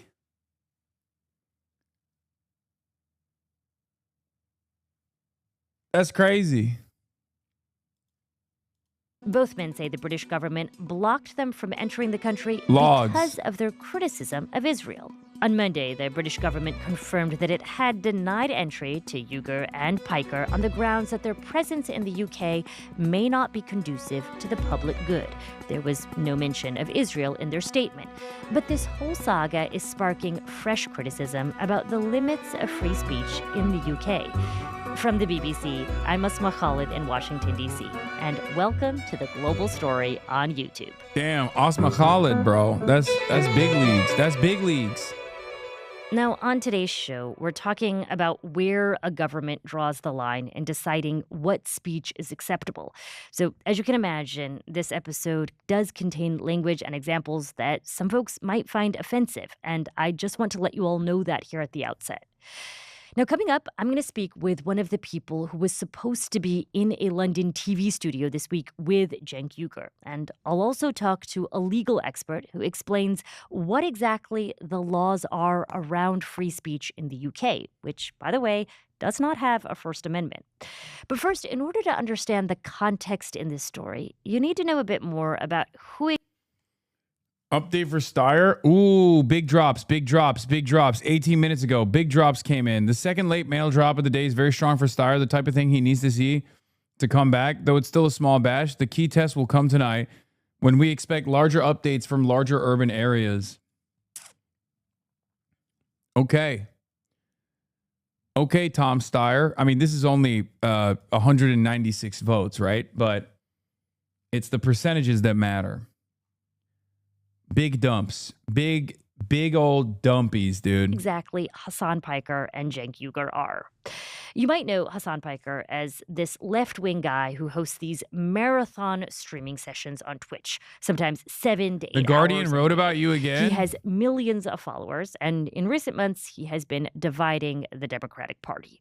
In April, he appeared on the Pod Save America podcast, hosted by Obama alums, and he stood by comments that he had made earlier in the year that he would vote for Hamas 1,000 times over Israel. When you say Hamas is 1,000 times better, do you actually mean that? Or is that a rhetorical move or like a solidarity signal? Like what? I mean, it's all of the above. I do mean it. I think it's a rhetorical move because it frustrates a lot of people. I've also said I'm a harm reduction voter. I'm a lesser evil voter, and therefore I would vote for Hamas over Israel every single time. Some Jewish groups have accused him of being anti-Semitic. They point to comments he's made, such as referring to Orthodox Jews as inbred, a term he has subsequently said he regrets. Piker insists he is not anti-Semitic, that he's anti-Israel, and at a speech at the Oxford University Union last year, he had this to say. I am terrified of the conflation of anti-Zionism and anti-Semitism. The conflation is dangerous. His uncle, Cenk Uygur, hosts The Young Turks. It's a left-wing populist online show. Like Piker, Uygur has denounced Israel and accused Israel of controlling American politics. Israel controls America. Saying anything otherwise is absurd. It's counterfactual. In a video posted by The Young Turks on Monday, Uygur rejected criticism that he uses anti-Semitic tropes. It's about Israel, so it's not anything I said about Jewish people, because I've never said anything bad about Jewish people, because I don't believe that, because I don't say anti-Semitic things because I'm not anti-Semitic. Uygur and Piker were planning to visit the UK this week because they were slated to speak at the South by Southwest Festival in London and at the Oxford Union. Uygur was also scheduled to be on Piers Morgan's show from London in person, debating the American commentator and activist Shabbos Kestenbaum. He's a vocal supporter of President Trump's. And what's interesting is that when the news broke that the UK had blocked Uygur's visit, Kestenbaum took to social media to denounce the decision. I wanted to know why, so I called him up. I'll tell you just a quick funny anecdote. When I say we found out, I was actually on my way to the airport to fly into London. Because you both were supposed to be in person. I was supposed to be in London, so I actually saw his tweet on the way, and then I called the producers of Piers Morgan. I say, does this mean, we reschedule? So thankfully, Cenk tweeted that an hour earlier, because had he not, I would have already been on the flight. But anyway, the reason I tweeted that is because when I think of the United Kingdom, my parents were born and raised there. My entire extended family lived there. 3 of my siblings were born there. This is a civilization that gave us the Magna Carta. This is a civilization that brought us the concept of free speech. Thinkers like Edmund Burke, John Locke, to see how free speech has really eroded, not just under the Keir Starmer Labour government, but really the last few decades, is not only a warning to those in the UK, but really to Western civilization broadly speaking. We still had the debate. It was virtual. The conversation was really just on the fact that Cenk was no longer allowed into the United Kingdom, as opposed to the substantive topics we wanted to discuss. But ultimately, it's a damning indictment on civil society and the flourishing of democracy or lack thereof in the UK. I abhor almost every single political stance that Cenk Uygur has taken. I really do. And I also really believe that not only does he have the right to say it, but the only way I'm going to convince Cenk, his audience, or the middle ground of the people watching is by engaging in intellectual discourse and not censoring. Especially, censoring is self-defeating, because the more you censor an individual or a politic, the more people are going to gravitate toward that individual or politic. So it's incredibly important for me to be on the record to show that free speech must be protected and advanced, even when and especially its ideas you do not like. And obviously, the United Kingdom is within its legal rights to do so. I'm arguing from a political, cultural, and dare I even say moral standpoint, this was the wrong decision. The British government has not given specifics on why Cenk Uygur or Hasan Piker were barred from entry. But in previous cases where visas were denied, we've seen the British Prime Minister Keir Starmer say in previous cases that we will block those coming into the UK who seek to incite hatred. Now, you alluded to this earlier, and that is the fact that the British government has the right, you say, to determine who can legally enter the country. In the way that we see now under the Trump administration, they have said that they are going to be vetting people's social media profiles for those who want to come into the United States and use that as a determination. Are you trying to get your? Are you trying to get your VIP status revoked? Huh? Do you hear that? You've been dividing the Democratic Party. It's true. By uniting the base. I'm dividing the Democratic Party by uniting the base with Democrats that they actually like.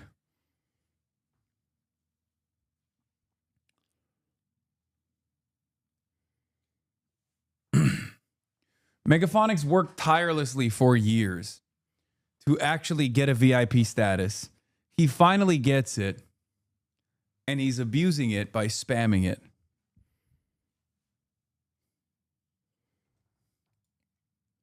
For who, for example, could have a visa, for who's allowed to stay in the United States.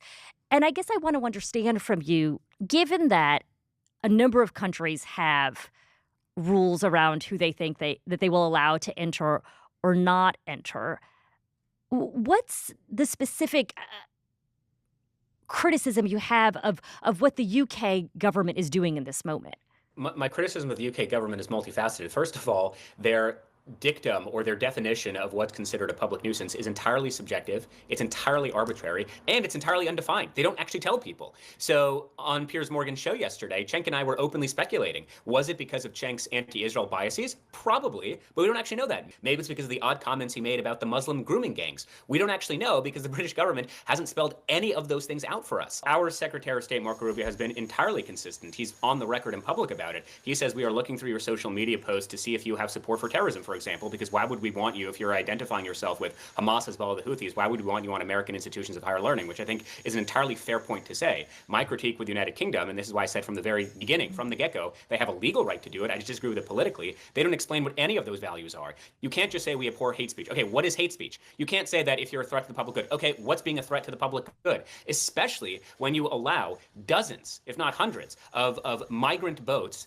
monthly to arrive on your shores. You're pretty lax about those laws, but you're going to enforce, Cenk Uygur and Hasan Piker, who you won't even articulate what they did wrong. It's a total double. I've never felt nastier about being defended by such a nasty guy. This is Shabbos Kestenbaum, right? He's the PragerU guy. He's the guy who's like, I left the Democratic Party.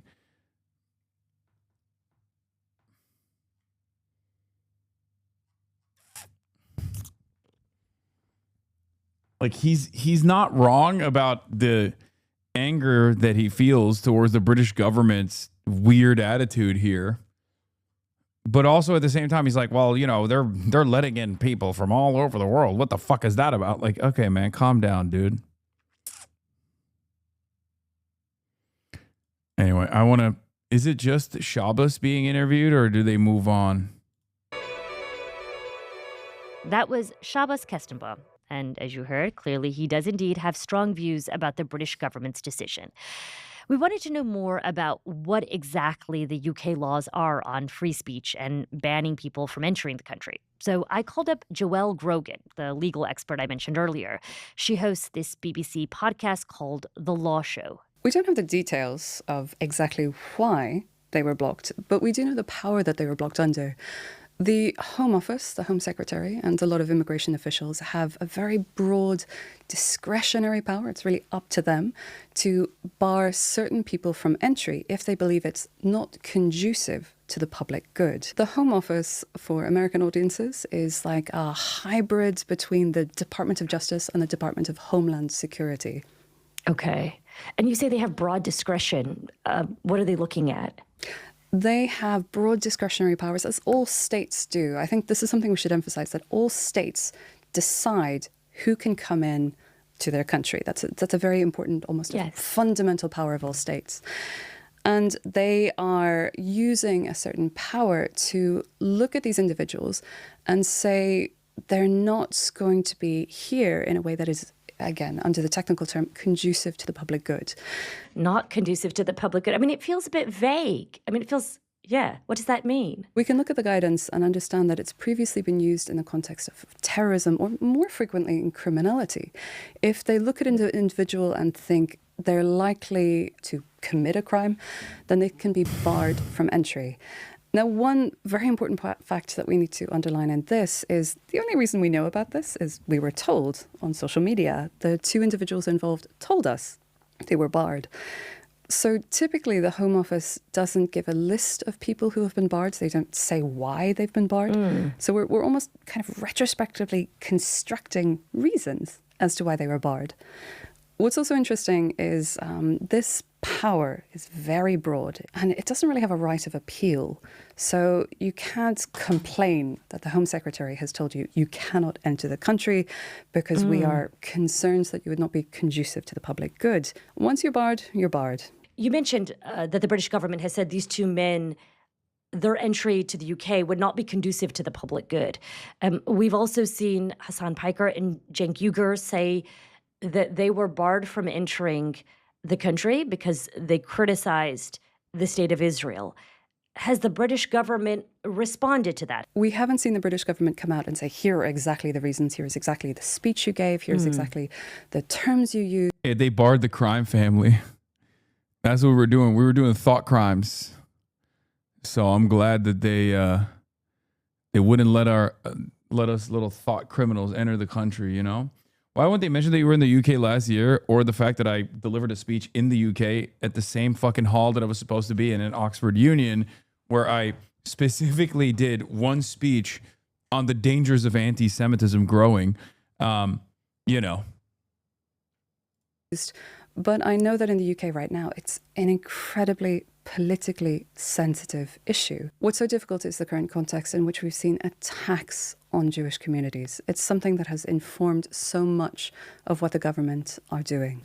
And they'll be very keen to distinguish criticism of Israel, fair criticism of what's going on, with anti-Semitism and the tensions in so many communities here in the UK and the difficulty of political speech around that area.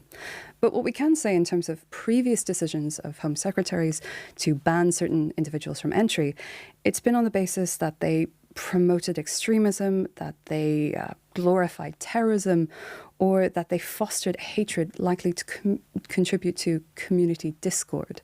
So we have these very, very strong thresholds that we would expect before the Home Secretary made those decisions on banning individuals from entry. The way that this is being presented in the United States is that Hasan and Cenk are fitting into a broader pattern, a broader narrative of the United Kingdom blocking visitors from entry. So the reason I'm asking this, Joelle, is yesterday, the Washington Post editorial board wrote, I'm going to quote them, say, the United Kingdom has developed a bad habit of blocking. I'll be honest, I'm getting defended by places that I never thought I'd be defended by. Like the Washington Post editorial board has been aggressively coming after me for the past couple of months, being like, I'm a danger, I'm a terrorist, I'm a radical, I'm bad for politics, I'm bad for the economy, I fucked their wives, all this shit, right? Like literally, they keep pumping out content. You don't see the content. I do. You don't see the content because they get like 8 views on their podcasts and on their videos and stuff. So for them to come out, the same editorial board, to straight up come out and be like, this was a dangerous decision by the UK, was shocking. Visitors to the country if the government doesn't like what they have to say. Do we know if the numbers have actually been increasing? I know there's a public perception that there is an increasing number of people being banned from entry based on their speech, be it far right or far left. But the reality is the numbers aren't really telling us this. We don't get official numbers. We don't actually even get names officially given by the Home Office. Bro, it's so funny. The way she's talking is so funny about this.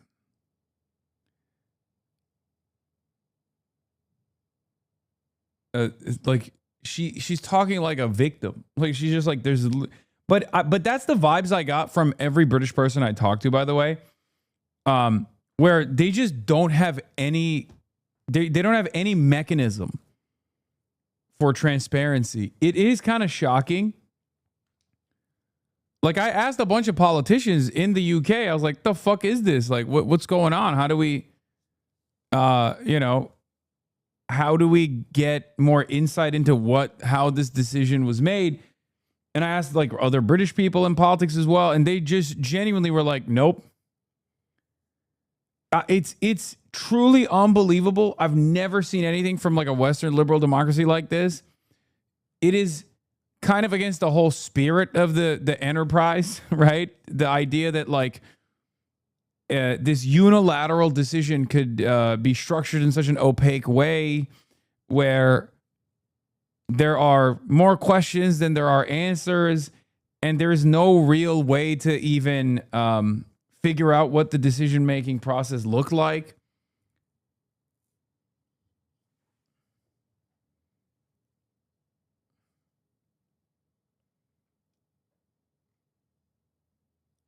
It's actually weird as fuck. But we know based on the publicly available details. Because like Turkey, I expect this, right? I expect this from Turkey. I don't expect this from the fucking UK of all places. I might even expect this from Germany. But the UK was shocking. Obviously, they don't have free speech. Like, they don't have a constitutionally protected First Amendment or anything like that. But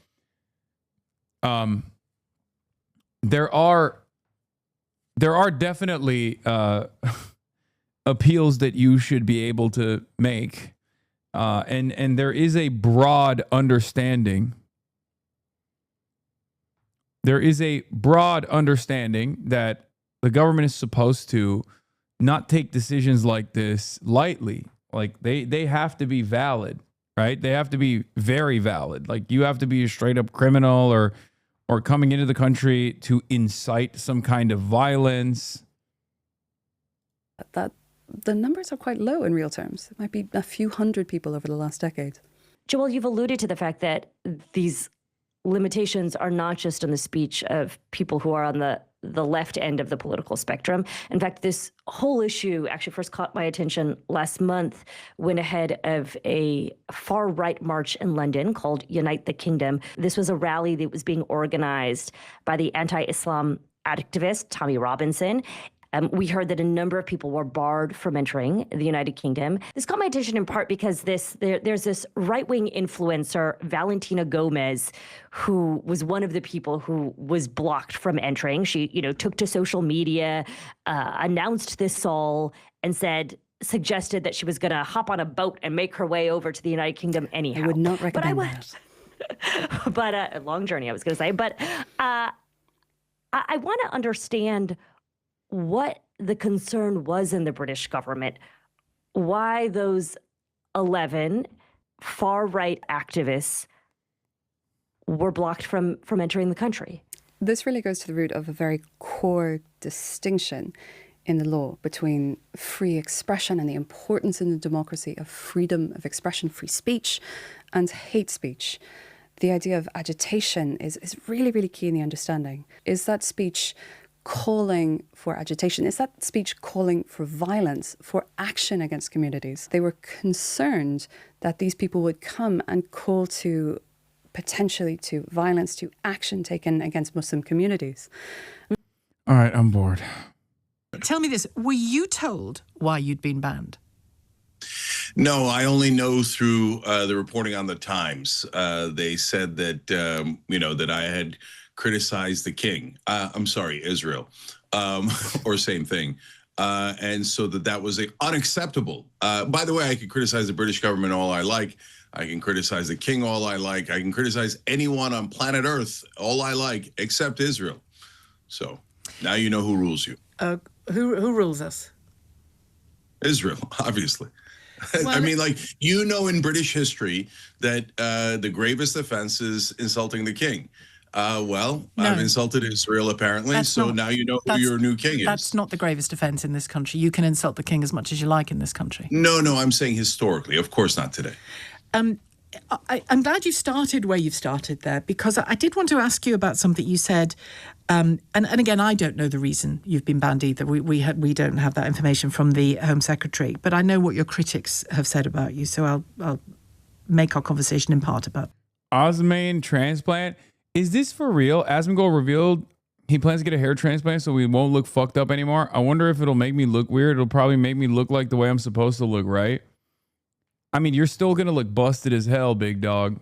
But, oh my God. Stavros destroyed this man, bro. Holy shit. Stavi did more damage to this dude in 2 minutes than Gingivitis ever did. It's kind of wild, dude. He just collapsed. Stavros just went, oh, dude, you get no pussy. What's wrong with you? And ever since then, he's been spiraling. Ever since then, this man has been spiraling out of control. What the fuck is happening? You said check out what he's wearing today. What is he wearing? Oh my God. Oh my God. What the fuck is he wearing? What is this shit?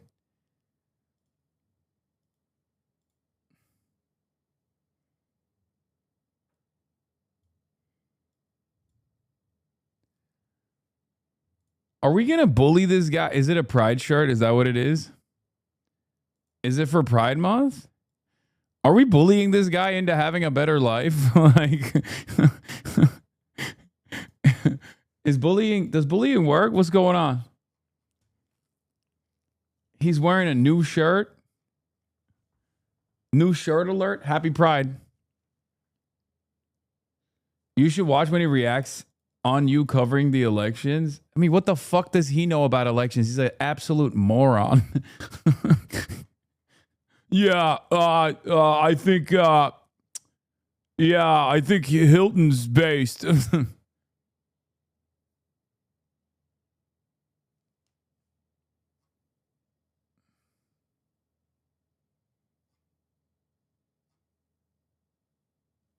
There's fruit behind him. Yeah, I don't know what's going on there. No, it doesn't work. I think he also reacted to you again today. At least I saw that on the starting page.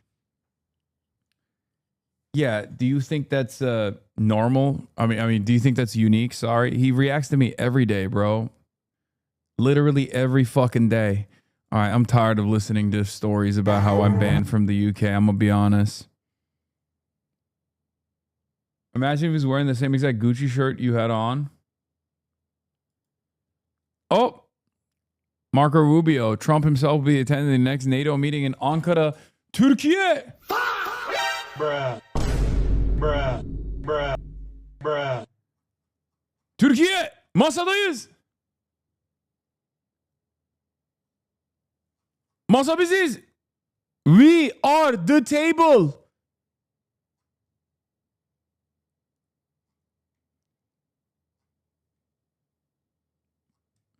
Well,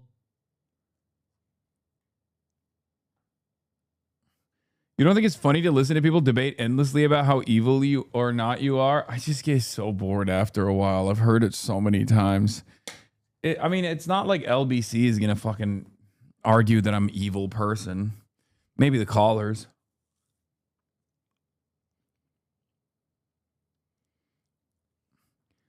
It is kind of interesting, though, because it's like... So there's a massive market for that content. Clearly, I mean, that's like 90% of Asmongold's entire commentary revolves around me being the most evil guy on the planet. And then also, I guess, talking about how he's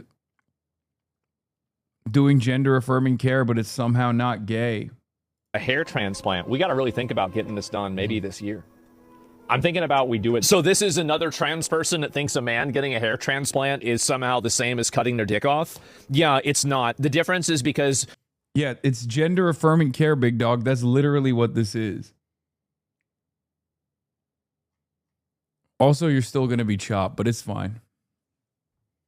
You're not actually a man, but I am. So it would logically make sense that I could get a hair transplant because I am affirming my... Yes. A trans woman who gets a bottom surgery is not actually a man. Asmongold based is Pride Month, baby. It's Pride Month. Yo, it's a new dawn. It's a new day. Asmon based. Accidental ally. Asmon gold. Gender that I am. And it's not gender affirming, it's gender reaffirming. You understand? Because like because you're not, if you get breast. It's not gender affirming, it's gender reaffirming. Oh my God. The trans stuff is so funny because like it does cause you have to like choose your words very carefully, right? In order to be deliberately transphobic, because you can accidentally be not transphobic at all. This is one of those moments. First, he accidentally correctly gendered a trans person. And then he said, it's not gender affirming, it's gender extra affirming. It's gender reaffirming. So it is gender affirming. Got it. Okay. Implants, it doesn't make you a woman. There are plenty of dudes with bigger tits than most women. That doesn't mean that they're women. So there's this entire ideology is total hot air. Like it is. Like nothing about this makes sense. It's completely illogical. There's no reasoning to it. And again, like I respect people's pronouns. I try to be a polite, reasonable, nice guy. But the moment that you start trying to, you know, make apples to oranges comparisons and you try to, you know, start. Scary. Guys, scary. He's gonna, if you piss him off, he's gonna be transphobic. You hear that? Ooh, you might cut yourself on that edge, big guy. Oh, I try to be an ally, but you know, it's conditional, okay? You fucking offend me, you upset me, I'll be transphobic to you real quick. Oh no. Transgender people on the internet, look out.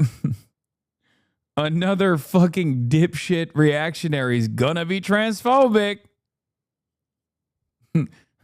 I will deploy my tactical transphobia if you don't look out. Yeah, if you diss me, slur time. Oh no.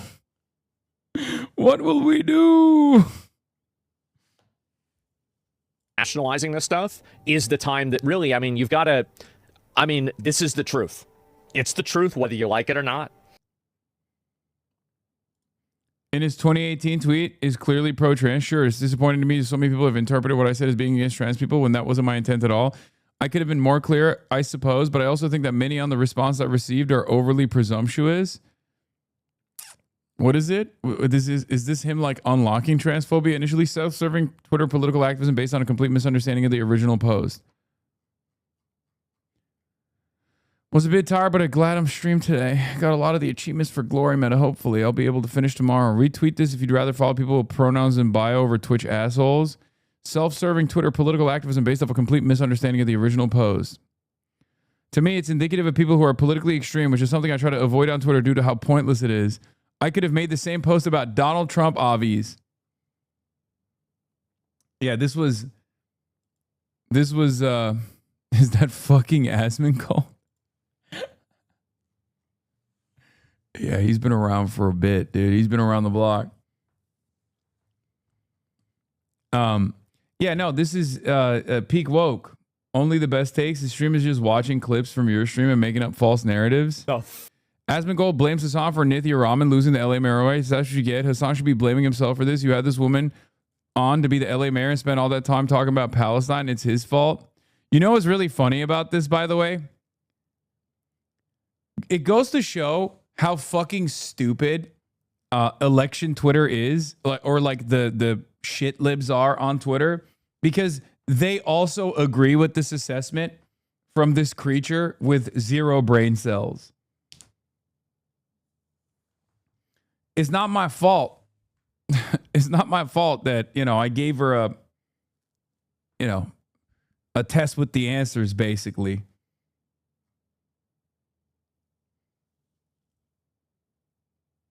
Covering this slop just reminds me of the Meat Canyon meme. Gotta move on, Abi.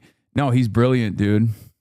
I mean, I think this kind of stuff is really funny because it once again exposes how unbelievably stupid a lot of the like anti-Hasan guys are on Twitter that act as though they have some kind of real political agenda or real political ideology that they're advancing or a project that they're advancing, but it's just like them trying to find new ways of being like, you fucking suck, actually.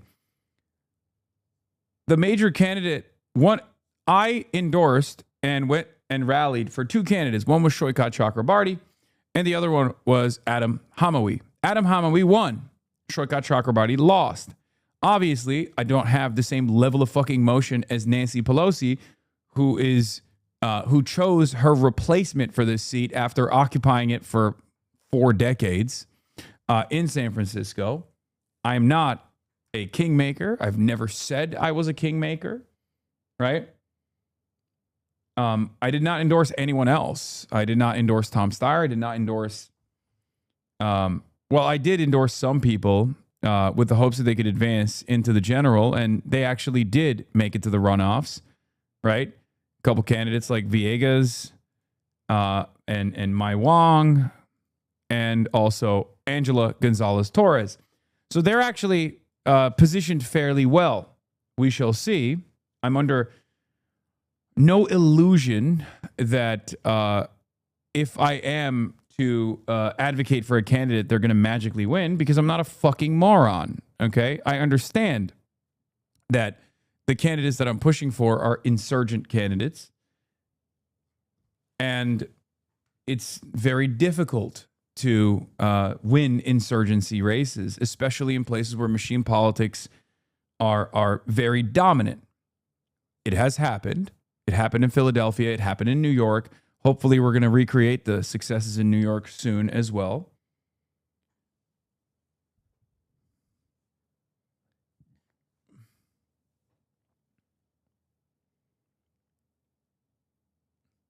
Stop treating them like they're adults, man. They just want to chirp about you. It has nothing to do with anything tangible in the real world. I mean, that's true. That's true. That's true. That's true.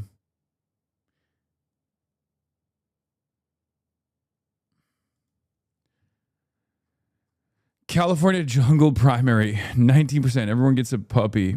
Diarrhea often. Brought to you by ExxonMobil. Diarrhea forever, 27%.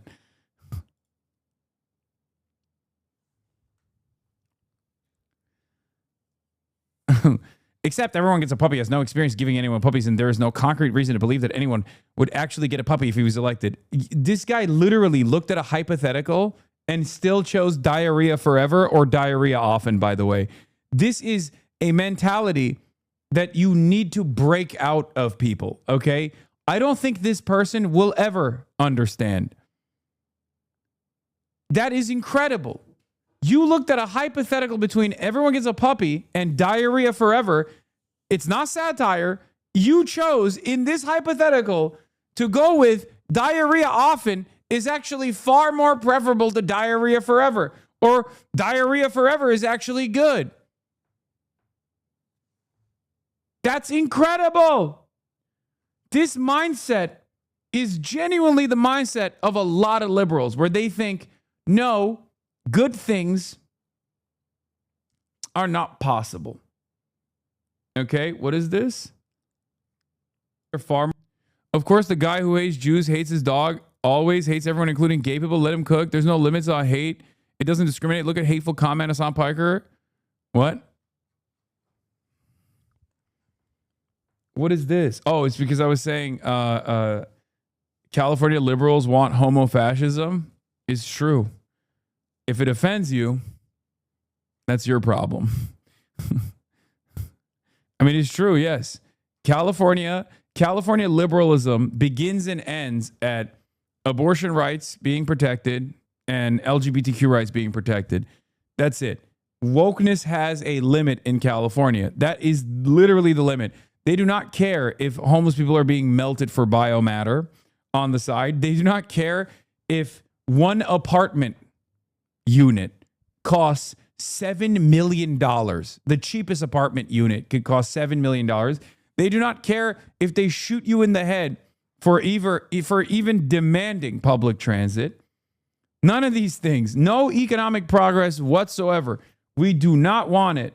No siree.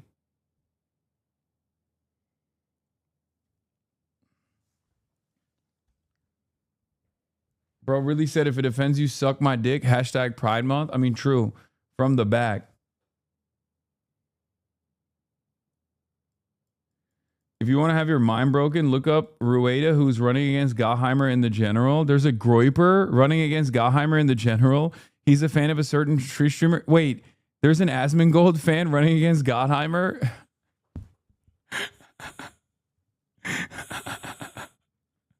What the fuck?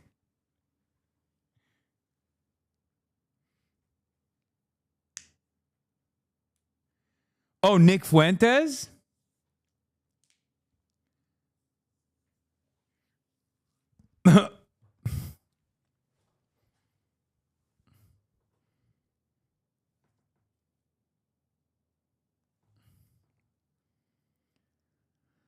That guy did an AMA on Reddit and got cumstered. Asmo's candidate in Florida governor is going to lose in a landslide to Donald. Yeah, that's true. What is this? I don't think you want to be my enemy. Asmongold goes off while reacting to Hasan Parker's latest remarks. If the choice is a Republican or Hamas, they're going to support the Republicans because they're American citizens. What do you mean there's not much else to live for? They've got all this enjoyment watching you getting mad. Yeah, again, the extent of Asmongold's understanding of the world is, oh, you got owned though. You got upset. I'm done. I can't react to this shit, dude. He's such a fucking idiot. Except this guy is also the same kind of fucking idiot, okay? Donnie has a piece about the Groypers. Oh, I saw. This is actually shaking up the Groyper movement a little bit. Donnie interviewed 2 Groypers and Nick Fuentes did that classic thing, apparently, where, you know, when their fans are out in the real world, they disavow them immediately. But the other thing I was gonna say, what was I gonna fucking say? Oh, for those of you who are saying, well, what about all of the candidates that you've worked with that have won, right? I think you need to understand, for these guys, there is no, like, they don't have any interest in the truth. The truth is oftentimes going to hurt their feelings. So they would much rather design a hug box for themselves where, like, everybody hates me. I can't go out in the fucking real world. Zoran Mamdani hates me personally, right? Even though he just dunked on me earlier with the fucking Wemby tweet, which I don't like. Anyway, but like they live in a totally magic universe, right? So in that magical universe, I'm like, you know, the biggest villain of all time. I'm bald. I'm fat. And it's really funny because now with generative AI, they can also create that reality for themselves.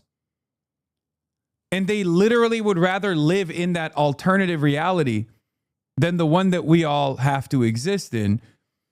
And because most people on the internet find themselves in these echo chambers and refuse to leave them, you can have people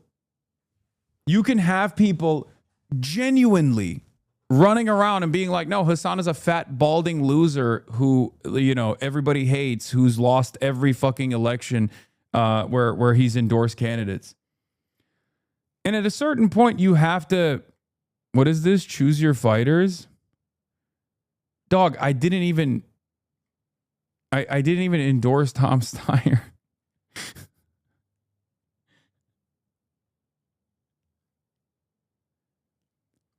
Yeah, it's like there is an unlimited amount of content that you can also get. There's an unlimited amount of content that you can get from people who will, you know, continue leaning into this like idiocy, this total nonsense, this total fabrication. And at that point, it's like they would much rather live inside of their headcanon rather than reality. Like that one Pegasus guy, right? His entire content, and I'm not even joking.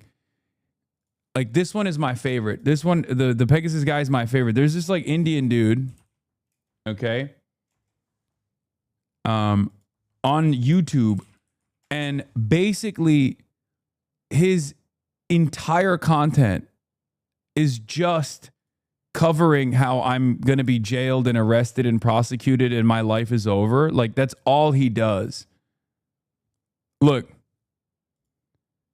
Biggest Hasan orbiter just ruined his career. Stavros Halkias catches a stray from more Pegasus. Oh, nabaranne. Finally banned. Hasan's friends just abandoned him. Hasan just got confronted in real life. The entire world is turning on Hasan. Almost everyone hates Hasan now. 90% hated. Hasan just got caught in 4K. Biggest Hasan orbiter just ruined his career. Stavros was literally in a movie that was nominated for an Oscar. You thought I was joking. You thought I was joking when I said, like, this guy only makes this video, the same video over and over again. Hasan is legally fucked now. Hasan is threatening to sue now. Hasan's new girlfriend is pathetic. Hasan just ruined his life. Twitch CEO just got exposed real bad. Hasan and his orbiters are fucking ruined. She just lost the lawsuit against Ethan. Hasan is about to quit streaming. Hasan is completely fucked now. Hasan just responded in the worst way. Finally suing. Female Hasan just lost her fucking mind. Hasan just fucked up super bad. It is all the same video. And they do get views. Like, there is a market for this. Hasan just had an insane meltdown. Hasan's downfall is incredible. Hasan's friends are canceling him now. Female Hasan actually lost his mind.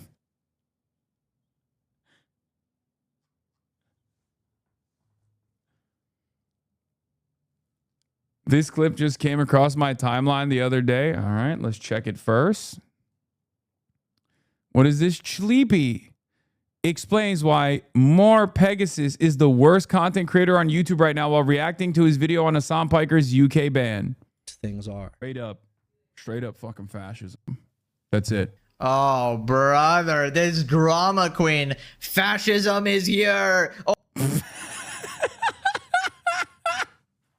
I love this guy.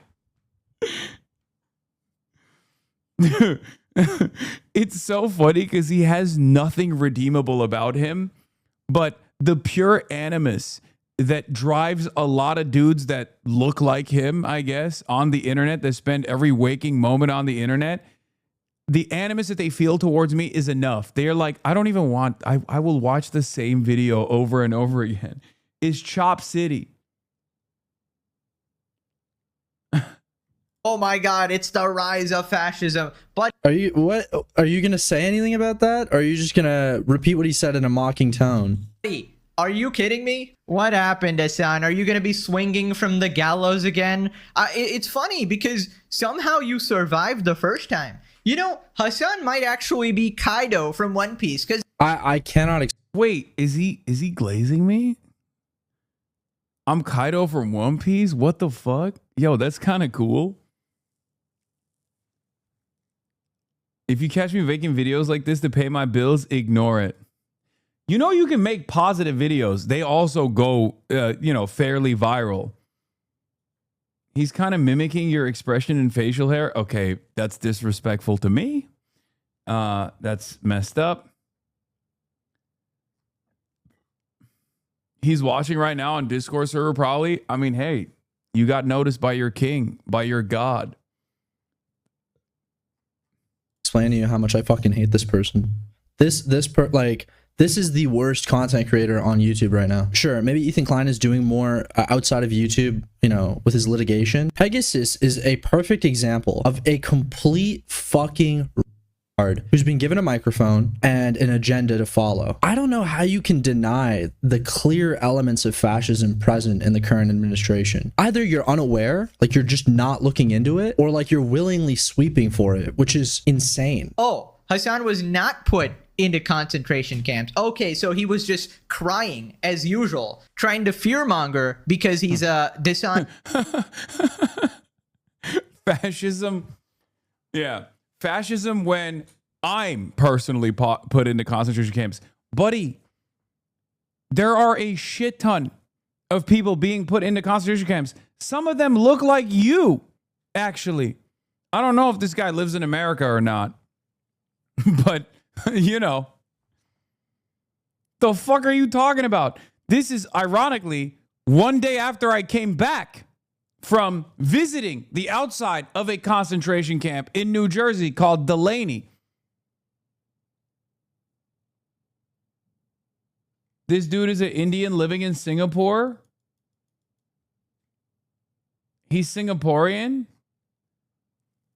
Senator, I'm Singaporean. My friend loves more Pegasus and thinks he's smart. Help, please. What?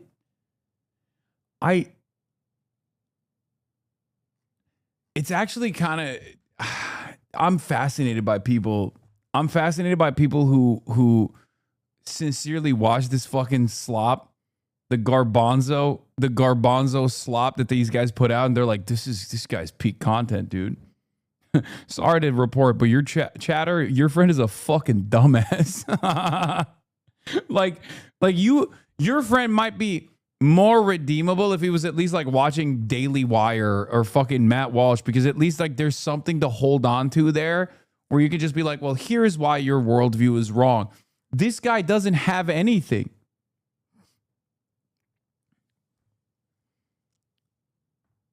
Fearmonger because he's a dishonest piece of shit. Oh, okay. Okay, now that What is the fear mongering here? He got denied access to the UK because he has comments about Israel that they don't like. And your response to that is that it's a conspiracy theory. Why he got the wait, what is this him? Oh my god. This is my goat. This is my goat. Oh, he's on a fucking journey. He's on a journey of self-improvement. Know thyself. Road to Greek God. Singapore. He is in Singapore. And he is actually... Okay, respect. Debunking the no pants allegations. Okay, Pegasus. You win this round. I'm proud of you. Okay? I'm fucking proud of you. Hasan and Friends Saga. The legendary series has officially reached 300... He's done 300 videos on me?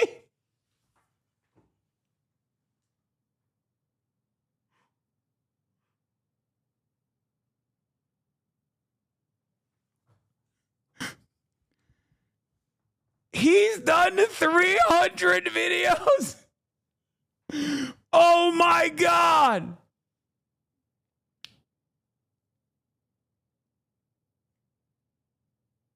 Check logs is actually 358. Fighting the evil Diddy Piker and restoring common sense one episode at a time. 1010 would recommend. But seriously, thank you guys for all the support. Could not have done it without you. Stay tuned for the greatest entertainment humanity has ever known. A series so epic, it already has 300 episodes. Welcome back to a series so legendary, even more Pegasus Plays Brawl Stars subscribed. Even Hasan subscribes to the series. Diabolically massive day for the unemployed. Keep up the good work, friendo. The GOAT of drama channels. Bro, I don't even think you can say this guy's doing drama channels. I think it's 300 videos, 200K average views. That's 60 million views. That's some good money. Yeah, this motherfucker's made so much money. Wow. Bro legit making his own One Piece series.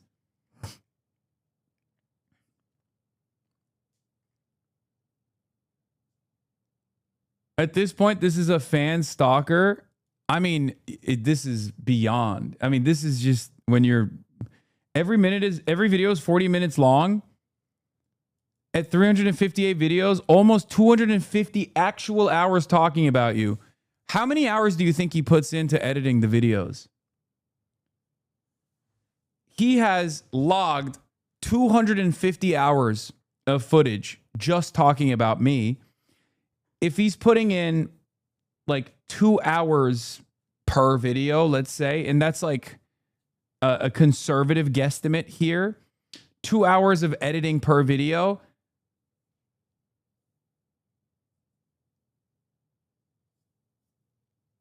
How many hours until it's called love? Singaporean Gramsci. More Pegasus. I'm a big fan of yours. I would like to invite you to the broadcast. I think we need to make it happen. You are a fascinating specimen. Okay? this is you might be my most look, I have a lot of haters. Okay? I have a lot of haters. There are a lot of people on the HasanAbi hate industrial complex, right? I think you might be the top dog. 300 videos 9 weeks ago, now 358.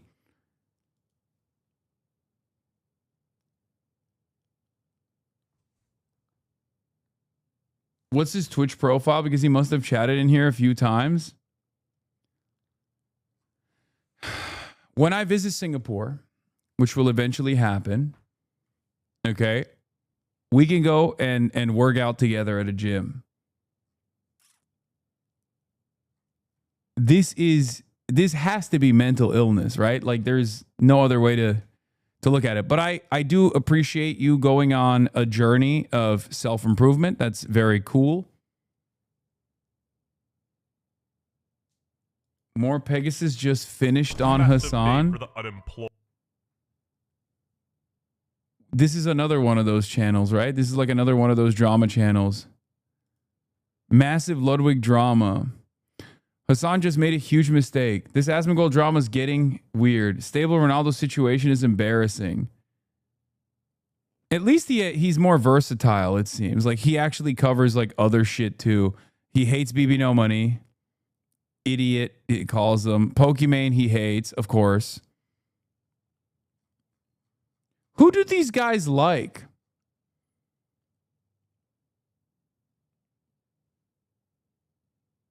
Oh, Turkey Tom.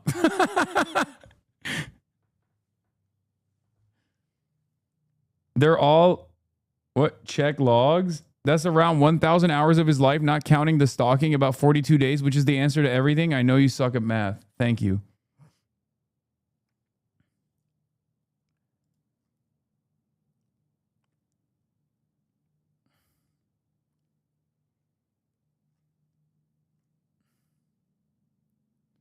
It's not about liking stuff, Hasan. That's not what unites them. They're all red bar wannabes. Did higher level math in school and still sucks. Yeah, I haven't done a single instance of math in fucking years. This is a Moist Critical fan.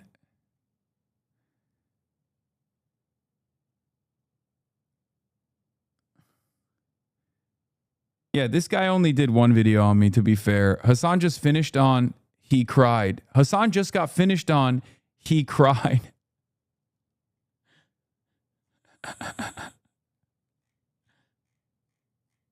Both West and Pegasus love the juicer. We are tapping the glass way too hard. I mean, this is fascinating, no? Am I... Formerly a Valorant skin memer and comedian, current drama enjoyer and internet cringe enjoyer, WestJet isn't endorsed by Riot Games and doesn't reflect the views of Riot Games. He's Canadian.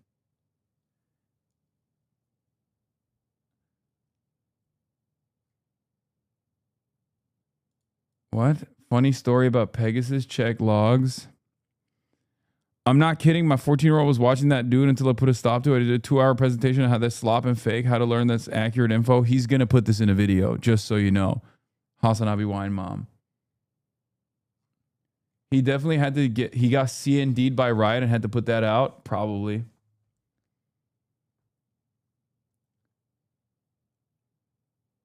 You have a good no tapping the glass policy in general, I will say. Yes. But, I mean, this is not even, am I even tapping the glass? Like, this guy is literally, he has a playlist. Hasan and Friends Saga, the legendary series. Like, Logan Paul and KSI Saga has 25 videos. Mr. Beast has 25 videos, right? Hasan and Friends Saga has 363 videos. So out of the 1,000 total videos that he's put out there, 363 are about me. He has done one every single day.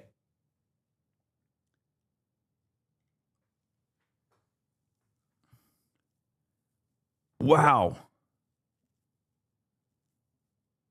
You should report that person to the authorities in Singapore. They have extremely strict laws against cyber harassment and spreading misinfo on the internet. Wait.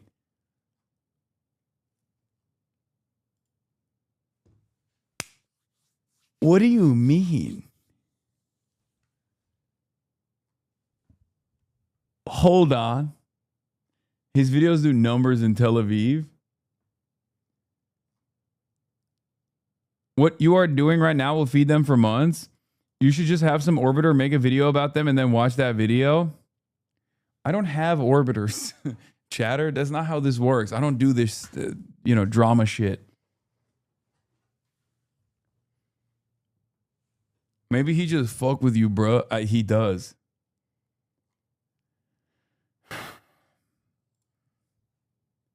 The law intentionally causing harassment, alarm, or distress. Singapore statutes online. An individual or entity must not, with intent, cause harassment, alarm, or distress to another person called in this section, the target person by any means, use any threatening, abusive, or insulting words or behavior, make any threatening, abusive, or insulting communication, or publish any identity information of the target person or a related person of the target person. Oh my God, they're going to cane his ass. Oh my God. Oh my God, they're going to cane his ass. Oh my God, you're about to get caned, big dog. Oh my God. Because Singapore does not fuck around. I forget who I was talking to, but someone was telling me that there was an instance where someone was traveling through Singapore. Like they made one stop at Singapore, and I guess they had like a weed particle that got dinged on their shoe or something. Immediate execution. And I feel like that's one of those like fake stories, but Singapore is pretty fucking wild. You get immediately deported if you do anything.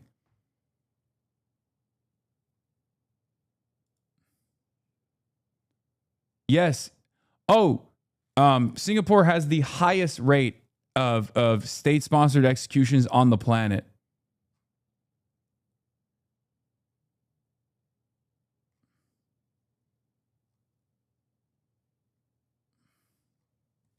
I think.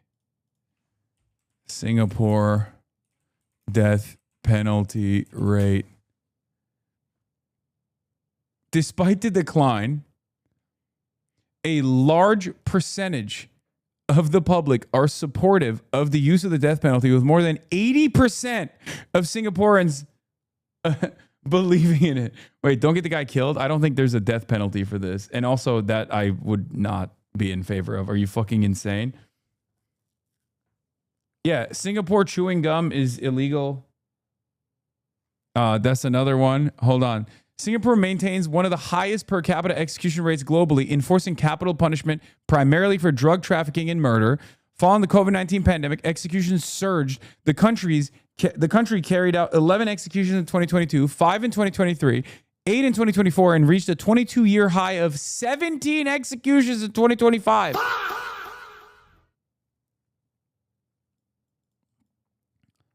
A significant percentage of those executed and the majority of those on death row are for drug offenses are foreign nationals. Yeah, that's the other thing. They will just straight up kill foreign nationals, dude. Isn't that fucking insane? Yeah, by the way, the number is pretty high for how tiny Singapore is. When you're like, oh, what do you mean, 22? That's not that high in comparison to America. Singapore is literally the size of like one borough in New Jersey. Okay, it's fucking what, like 6 million people?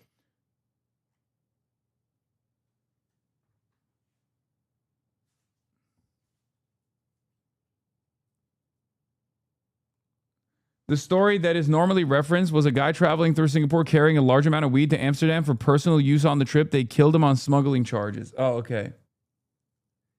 So it was exaggerated. Big dumps coming in for Steyer, by the way. Big Steyer dumps. Any individual entity that contravenes subsection 1 shall be guilty of an offense and subject to section 8 shall be liable on conviction to a fine not exceeding $5,000 or to imprisonment for a term not exceeding 6 months or both. In any proceedings for an offense under subsection 2, it is a defense for the accused individual or accused entity called in the section to the accused to prove that the accused conduct was reasonable. Illustrations. X and Y are coworkers at the workplace. X loudly and graphically describes to the other coworkers X's desire for a sexual relationship with Y in an insulting manner. X knows that Y is within earshot and intends to cause Y distress. Y is distressed. X is guilty of an offense under this section. X writes a letter containing threatening words or maybe a YouTube video.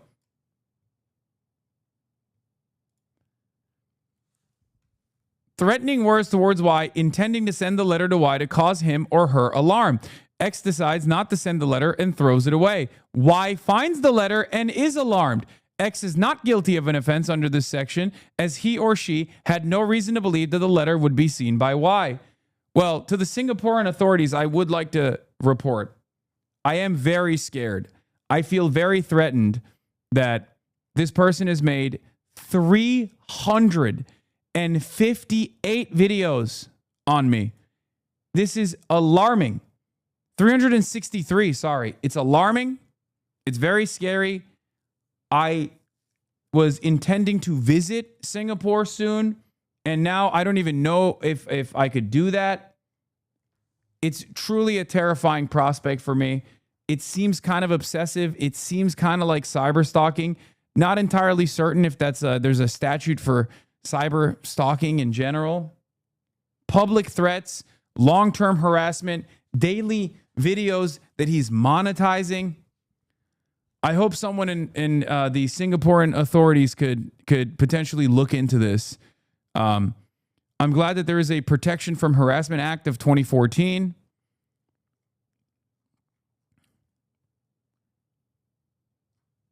Check Section 7, unlawful stalking. Wait, let's look at that one.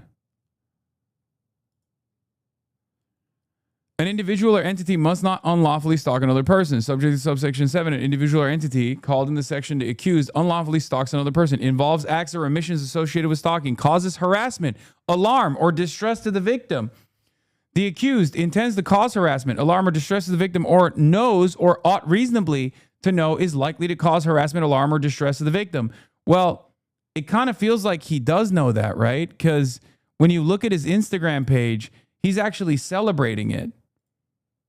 Right? He's calling it a legendary series.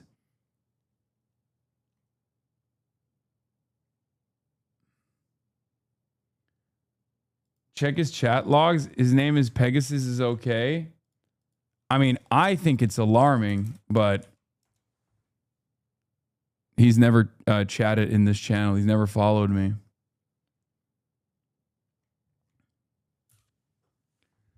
A lot of slander. I don't know what the legal case is for slander. Dog archived this. He's going to delete the channel. He's got a YouTube channel too. No, this is the channel that we're looking at. Yeah. Chatters, do you feel like I'm crazy for being alarmed and scared and worried about the stalker here?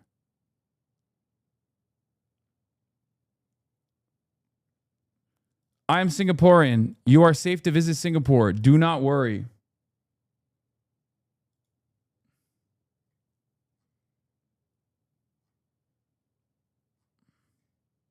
Did you see Stavros' Reddit roast Pegasus Lamau? I'm literally shaking. I'm shaking in my boots. He is alarming, scary, and worrisome. Same. That's how I feel too. Fallen the victim. Making any communication or attempting to make communications by any means to the victim or related person. Relating to purporting to relate to the victim or related to a victim. Purporting to originate from the victim or a related person. So the fact that he's not just coming after me, but all my friends in a serialized version of cyber stalking and slander makes me feel very unsafe. Very, very unsafe. The ethnic Chinese Singaporean judge won't be kind to an Indian stalker harassing a pro-China guy. I don't know about the ethnic tensions that exist. I just only know my feelings, and my feelings are that it's wonderful. Singapore is an incredible country. I love it. The Strait of Malacca should always remain unimpeded and open for international trade. And I think it's awesome that you have to pay $750,000 for a vehicle. Actually, I do think that's beast mode, and I do really like the Singaporean the land utilization of Singapore is fantastic as well. So I hate cars. I love Singapore, probably the best country on the planet. And as someone who genuinely loves the nation state, tiny nation, not even the size of New Jersey, really, smaller than Israel. Say Mahula Singapura, what does that mean? I don't know if you're fucking with me or not. What does that mean? Is that like a bad thing or a good thing to say? I do want to say I personally hate chewing gum. I hate chewing gum. And there's a defamation one too.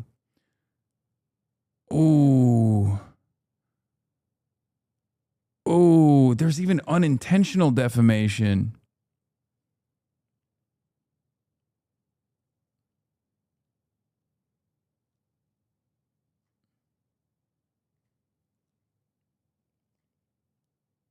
Hate chewing gum, love chewing zins. Oh shit, you're right. That's going to be tough.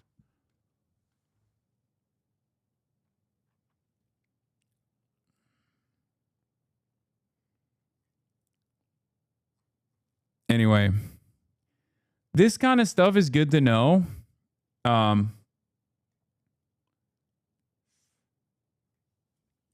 This is good to know. This is good to know that it's out there. This guy probably went through some crazy range of emotions when you first mentioned him earlier to now when you're reading this.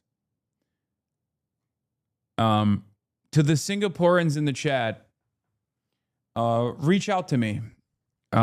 If you know like a good Singaporean lawyer, something like that, it'd be nice to try and figure out if I could pursue litigation of sorts. You know?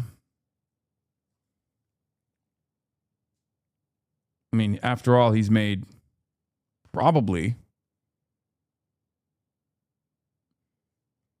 I don't know, a couple $100,000 off of slander, harassment.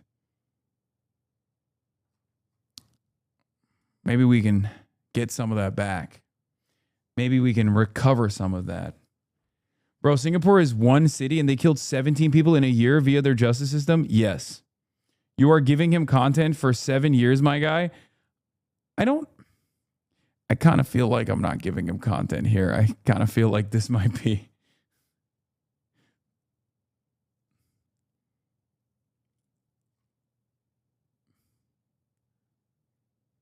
Yeah. I don't know if I'm giving him content for 7 years or if he's going to prison for 7 years.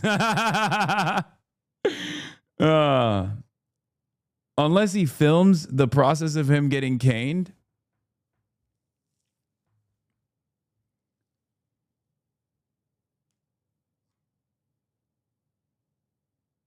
Please read my log. See if you can reach out to YouTube.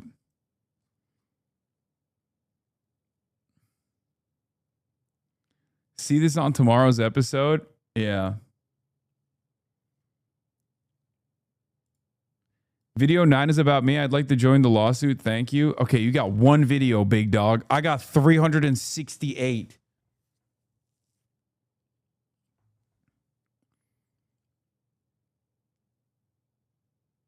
This dude is such a lame. Why does he have such a hate boner for you? Did you give him a wedgie or something? No, I didn't really know who the fuck this guy was, except for the fact that his fans every now and then would come in to just be like, Pegasus owned you. And I was like, I don't know what the fuck that is. And I've seen like, and then I found out about who he is, and I love him, but also am now scared of him. Initially, I was like, wow, how wonderful. This must be a fan page. And then I realized he's exhibiting stalker-like behavior and also defaming me and causing great injury to me psychologically. And I I don't like that. I am scared.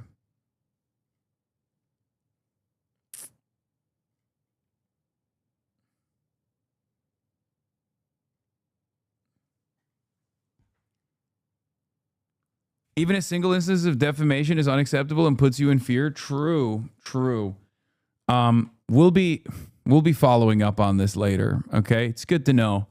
It's good to know. We back pocketed it. Okay. Search warrant. Stand up. Okay, so this is the fucking Lego saga that everyone's talking about on the internet, right? Reckless Ben.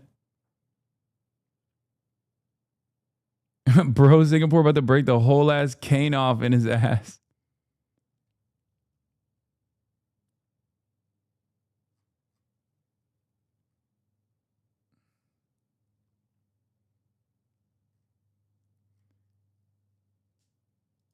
Breaking. Israel and Lebanon have reached an agreement on the implementation of a ceasefire, according to two sources familiar with the negotiations. The fuck do you mean? An agreement on the implementation of a ceasefire? I don't even understand. Also, it's not Lebanon that needs to be implementing a ceasefire. It's Hezbollah. And it's not just Hezbollah, but it's also Iran as well.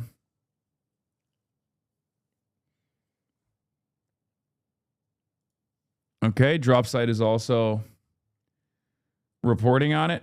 Watch part 1 first. This man spent his life collecting. I tracked down the thief who stole $200,000 worth of Lego. Okay. U.S., Israel, and Lebanon agree to ceasefire contingent on Hezbollah withdrawal south of Litani. The United States, Israel, and Lebanon have issued a joint statement following a fourth high-level trilateral meeting in Washington on June 2nd and 3rd, announcing a ceasefire agreement contingent on Hezbollah's full withdrawal from southern Lebanon. The fuck? What about the Israeli withdrawal? What do you mean the full withdrawal of Lebanese people from Lebanese territory that they currently live in so that Israel can more comfortably annex it?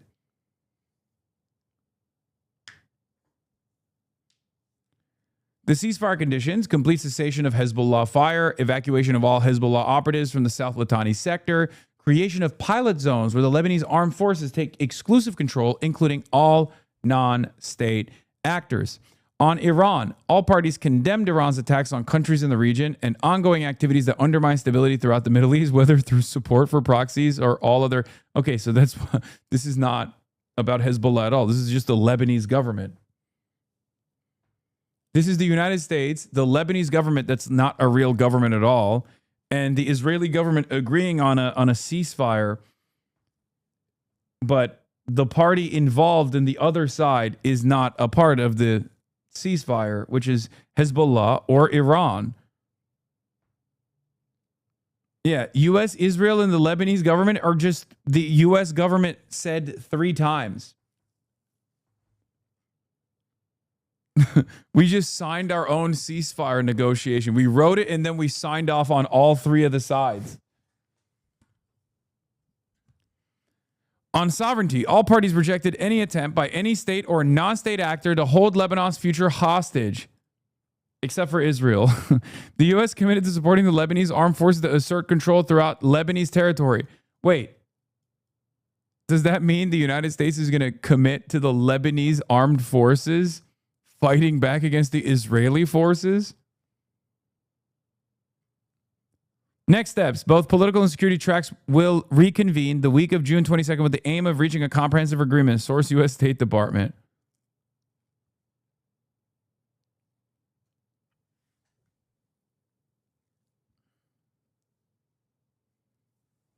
I like that it's a concept of a ceasefire pertinent on a memorandum of understanding, except it's not enough. By the way, big game for Sire in this drop. It's not quite enough to catch up, but even if this held, it would put him very close to Hilton.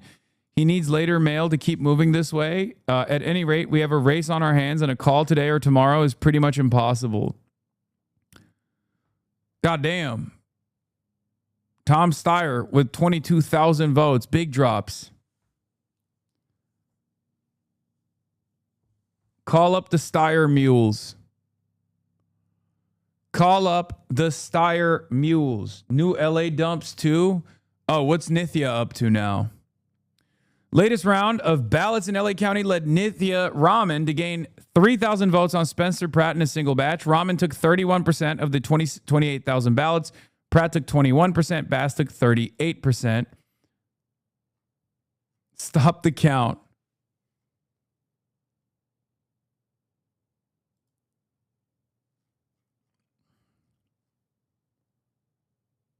What's the latest percentage now?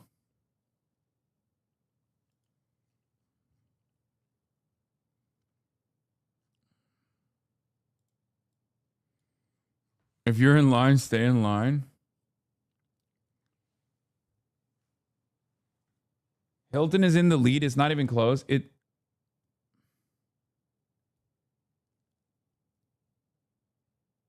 LA race. I mean, this shit don't look that close to me. I'm going to be honest, but who knows? All of the election understanders keep telling me that, like, by the time the final tabulation arrives, like, these numbers are going to be reversed pretty much. Let's see what the governor's race looks like. The races for the second spot in both California governor and LA mayor remain uncertain. Both appear likely to take days to call, and the margins will narrow substantially from where they stood at the end of last night.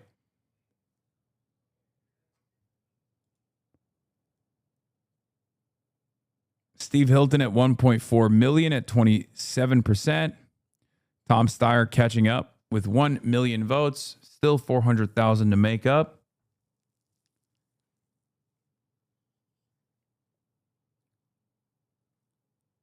I would ban all of you news linkers from this chat if I could. So, Lego. Yeah, many voters choose to return their vote by mail ballot on election day. I'm one of those voters. Those ballots are valid and deserve the same level of care, security, and verification as every other ballot cast in the election. Taking the time to work ensures every eligible vote is counted accurately. I'm literally one of these guys, by the way. I do this. I'm the guy. I wait till the last fucking day and I drop it by mail. So did my mom.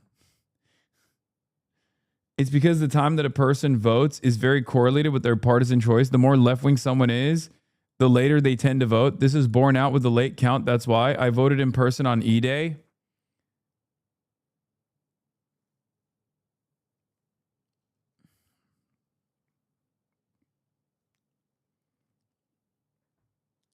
In Singapore, nicotine pouches, Zyn, are illegal and about $8,000 of fines or 6 months imprisonment.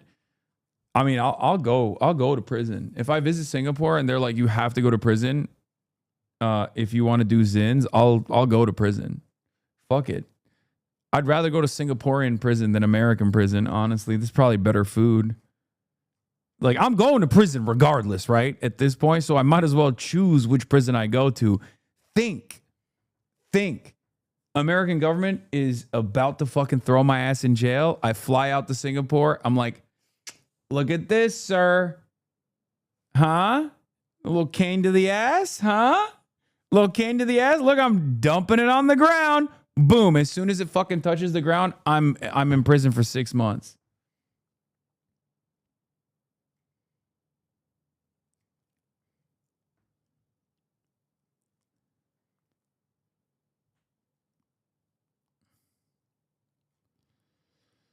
Los Angeles County late mail candidate votes percent with difference from 6-2 votes. Nithya Raman at plus 8%. Spencer Pratt at minus 9%. Nithya Raman and Karen Bass at plus 3%.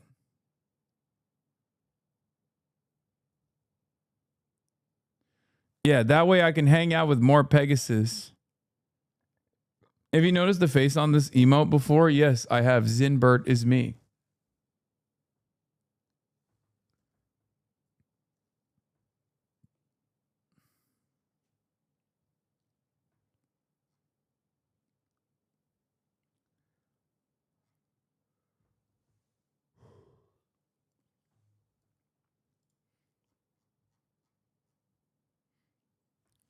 It's not just me, it's all of us. Hasan would be safer in the Singapore pokey.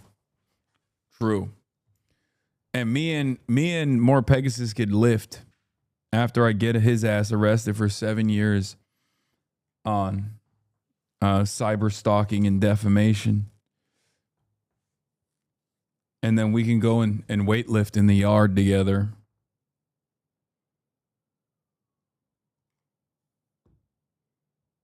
If each video is an offense, that's 363 half years or 182 years or $1.8 million in fines. Oh. Lamau, why are you fantasizing about this? I mean, it'd be pretty funny if he actually got in trouble. I'm not going to lie. It would be fucking hilarious. I mean, this guy's been actively demanding that the American government prosecute me and shit. It'd be really funny if the videos of his slanderous, libelous stalker statements that caused grave injuries to me, genuinely grave injuries, if that created a sense of accountability. New discourse? What is this? Porn obsessed Hasan Piker goes on shocking homophobic rant after Scott Wiener wins San Francisco congressional primary. I don't think there's a... Wait, what? What the fuck? What is this? He's so fucking mad. Commies down horrendously. All the candidates that went on Hasan Piker, Diddy Piker, Dog Striker stream lost handily. All that matters to a little zoomer like me. What the fuck does homophobia have to do with anything? LGBTQ foe? Yeah. They're writing entire articles over random hate tweets. Now what? I know. I mean, the New York Post is the most washed fucking news outlet on the planet.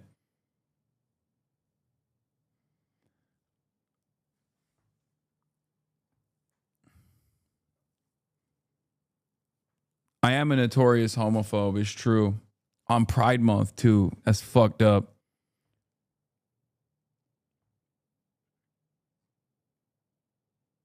You called them homofascists? Yes. Californians. It's true. I don't even think, was that even about Scott Wiener? I thought that was about Spencer Pratt in general. I thought it was ranting about like Californians and their favorite brand of politics, which is just like pro-queer fascism.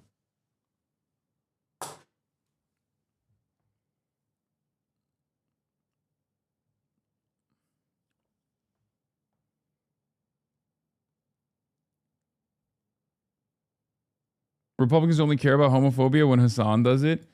Yeah. Well, I mean, it wasn't even homophobia. I'm just saying that like Los Angeles politics are so busted. It's a nightmare. It's just like fucking, as long as you're pro LGBTQ, that's like the extent of their progressive values, you know?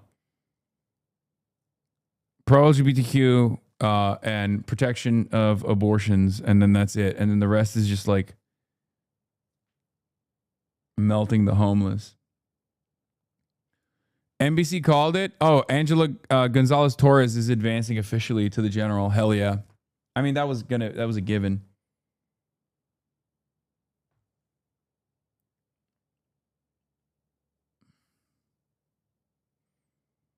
Not just LA, that's the entire West Coast. That's not true. I think that the Pacific Northwest has like a lot better politics than California broadly does.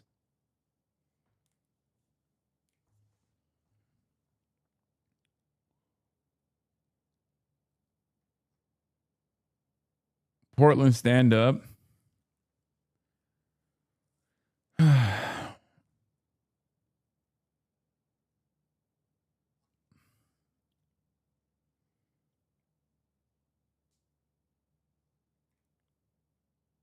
Honey Lee's will crowed. I'm going to jump. I never get anything. Should I give up? Should I just go self-harm and play Rivals Comp? This would be better. Oh my fucking God. Have you seen this leak from Israel?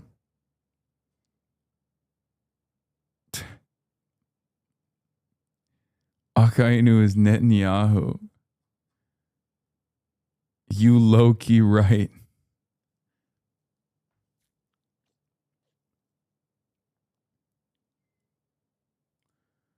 Cheers in the House as the War Powers resolution passes. Yeah, this was pretty goated. On this vote, the yeas are 215 and the nays are 208. The concurrent resolution is adopted.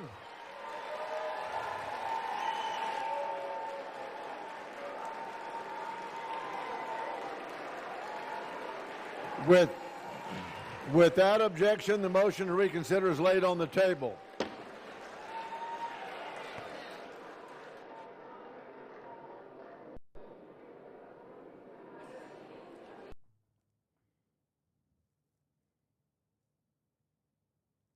Doesn't this kind of save Trump a little bit? No. Any kind of restrictions Trump hates. I see what you're saying, though. Like, you're... And does it have any effect? Probably not. Oh, Jesus Christ. The House reasserts Congress's authority with a symbolic slap on the wrist.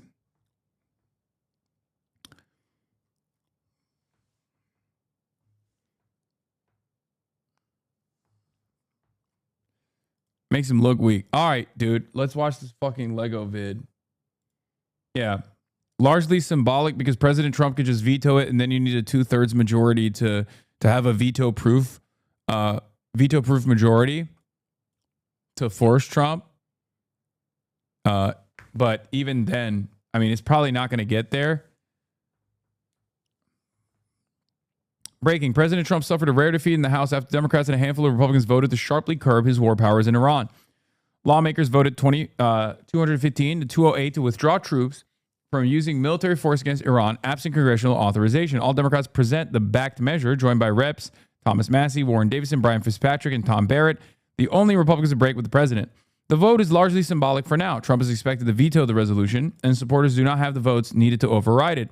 But the bipartisan rebuke highlights growing divisions on Capitol Hill over U.S. involvement in Iran. Dude, yeah, I could see this being a Supreme Court ruling on partisan lines that render the War Powers Resolution unconstitutional because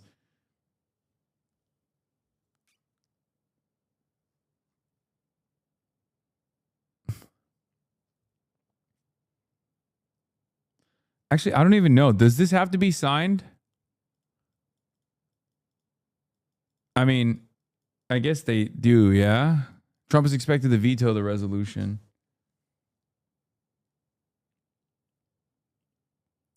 Please cover the Lego thing. Oh my God. Oh my God. I'm going to fucking do it. Jesus Christ.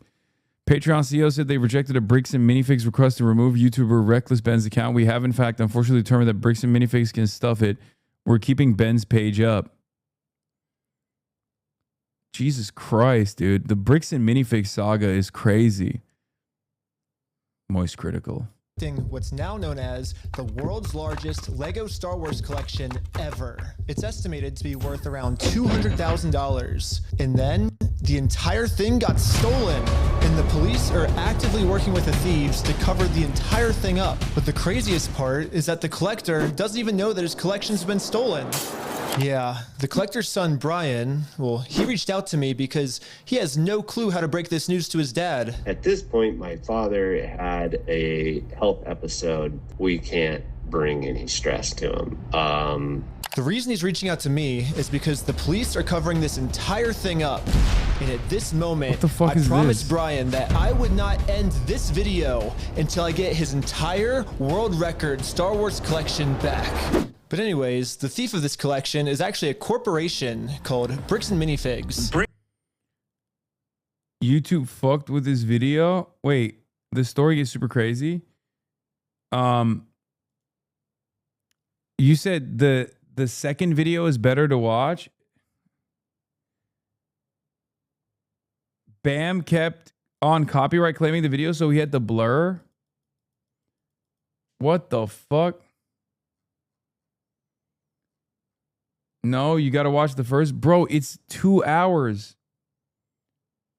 The blur is a YouTube glitch. They won't do anything about it. That's crazy. Bricks and Minifigs, the biggest toy store of its kind. Is the largest toy store. Bricks and Minifigs were not just your average Lego store. For collectors, Bricks and Minifigs is basically seen as the best and safest way to sell your Lego collections. I'm selling my Legos. So what I'm planning to do with them is take them to my local Bricks and Minifigs. Because there's so much positive media about them everywhere, Brian thought that this would be the perfect store to finally sell his dad's Lego Star Wars collection. So I wrote up a contract. In the contract, it says that these are still the family's Lego sets, but every time one gets sold, the store gets to keep a small percentage of each sale. This was a store's worth of inventory. So that store that day was nothing but my dad's collection. Like, all the shelves filled. They had to bring in extra shelves and filled the whole party room with shelves. But the owner of the franchise, this woman, well, her husband had to actually leave the country due to some work-related reasons.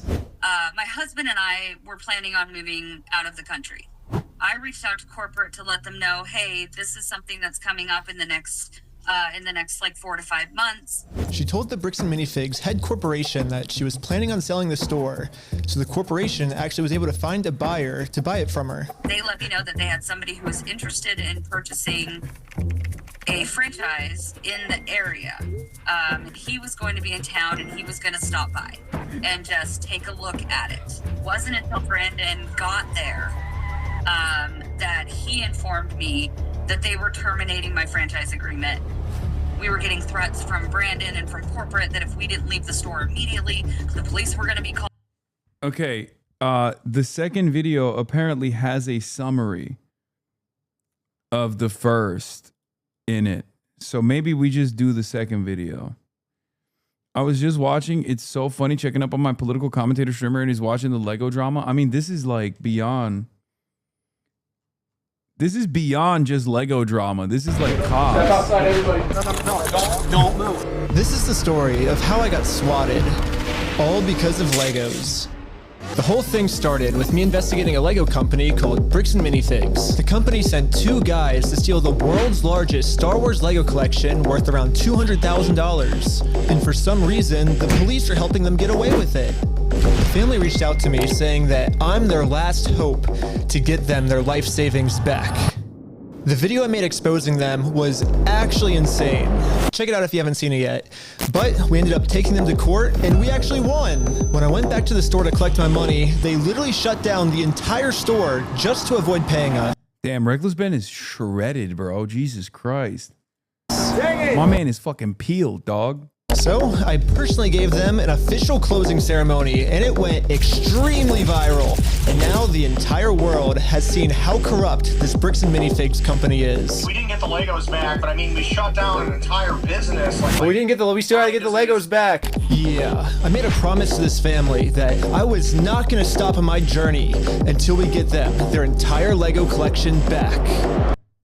Right now, the 2 owners, Joshua Johnson and Brandon Best, probably think that they're safe by closing out the store. Bro, is cum gutters? True. Maybe skip part 1. Okay, dude. I can't. It's an hour and 30 minutes long, man. Y'all gotta fucking bear with me. But the reality is, I can literally just sue them all over again, but personally this time. So I started to file my lawsuit. But right after I filed this court case, it got rejected. And the reason was I failed to demonstrate a good faith effort to resolve the dispute prior to filing. Basically, before this court case can get approved, I have to at least attempt to settle with Josh outside of court first.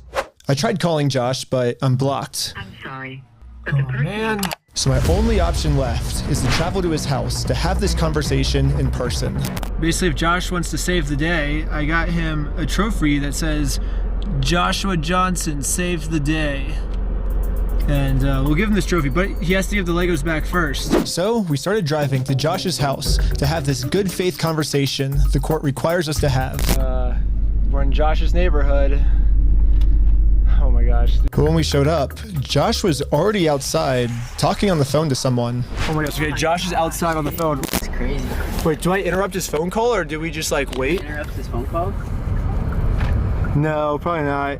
I thought it would be pretty rude to interrupt his phone call, so we parked around the corner and decided to wait for him to get off this call. I like how we just have this conversation outside. Right. He doesn't want to get his wife involved. He's hiding something. Everything's good, honey. What the heck? I'm pretty sure Josh is on the phone with corporate bricks and minifigs. And the reason I think that is we were actually just there right before this. Okay, pulling up to Bricks and Minifigs headquarters. The plan was to give them one more chance to do the right thing before suing them again. While we were there, one of the corporate employees answered the door and told us he would get the CEO to come talk to us. Okay. Hello. No, they said they're getting some guy to talk to us. We're just waiting. I can already tell you right now, no one's coming out to talk to you guys. Really? But they told us that they were. I know. Since Josh only lives like 15 minutes away, they must have informed him that we're in the area. Because a few minutes later, this happened. Dude, the police just showed up. What the heck? Why are the police at his house? Oh, there's another one, dude. 2 cop cars. 3 cop cars? Oh my gosh. Cop cars. Why is there 3 cop cars at his house? We didn't even walk up to his house yet. The cops are following us. What the heck? That's so crazy, dude. Obey every traffic law. That's Utah, baby. Look, you see that in the backdrop? What the heck? That's so.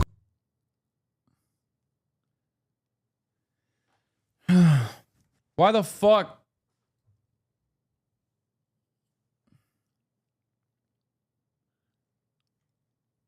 Why the fuck's the entire police department spending?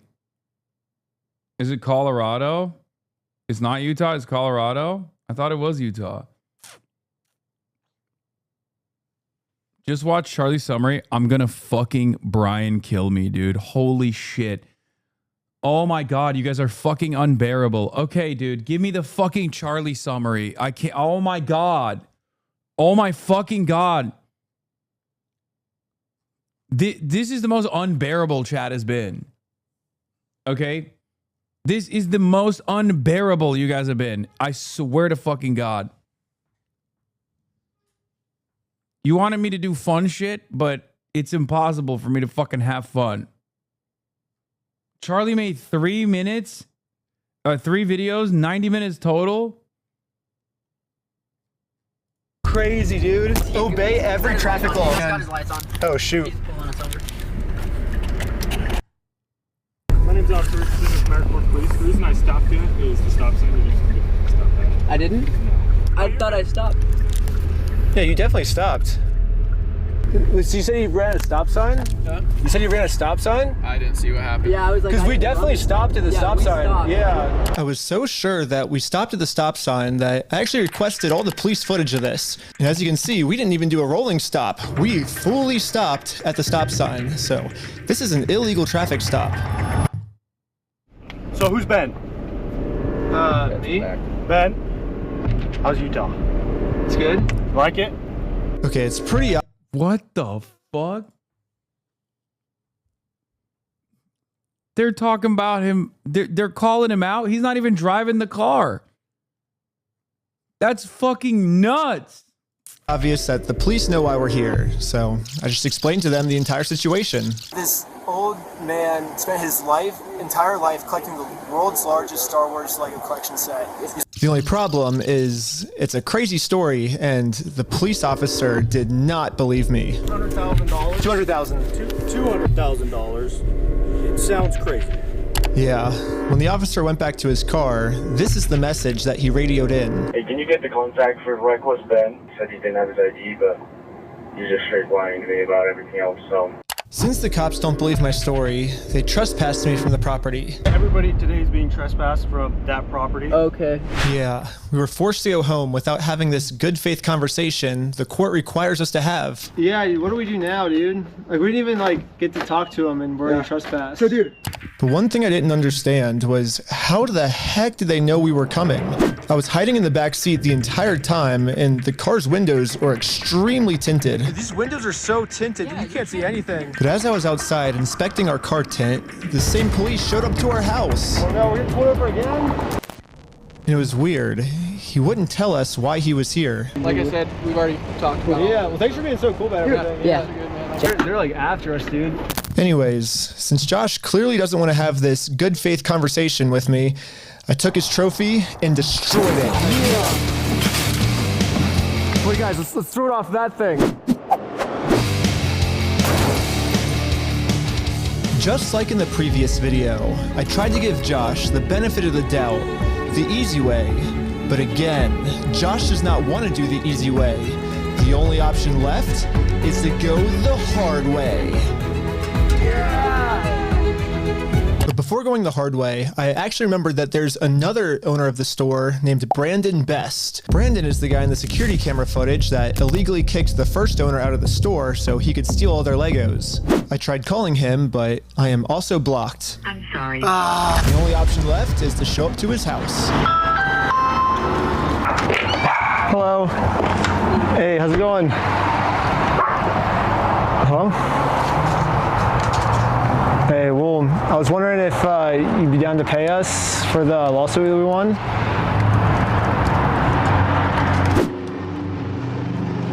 Dude, what the fuck is going on? Dirty soda eyes? Dude, these Mormons are crazy, bro. Why are they like this? Why is he going nonverbal? What the fuck is happening, dude?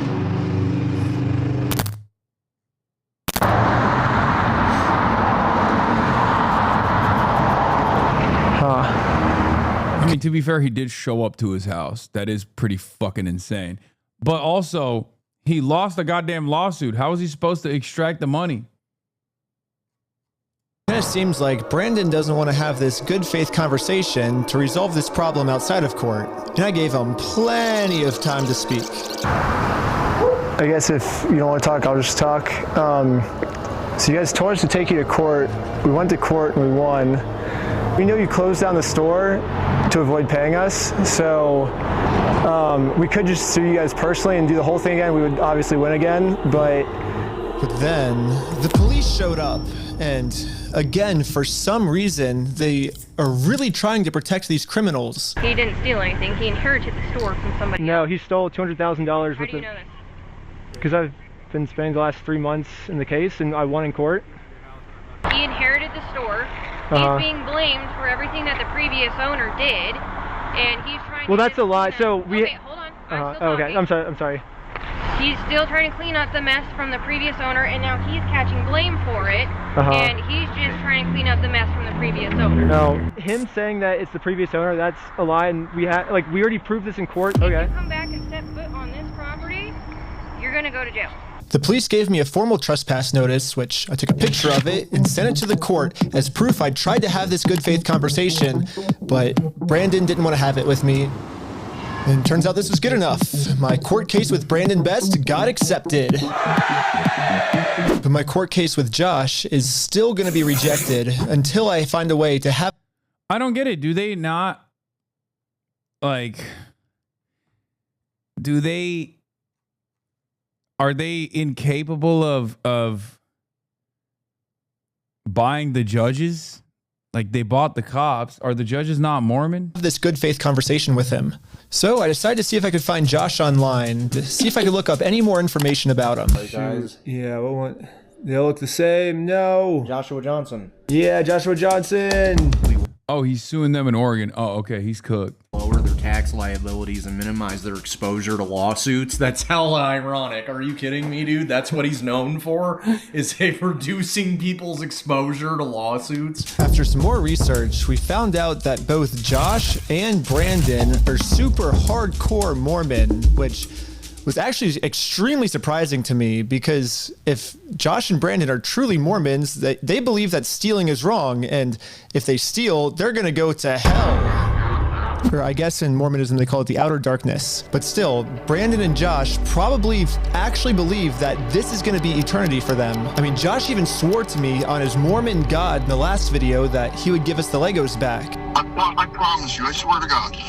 I promise you on everything. But maybe I can use this to my advantage. My problem right now seems to be that Josh is never going to listen. Does Cutie know them? Yeah, Cutie knows every Mormon in every state, including in Utah. To anything I ever tell him.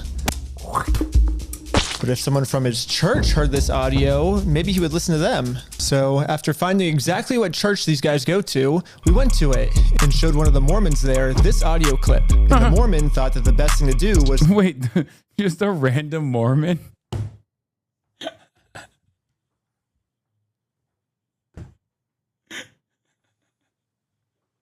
The fuck's he gonna do, bro? Yeah, you gotta go up the ranks, my man.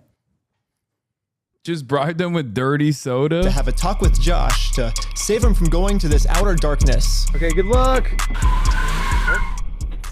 And I guess me and Tyler are staying back because we're already trespassed. So yeah, we ended up just driving home, but on our way back, this happened. What? Pulled over again? Bro, what the fuck? They can't drive in the entire state without being constantly harassed by cops. That's crazy. This is a massive misuse of taxpayer funds, by the way. Bro, we got to get Nate Blewin on the horn on this one. He's got to he could have a real impact on this. We got to get him on the horn. He needs to have a statement ready to go. How's it going? How's it going? I'm Officer Hawkins, American Fork Police Department. How you doing? Good, how are you? Good. Well, what's your name? Are you Ben? The whole police department knows him. Hanging out down here. At this point, we realized what's going on. Yesterday, I told Brandon that our plan is to now sue them personally. we could just sue you guys personally and do the whole thing again. We would obviously win again. It seems like they're getting so desperate that they're gonna resort back to the same strategy they used in the last video. You know what's really funny is after you left, I got a call from my boss, and it was like, how do we get them arrested? How do we get them arrested? Yeah, Josh and Brandon think that if they can somehow get us arrested and thrown in jail, then we won't be able to sue them. I don't know what they told the police we did this time, but they caught us too late. The police labeled him a nuisance streamer. His photos at every office. Mormon kid was already on his way to Josh's house to save him from this outer darkness and bring him back to God. What's going on, sir? You gonna sit on down here for me, perfect. Sir. What brings you here? I'm just here trying to talk to Brother Johnson. Okay. I'm in the Harvard Second Ward. There's been an audio going around with the young men group. Okay. What's the audio that you wanted to play? Here's the audio. I'm not going to screw you. You have my word. That's not who I am. I promise you. I swear to God. Who's that? So, I guess that's him. No, I know that. I could tell that from the voice, but I was just going to ask him, like, is he willing to give up everything like he said? Because he swore on everything. He swore on God. This might be a crazy ask, but could you take a selfie with me? But anyways, back to us. The police apparently got a call that we had heroin on us. this officer is going to conduct the search of your person because there are illegal substances in the vehicle. Really? So he's going to do that. I'm going to put this away, and then we'll be right. Don't reach in your pockets for me, okay? Sounds good. What the fuck? The vehicle will be searched, okay? I'm going to have you stick by with my sergeant.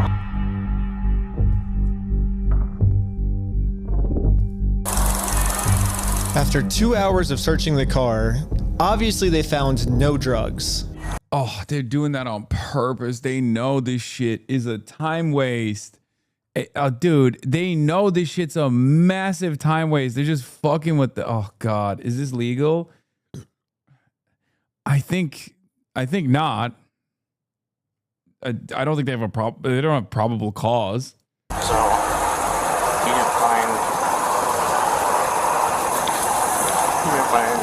I explained to the police that we didn't have drugs, and the reality of the situation is that Bricks and Minifigs is so desperate at this point that they're willing to do anything to get us arrested so they don't have to pay for the property they stole. And the police was arguing back with just some of the worst comebacks I've ever heard, which is why I think the police actually redacted this audio in this clip, because if they kept the audio in, then the world would get to see how stupid the American Fork Police Department is. But anyways, even though we were passing every single drug test they gave us, they were still not going to let us go until we told them where the drugs were. Your eyes, for example, right? There's a constriction, which is dilated, and then Do you notice it? So I haven't been looking at this. I'll show him. Go ahead and look at him. I'll look at you? Yeah. You do see it? So it's crazy. I have no idea, because I've never done any drugs in my life. I don't do drugs. I don't do alcohol. I've never done any of that in my life. I'm willing to do any drug tests. Yeah. Like, I'm very cooperative. I don't understand, what you're seeing in my eyes. I'm gonna have a discussion with this officer. And then the police department illegally redacted this conversation too. My guess is that they acknowledge that it's very obvious we don't have drugs on us, but they were going to try and pressure us into giving some type of false confession anyways. I'm not sure if you're lying to me or not, to be honest. I'm willing to take any drug test you want. I'm walking a very dangerous line, which can get you hemmed up a lot of time. Yeah. And you could end up in jail in Utah when you're from Cali. Okay. Not worth it, right? Yeah. We play differently here. Does that make sense? Yeah. I'm willing to cooperate with you guys and do anything you want me to, because I'm not hiding anything. I can promise you that. I promise. We weren't giving the police a false confession like they wanted, so eventually I guess they just got tired and let us go. We'll let you guys go now, but you're walking a thin line. Just be mindful of that. Does that make sense? Okay. At this point, I've documented everything I've been through to the court, that I've tried to have this good faith conversation with Josh. He just doesn't want to have it with me. And because of everything I went through, my court case finally got approved. And attached to this email are court papers to serve Josh. The only problem is Josh is not going to open this door for anyone. He wouldn't even talk to another Mormon. Instead, he just called the police on him in order to get Josh. Bro, the other Mormon doesn't have magical powers. Like, they're not like vampires. You know what I mean? I sent another Mormon from his church to his house, and he wouldn't speak to him. This doesn't make sense. That's funny. To come outside. He should have just dry snitched to his like pastor or something, right? Like, isn't that? I don't know how this stuff works, but is there like a ranking? There's got to be some kind of like power ranking in the Mormon church, right? Like he went to a random Zoomer with like a fucking half wolf cut, half mullet. You got to go to the bishop. Is it the bishop? Yeah, you got to go to the bishop in his ward.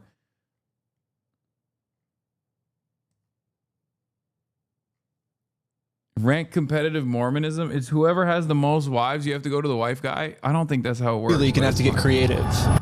So I made this poster that says, "I stole a dying man's life savings," and printed it out. Now I'm placing this poster in a public space right across the street from Josh's house. Yeah, it turns out this tiny patch of land is actually free for any person of the public to use.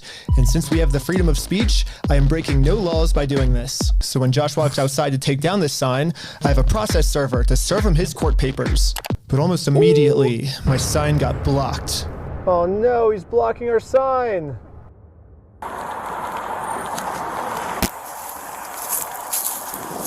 What are you guys doing here? So we are in a court case with them, and we have to serve him legal papers. Don't tell him that, bro. The cops are working with him.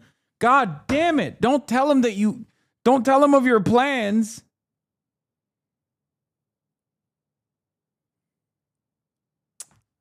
Damn it.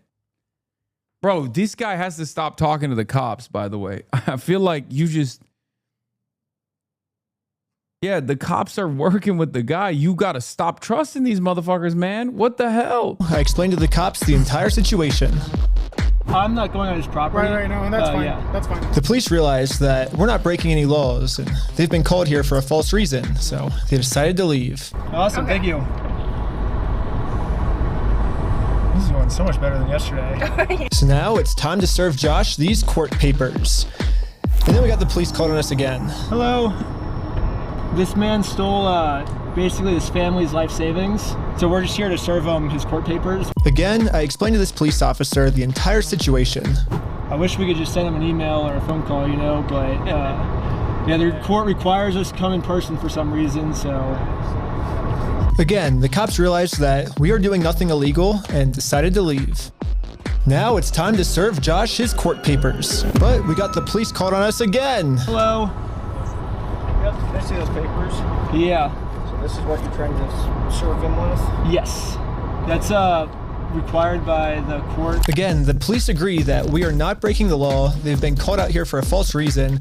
This guy told me that he could even just serve the papers for me. You okay if I give these papers to him? Yeah, for sure. Okay, just give me 1 minute. Okay, thank you. Sadly, we can't see the police officer serve Josh because the police department redacted all of it. No! No! Oh my God, bro. Are you fucking kidding me? Why would you give the cop the papers? They're working with the guy.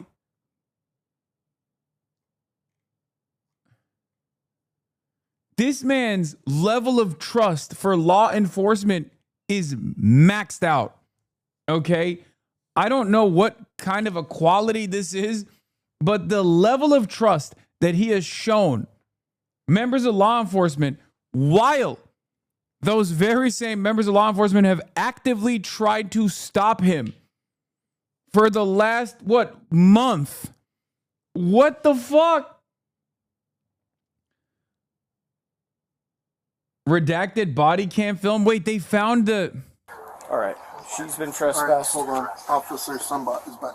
Okay. She's been trespassed. Damn, his piggies are out. Talking with him, he's telling me a different story.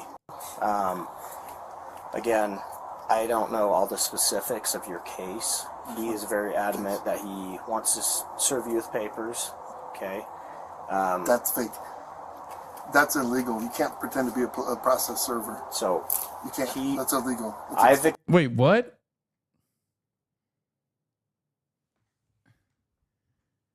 Do you get the fucking... do you get served or not? That's it. A process server isn't like a special designation, I don't think. Anyone can do it, right? Explain to him that you don't want to be served papers. He's got to figure something out. If it's, again, I don't know if there's an actual case right now in Oregon. It's a Class A misdemeanor to impersonate a process server in the state of Utah. So right now... I want her arrested for impersonating a process server. So right now, I've explained that... Bro hit the no you so hard. He was like, you think I'm in trouble? Guess what? He's in trouble. First of all, I'm pretty sure that's a real process server that he hired. And secondly, it doesn't matter. You can't... Like, what do you mean? You're just like ignoring being served. How does this... Is there like a Mormon cheat code that I don't know about in Utah? If you're just like, nope, I can't see it.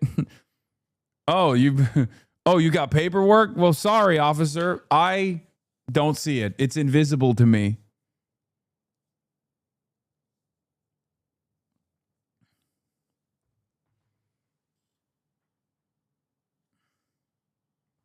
It's called bald privilege. That to them and explain that he needs to go a whole different route about this and to not come onto your property as well as her. Why are his toes out? I don't know. I can't just go and pretend. I can't go print up fake documents and go try to process serve people. That's illegal. Okay. Have you two been... Okay, just what is this fucking cop yapping about? Just give him the goddamn paperwork, man. What the fuck? To court before?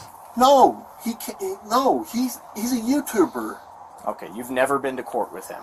No. So these papers that he printed up. Wait, I mean, he's just lying, right? Fake. Yes, 1 billion, trillion, gazillion %. Okay, never been to court with him or never anyone been to court. associated with Nobody's ever been to court. Okay. He's a YouTuber. Okay, what was the reason behind... He's making it seem like YouTubers are not capable of suing people. He's a YouTuber. Don't you know? It's also here. I have it in my phone. I ChatGPT'd it.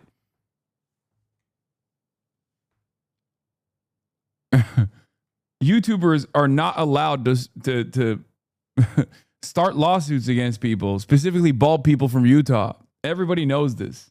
Your store closing this month. His harassment and vandalism. Shut it down? Yeah. Okay. So on your own accord, you guys On shut my it down? own accord, yes. Okay. Okay. I've explained that to him. Right now, I'll look into... Did you take pictures? He's the CEO. And went to this guy and said, hey, if I can harass these guys and if I can do some stuff and get some money out of them, will you pay me some of that money? And that's what they're trying to do, is the individual who actually owes the money. We have the unredacted videos because the cops accidentally leaked a link to a Dropbox. Are you fucking serious? So the cops actually redacted this part of the conversation, and then the Utah the Utah Police Department accidentally linked to the Dropbox a couple hours ago. So now we have the redacted footage. Wow. What a spectacular story. The only thing that really matters is that Josh is getting served. He does not want the paper. So He's not want the papers? Here's that back for you. Okay. Yeah, the police told me that they can't serve the papers for me because I'm lying to them, and these aren't even real court papers. Not sure what this is. I've never seen something like that. To be honest with you. These are court papers. Okay. It doesn't have a judge's name or anything like that on it? Because it hasn't gotten to the judge yet. So this is serving him, and then we'll go to the court, and then the judge will be there. So the judge doesn't get involved until we're in court. Why is he saying that you guys went on the property? Because he wants us arrested, so he doesn't have to go to court. It doesn't look good when you've been trespassed. Yeah. Trying to serve papers. Well, I think it looks exactly how we're supposed to do it legally. This is the legal way to do it. Well, we have 2 or 3 incidents.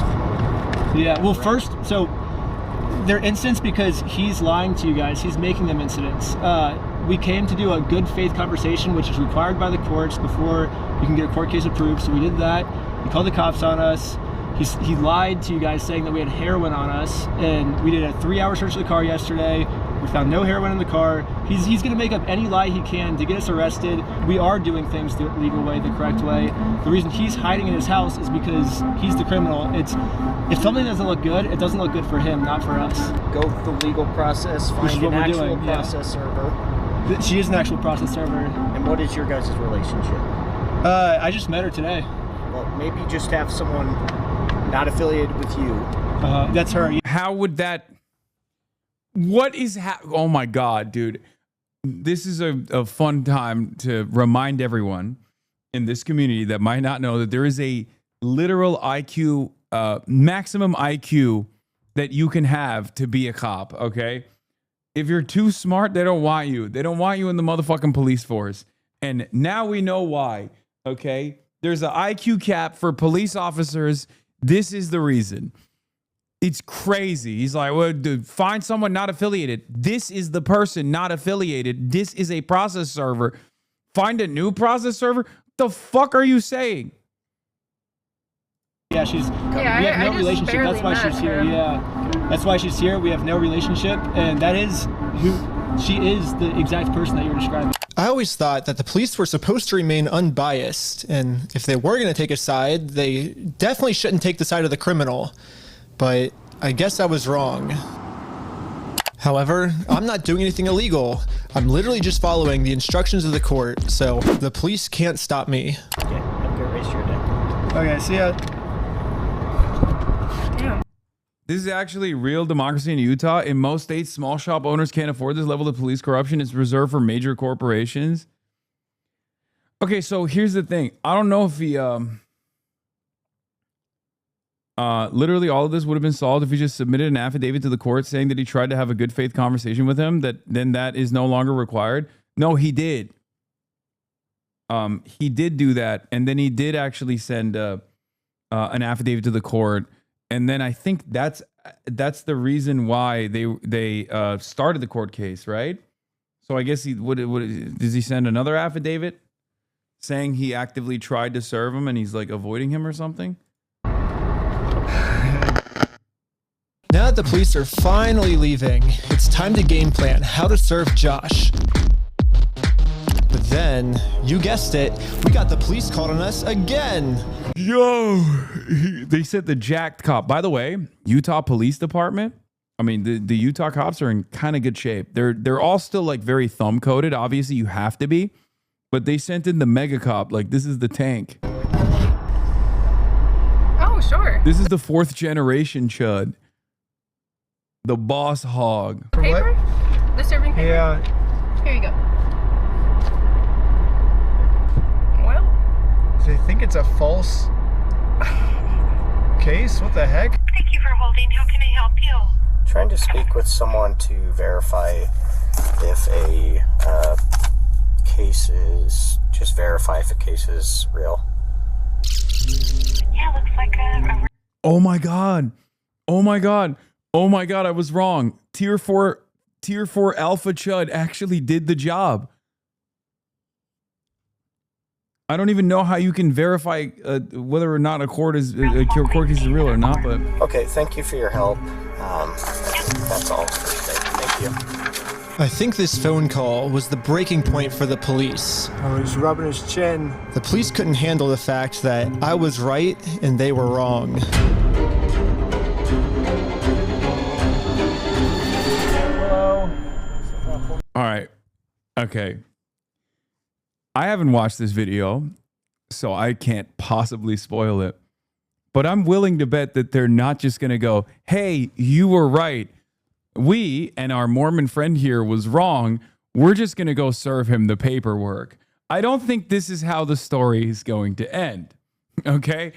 I almost feel like they're just going to double down and harass him even harder than they did before, now that they know for a fact that their homie is in the wrong. Let's take a look. Okay. Okay. Find you back. Am I being arrested? You're under arrest right now. Really?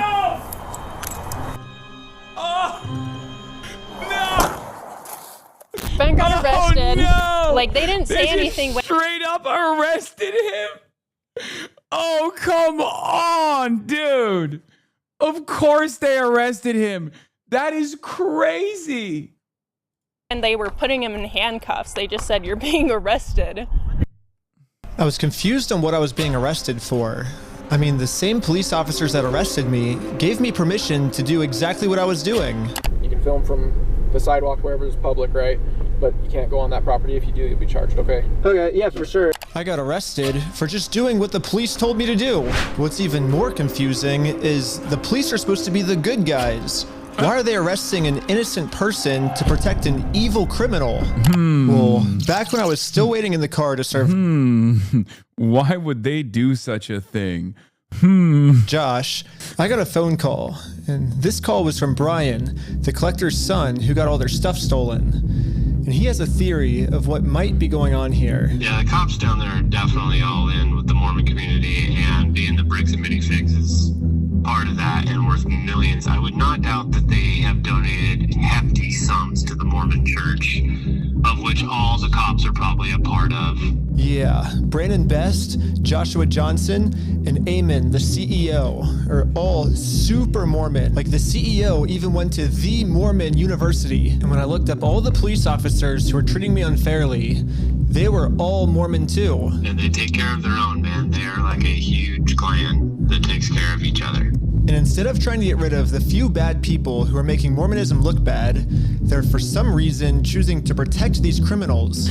I love watching this step by step, and I can't tell if Reckless Ben is like playing the role of a naive guy on purpose for exposition, or if he truly is clueless about what he's gotten himself into. I suspect he's just like, he's doing it for narrative purposes, right? Because there's no fucking shot that he's just like, oh, I thought the cops were the good guys. Why are they not taking care of the bad guys? That's what a cop is supposed to do. It's gotta be for narrative purposes, right? But eventually, I got released from jail. Out of jail now? And this is when it really hit me that the justice system has decided to protect these criminals. So now, there's really only one way I can think of to get this family the money back. He knows his whole thing is busting cults. Yeah. Yeah, I remember him doing like, I mean, he does crazy shit. I remember him like, he infiltrates cults all the time, right? Like he actually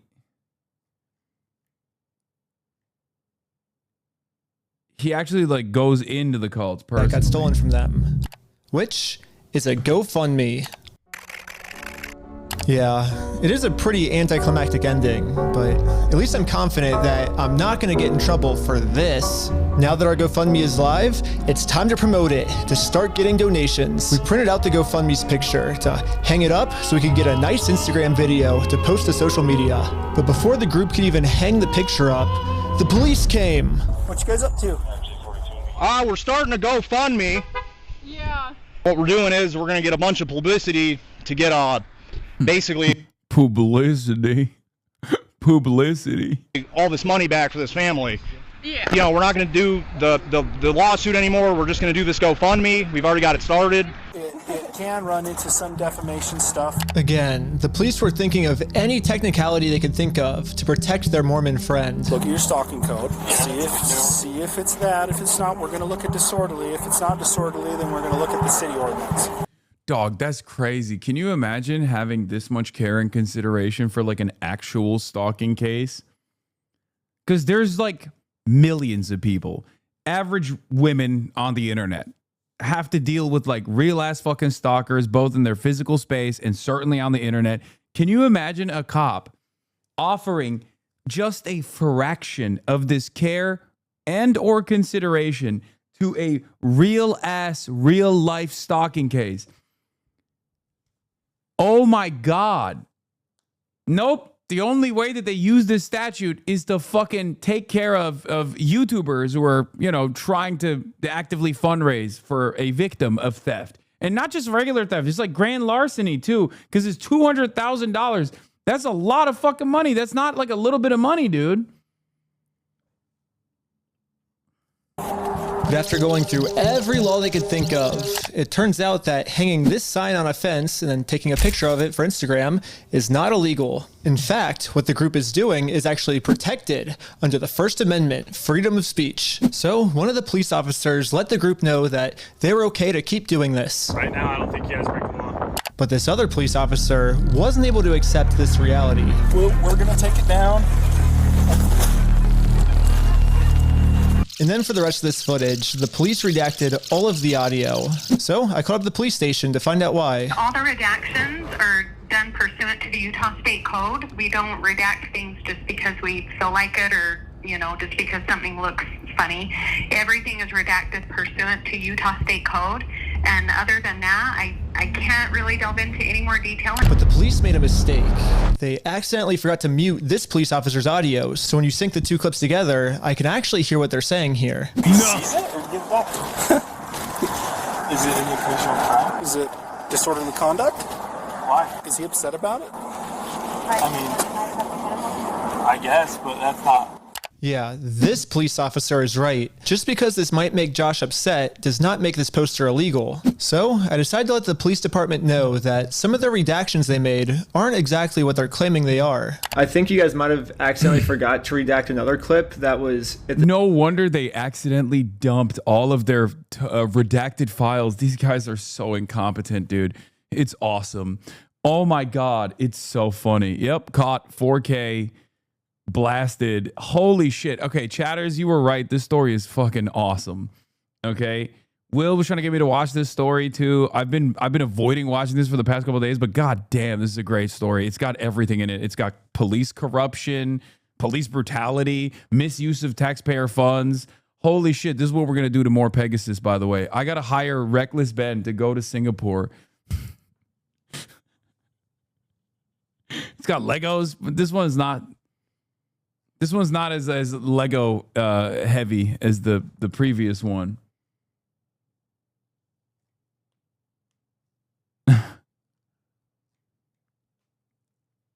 Just a reminder that this is about 9 out of 10 cities and towns in the US. Yeah, no, for sure. I told you part 2 was the Jews. Part 1 is not like this. No, part 1 is just more so just like straight. Part 1 is straight up corruption, right? Next 3 videos are in order. There's more. I got bricks and minifigs leaked email. I just got arrested because of Legos. And then my response to the police.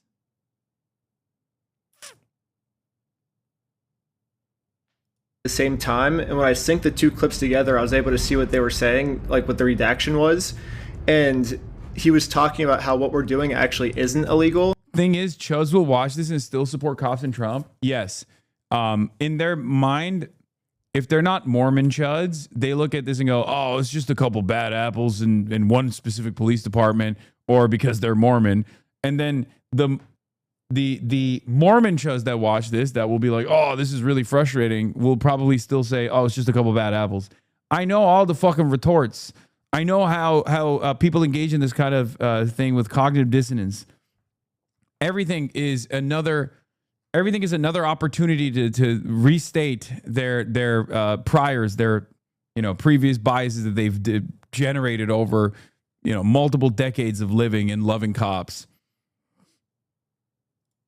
And how the police officer might be wrong. And so it wasn't about protecting a victim. It wasn't any personal information. And so I was wondering, it seems like there might be a lot of stuff like that got redacted, maybe to protect the police officers, not to protect the victims, if that makes sense. And so... yeah, we don't do that. So like I said, anything that's redacted is pursuant to Utah State Code. I can tell because when I sync the two clips together, I'm actually able to see that that's what the redaction was. Okay, well, that didn't happen. That definitely didn't happen?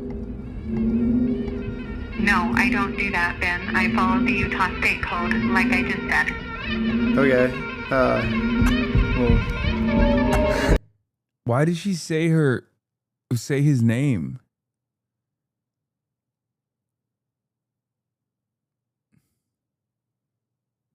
Am I crazy? Isn't that kind of creepy?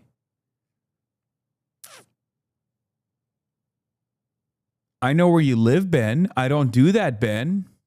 I don't know. It seems like the police department redacted this entire conversation because right here the police are actually admitting to themselves that none of this is illegal, but they're still going to try to arrest us anyways. It seems like the only reason they're getting rid of this audio is to protect the police officers from getting fired. I don't know what the police officers are saying in this next clip, but I'm pretty sure they're scheming up a way to get the group arrested, because this is what happens next. And Lieutenant Adamson can correct me if I'm wrong, but we're going to seize your phone right now. Do not do that. You understand me? Right now, you're attempting to destroy evidence. What the Okay, fuck? put your hands. Resident Evil, dude. What the fuck? He went zombie mode.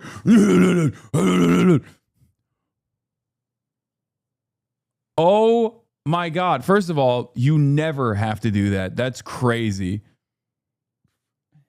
He's a cop. You don't have a right to look at your phone or take your phone. That's your fucking personal property. That's Behind your back.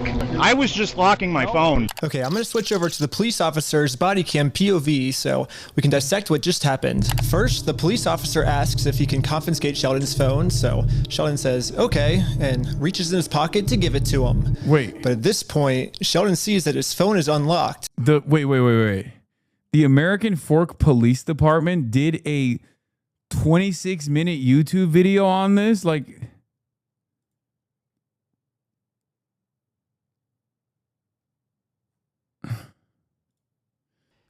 I feel like this is one of those stories that actually is like low-key an America B story, but it somehow made its way into America A, if that makes sense.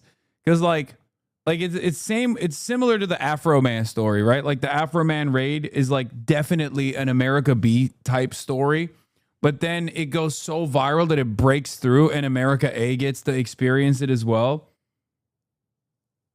This is, again, another one of those incidents. Like, this is absolutely something that you can talk to your coworkers about. This is a coworker ass story, but you know about it too.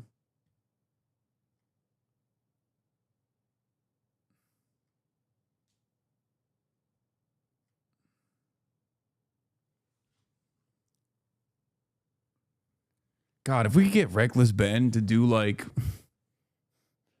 actual serious investigative reporting on political shit, god damn, dude. Maybe we could get America B and America A to be interested in some real shit. You know what I'm saying? I wish like these guys, I mean, this guy is obviously a brilliant orator. I mean, the video itself is perfectly edited. His storytelling is incredible. Now that I did that one fucking Cuba mini doc, I know how different it is to just like put together this sort of video. But I feel like this guy is wasting his talents in some ways. I mean, he's making like cool videos and exposing cults and stuff, but like, can you imagine doing this for like a major corporation? You sound like every dad, lol, unk mode, but you aren't wrong. This is what everyone's dad said when they play Warhammer.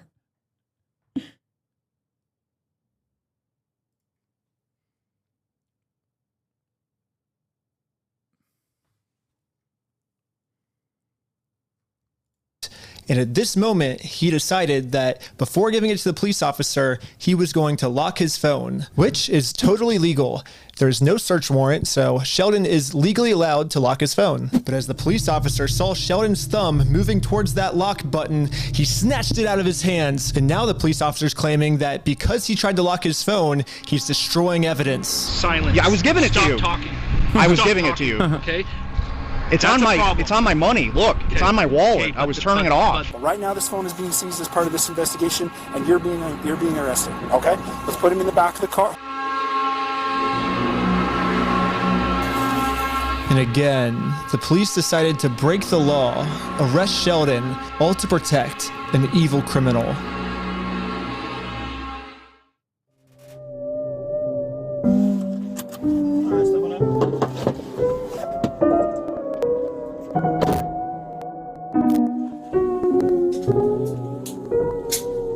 Okay. My name's Detective Nikosha. I work with... My Chug coworker actually said I used to support the police, but after this and Afro Man, I don't know. Bro, meanwhile, they're killing like 1,000 Americans a year. Oh my God. Whatever. I mean, whichever way you can get these guys to get on board, I guess. But it's just like, I don't want to be a fucking Debbie Downer, okay? I don't want to be a party pooper, but they just like melt people, right? They shoot like unarmed citizens all the fucking time. Why? I'm going to take the dub. I'm going to shut the fuck up. I'm going to take the dub. But I also don't understand why people see like cops just fucking killing people. And they're like, well, he probably deserved it. And then it's like there's a story about a Lego theft with a YouTuber involved. And they're like, this is the peak of corruption. This is I can't believe the amount of brutality that these cops are engaging this YouTuber with.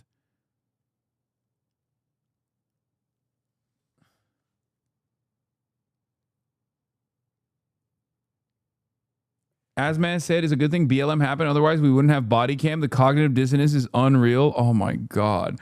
And he only says it's good that we have the body cam because he can make content out of watching body camera footage. Did you know that the body cam footage 50G total had been uploaded by mistake by cops and they removed it too late? So it's been downloaded. Do you want it? No, I don't want it. It's fine. But we've seen bits and pieces of it already. The police department.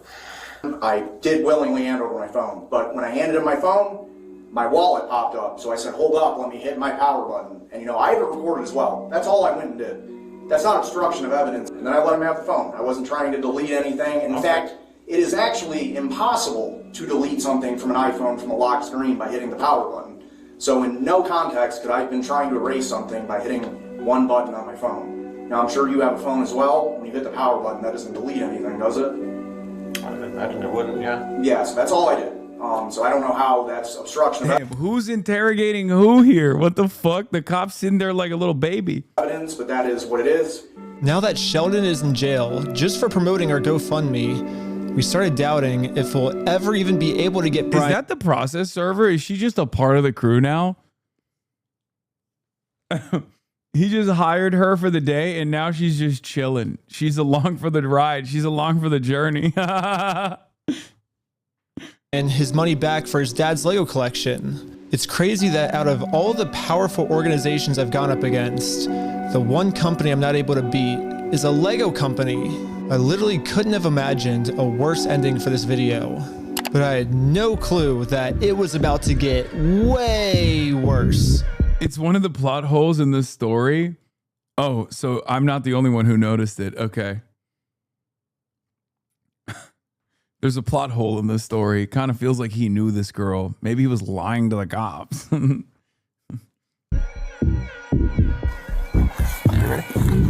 Wait, what is happening? Are they? No. No. Search warrant. Stand up. What? Step outside, everybody. Come on. No. Don't move like that. You understand me? Don't move like that. Okay? Yeah, this cop pulled my arm so far back, it dislocated my shoulder. He claims it's because I was attempting to make an escape or something. Don't move like that. You understand me? Don't move like that. Don't move quick. Everybody just chill. But if we go back a little bit, you can see I was being completely still when he grabbed me, and I actually made 0 quick movements. So this police officer is just straight up lying so he can give me a serious injury. That is a very fat cat. Very cute. But also just 0 fucks. Look at how fat this cat is. He's just chilling. He's just fucking chilling right there. He's like, nah. Who cares? Included in the warrant are Legos. Yes. The police department got an official warrant to search our house for stolen Legos. I should have seen this coming. Josh did threaten me in the last video that if I go out and actually try to sue him, he's gonna come out and say that I'm the one that stole the Legos. Okay, let's do it. Hey, fuck you, man. You stole them, bitch. I stole the Legos? Yeah, you're a fucking thief. Dang. Okay? Okay. You can shut the fuck up. That's your fucking choice. I'm gonna fast forward a little bit just to give you guys some context, but I actually got a copy of this warrant. The reason they were searching our house was, it says, there is now certain property or evidence described as any stolen merchandise, specifically Lego merchandise. Evidence of illegal conduct on us that we stole the Legos. They're looking at... Yo, it blows my mind that this no you shit works so well. Isn't that annoying? Why does this no you shit always work? Darvo is like the most effective weapon. They really have to, like, you want to know the no you shit working super hard? Here, this is an example. You know how I always talk about lying is OP when I'm criticizing Donald Trump or all these other fucking Republicans or all my haters and shit? My haters have now decided lying is OP actually is not me criticizing my haters. They're now using it against me. I realized in the fucking replies of my tweets, people will be like, is it lying is OP, Hasan? Like implying that I'm saying it's good to lie. What the fuck? It's always literally, it's always no you. It's always no you. It's always projection. And that shit works. It works so well. We stole the Legos is why they stormed our house with no evidence. And this is after he's been proven to make up stories about us before. And so now he's just pulling something out of his butt. Oh, they're the ones that stole the Legos. And for whatever reason... Way to make this Lego video about you. This unbelievably serious piece of crime that we're watching right now. I can't believe you did commentary for one moment. Way to fucking bring it back to you, you piece of shit. We're talking about fucking crimes here. Please take him seriously, even though he's acting like a crazy person.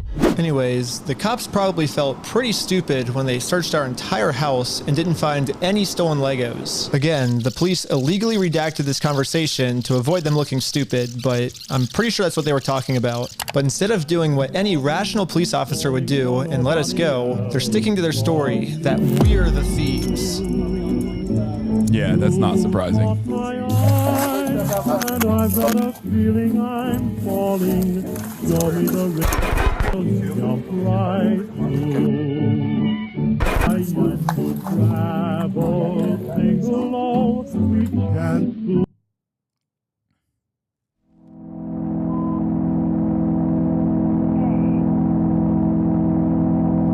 Back right? Yep.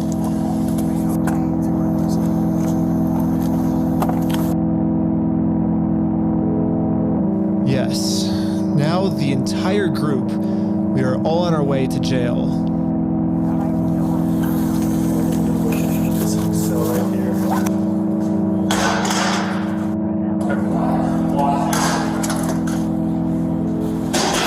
Except for me. I got taken to an interrogation room so they could find some reason to lock me up for good. Ben, I'm Detective Nikosha. Last time, I was able to get released on bail. But this time, they're requesting that I be held in jail a month until my court date. But there's honestly nothing for me to hide, so I went through the entire story with them to show the detective that this whole thing is just a big misunderstanding. If you think about it, 83-year-old man versus $400 million company, even though the $400 million company's in the wrong, they're gonna win, you know? I wish we could just send him an email, like show up to court this day. That would be so easy for us, but this is how the law works. Like, that's not my fault. Like, I don't make the law. If I made the law, send him an email, and they're like, he doesn't want your papers, you just have to figure it out civilly. And I'm like, this is the civil method, you know? Like, to do it civilly, you have to serve. They're like, well, then just sue him then. I'm like, that's what we're doing. Like, you see how this is a circle? I am very interested on Josh's side of the story because I think he said, might have said we had heroin in the car or something, and they did like a 3-hour search on our car. Obviously no heroin, so I don't know what Josh is telling them to that we're doing, but suing him is not working for us. So let's do a GoFundMe. Right after I mentioned this GoFundMe, the investigator wanted to leave the room. Being tight here, and then I'll be back with you, okay? Okay. Okay. Something about me mentioning this GoFundMe really caught his attention. All right. Good.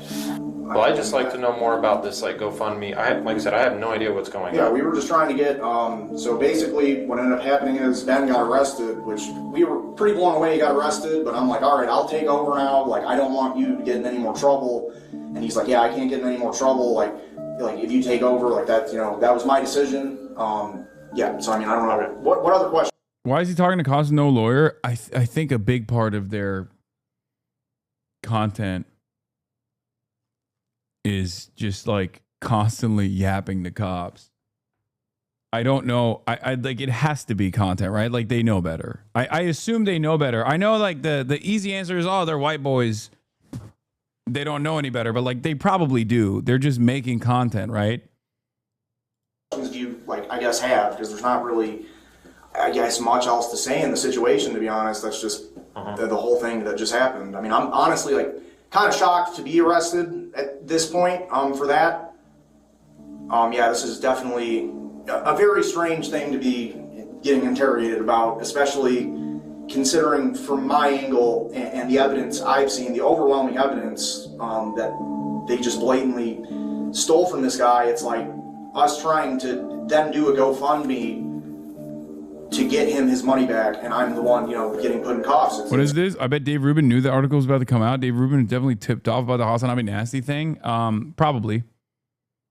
Yes, I think there's a coordinated effort to slander not just me, but like they're even fucking going after Morris Katz for being associated with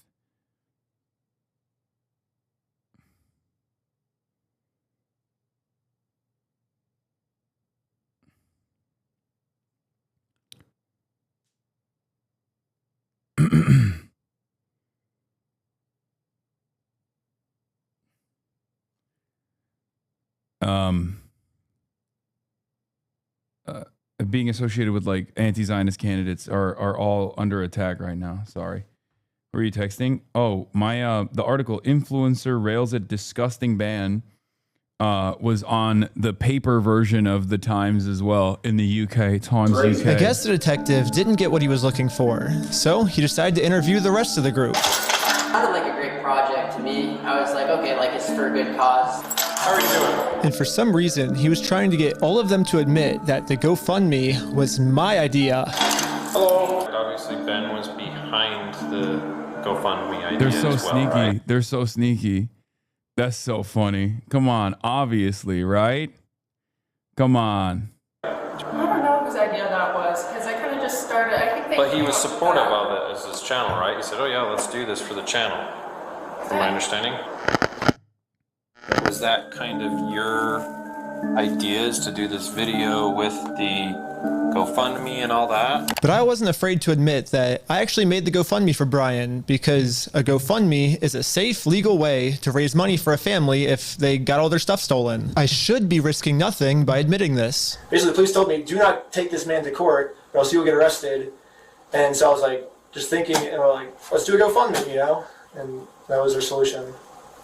But I was wrong. We're going to book you back into the jail, okay? The creation of the GoFundMe, right? We're blasting this person all over saying, hey, he's... Wait, I'm sorry. That's, even if it's defamation, that's not illegal. What the fuck do you mean you're putting him in jail? What? Okay. You can't... That's literally illegal for you to jail him for defamation. What the fuck is going on? Hello? Yeah, this ain't Singapore, man. This ain't more Pegasus. Going to Singapore in jail? Okay, now I'm being naive, but this is a bridge too far. Does Utah not have lawyers or something? Yeah. Utah is crazy. I mean, cops universally don't know the law at all. I feel like it's a part of the job description. Like if you know the law even a little bit, they beat your ass in the police department. They slam your head until you forget the law because they're like, you can't know the law, dude. Are you fucking stupid? But also, this is above and beyond as far as like not knowing the law. You can't just fucking arrest someone for being like, oh, you made a GoFundMe about someone that we like? Well, sorry, you're going to prison, buddy. Why? Because you defamed him. No, that's not. So creating the GoFundMe was illegal? When I asked the detective how creating a GoFundMe was probable cause to send me to jail, this was his response. A lot of this stuff you may have to just get an attorney and fight it in the criminal side of court, right? In the criminal side of court? Okay, should I Yep. go back? Yeah, go ahead and stand up. I got an officer right here that's going to get his cuffs for you. Will I also be able to hear Josh's side of the story? Because I think he's said a lot of lies to you guys. It'll be, and I never talked to Josh, but it'll be documented. Utah moving like post-Soviet 90s Russia? Dude. Okay, thank you so much. But the detective was lying. The police have illegally redacted every single claim Josh has made about me. And when I finally go to court, I'm going to be completely blind to what I'm even being charged for.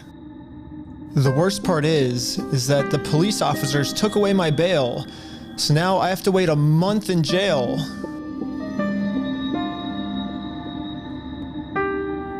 Wait, what? No. No, that's not real. No, I don't believe it.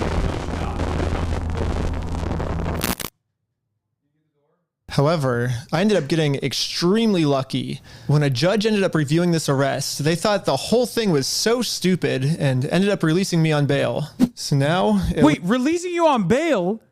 No. No. None of the... Wait, what? No, the judge should have been like, what the fuck happened here? What's the... what do you mean you had to pay bail? What do you fucking mean you had to pay bail? For what crime? This is the most liberal judge in Utah, by the way. Yeah, that's a Romney judge. That's the most liberal, libtarded judge you can find in Utah. I was like, well, you know, you should probably still, you're fucking disgusting criminal, obviously, because a cop said you should be in prison. But we've decided maybe we can give you bail. At least I'm a free man until my court case. Let's go, man, baby. Yeah. The illegal act that I committed was mentioning that Josh stole the Legos in our GoFundMe. Like, what did they write in the report? Okay, I need to understand. There needs to be more information. He's not giving us enough information. I need to know what the fucking cop... What did the prosecutor... that overlooked the case, like what did the judge that overlooked the case see on the paperwork where they were like, well, obviously this guy's a fucking criminal. What's the charge? Having a succulent Chinese meal? What's the fucking charge?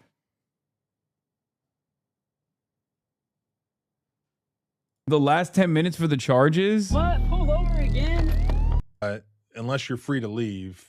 Like you were under arrest at that point. When he read me my Miranda rights, he says, this doesn't mean you're being under arrest, you're just being detained, but I have to read you these Miranda rights, is what he said.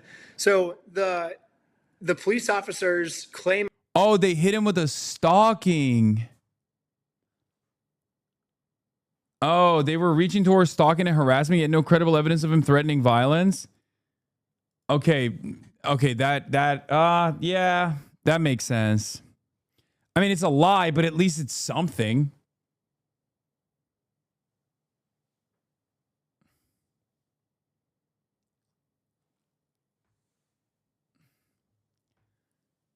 They could build a case.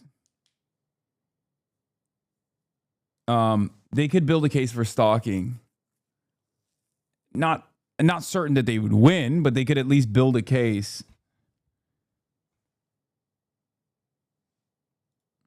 So if you say who the thief is, then that is illegal for us to do that.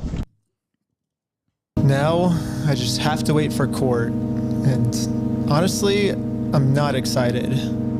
My entire life, I was taught if you steal from people... No, not on process serving. No, they can't charge him for stalking on trying to serve him court papers. But they could actually build a case around stalking because he has been, trying to do funny things outside of his house and stuff like that. Like, there's enough there. You get in trouble, and if you help people, you get rewarded. But I guess I was just taught a lie. By me trying to help and do the right thing, all I did was just screw everything up. I keep forgetting you don't know how this video ends. Yeah, I don't know. I couldn't fix anything. And now with all the charges I got in this video, I'm looking at least 5 years in jail. But I finally accept my fate. I failed. And now it's time to go home. That's the coolest cat I've ever seen. But before I made it home, one of my roommates called me saying that a police officer just showed up to our house. So he rings the doorbell, and he's like, "Is Mr. Snyder here?" I was like, "Why?" I was like, "Can I deliver a message for you?" He's like, "How could you deliver a message?" He said it just like that. He was like, "Just tell him he has a warrant for his arrest." Like, he thought he was in an action movie type walk off, and that was his like end scene line.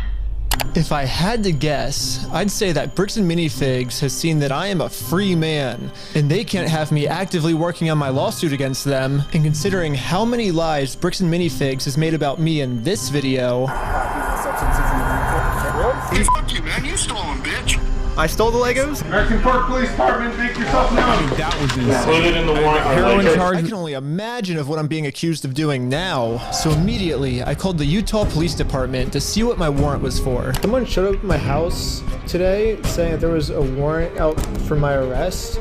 If that warrant says a no bail, those are the ones that are more serious. The only thing the police department could tell me is that I do have a warrant, but this time the judge approved it that I will have no bail. And I am now a physical threat to Josh, the person the police are protecting. So basically, at any moment now, I could be arrested without bail for some mystery crime. There really is only one thing that I can do now. Well, I'm in Mexico now, and the American police have no authority here. What's going on? What the heck is that thing? Can you get loose on that? What the fuck? But at this moment, I realized what I had to do. What? Bricks and Minifigs thinks they can just bully anyone who tries to stop them in committing their crimes. And what's the only way He just went to Mexico to fuck with slack lines? What is happening in this video? Bro. I'm gonna be honest. I feel like Reckless Ben is the type of white boy that they don't make anymore. Okay, he's bringing back quirked up white boys in a big way. You know how like on Twitter every other week there's the alien ant farm video that will go viral and people will be like, why don't they make this kind of white boy anymore? That is the era of white boy that Reckless Ben is from. Because nowadays, all white boys on the internet do is eat hot chip, be a fucking incel, cyber stalk and A-log their least favorite female e-girl, call them foids, and just shoot up schools and shit. This guy is bringing white boys back, dude. Okay? He is bringing it back. He's bringing it back in a big way. Okay.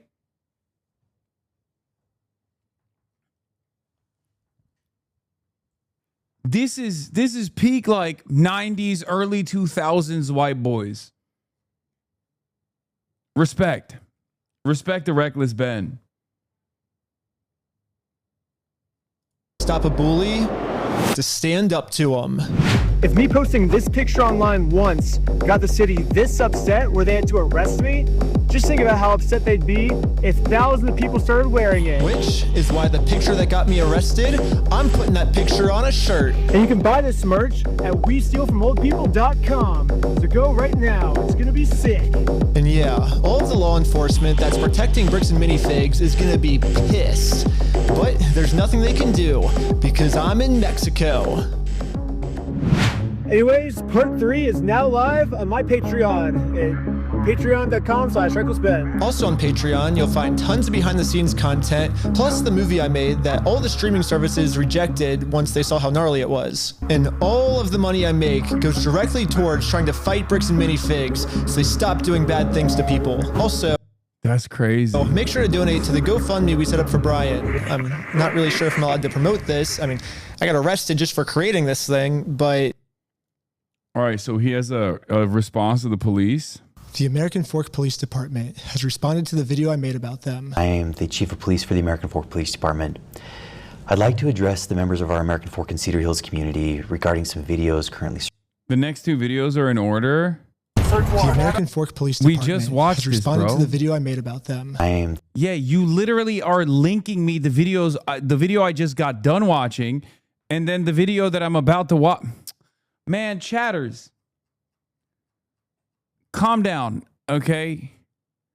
I fucking got this, bro. I got this, okay? We're locked in. I'm freaking locked in. You're not locked in. I'm locked in, okay? The American Fork Police Department. I'm the boss. I'm the boss here.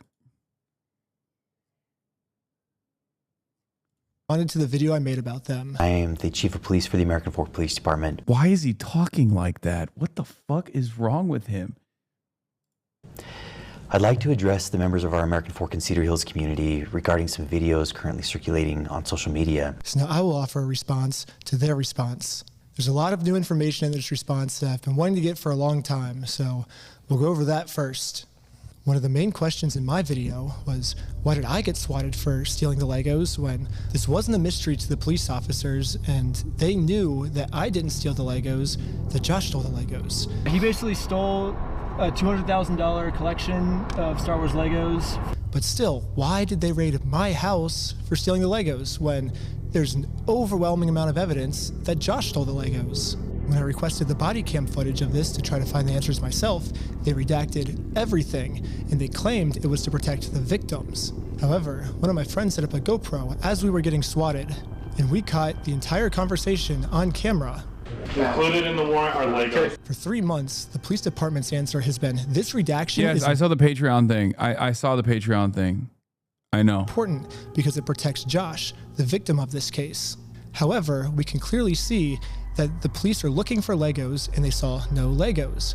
And they redacted this because they were embarrassed that they made such a stupid decision to swat the wrong person. They were so embarrassed of swatting my house for stealing the Legos that in all of the police reports, it is completely redacted. The police department wants this information hidden so bad that they're willing to break the law to hide this from everyone. The only reason I know about it is because of the receipt I got the night I was released from jail and my friend's GoPro that was recording. So even though I've been asking them for 3 months why I got swatted, they finally came up with an answer, which is the Airbnb host told them that I stole the Legos. During contact with the Airbnb owner, the owner reported overhearing conversations about possible stolen Legos.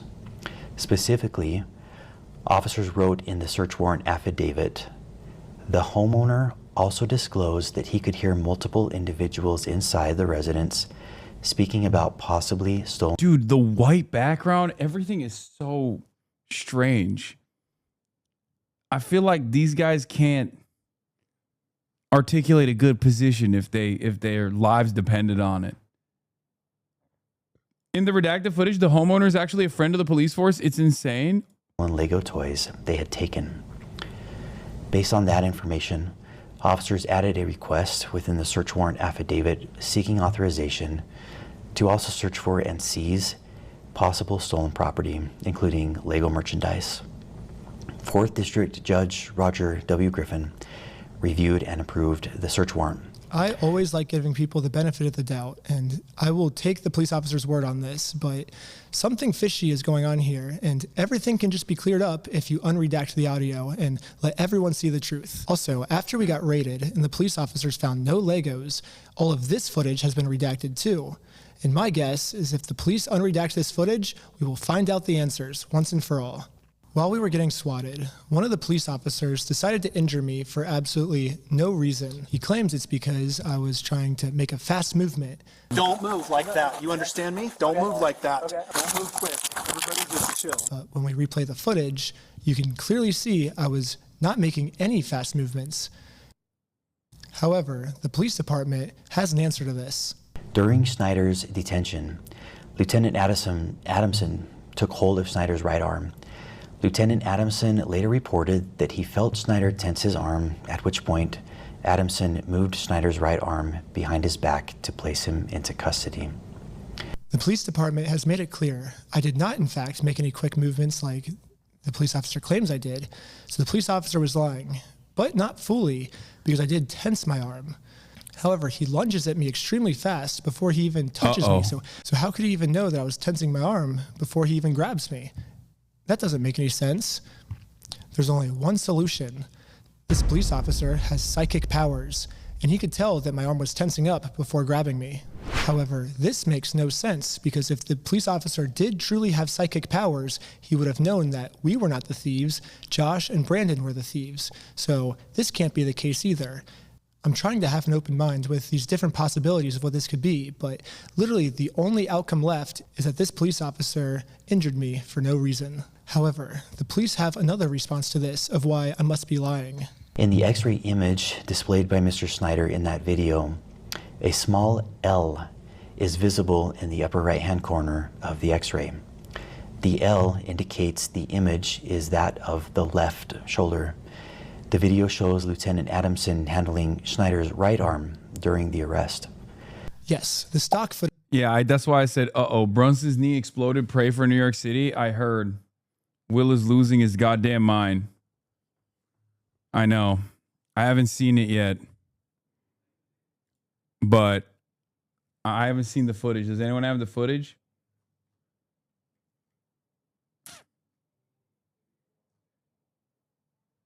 You're missing a good game. I mean, it's a devastating game if they actually fucking clapped Brunson's knee. What is this? Welcome to ABC. How is the local Chud News media covering this? Conflict over purportedly stolen Legos leads to accusations of misconduct against American Fork Police. Of course, dude.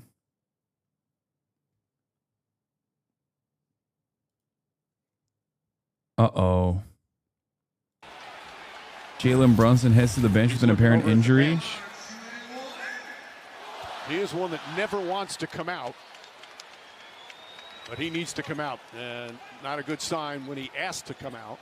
And there you see Brunson holding that right. Wait, what? Shaman should not be able to walk freely in New York City if it's serious.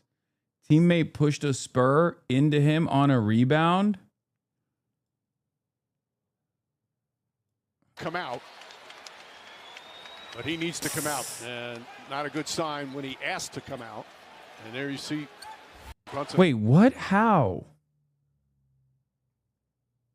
It's not even his fault.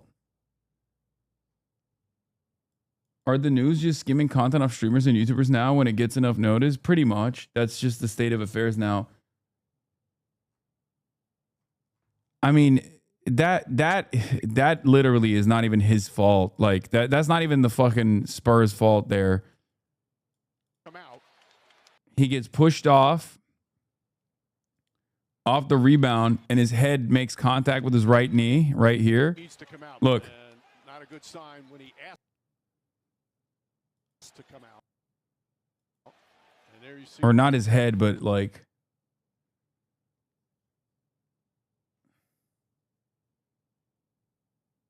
It's getting wrapped up right now on the bench. League so soft. Isaiah Thomas played on one leg. What a bitch. Okay, Unk.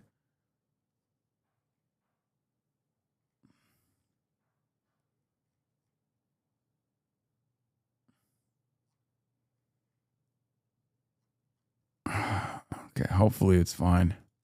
I used to show what a dislocated shoulder is, an image that's clearly not mine because I didn't go to the hospital. I went to jail. So how could I have taken this picture? But anyways, the stock image I used is of a left shoulder when my shoulder that got injured was my right shoulder. When I was editing this, I like to think highly of my audience that they would have known that this was a stock image and I wouldn't have to spoon feed every tiny detail to my audience.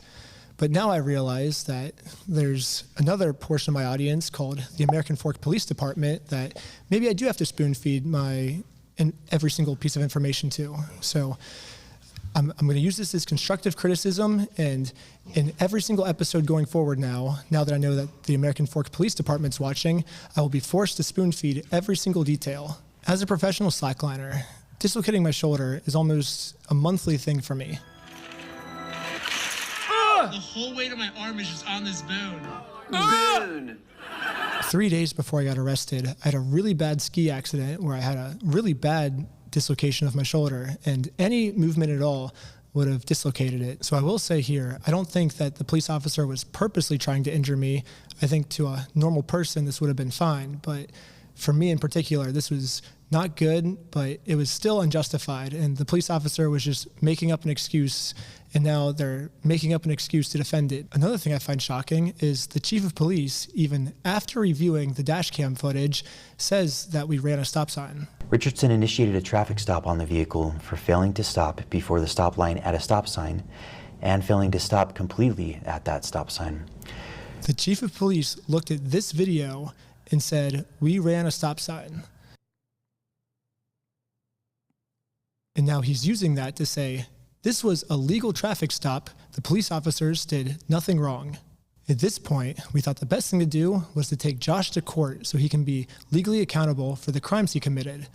However, to do that, we are first required to serve him court papers. So we did what the law told us to do. I got a process server, and we went to his house to do this the legal way. However, Josh did not want to do this the legal way, and instead called the police on us. Joshua Johnson contacted police and reported he was going to shoot someone as a result of the ongoing harassment. Multiple officers immediately responded to the area. Josh was so scared of going to court that he would rather shoot us than accept these court papers. Josh's logic here is that if he can murder the process server and if he can murder me, then he can get away with his crimes because there'll be no one to sue him in court. However, sadly for Josh, murder is illegal. And now he just admitted his plans to the police officers. The American Fork Police should at least be arresting Josh for trying to use murder as a way to get out of.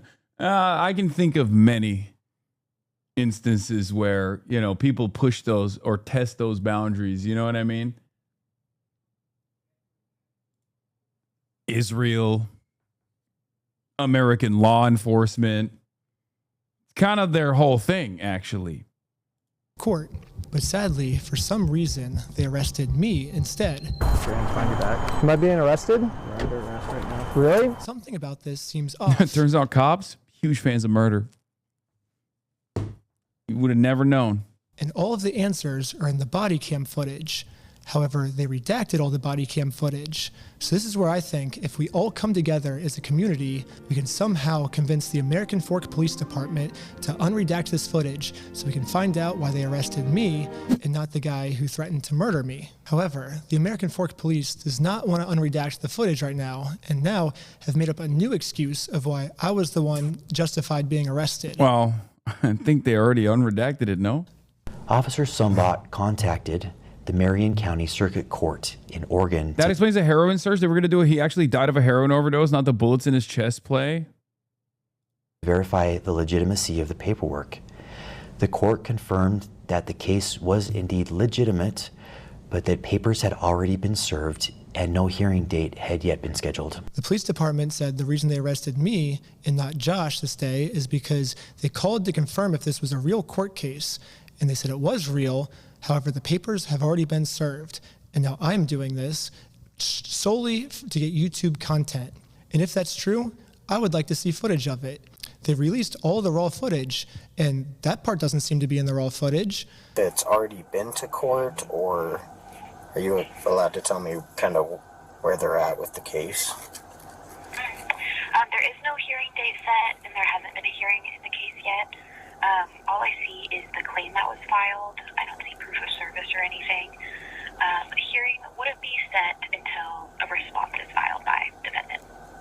Okay, so the defendant needs to be served with papers before the case will, I guess, start? Yes. Okay. Okay, thank you for your help. I think that's all for today. Thank you. No problem. Okay, bye. Right here, the police officer admits that it is March 10th. On March 10th, 2026. However, you can see here that Josh doesn't get served until 3 days later, March 13th. So how could Josh have already been served on March 10th if he didn't get served until March 13th?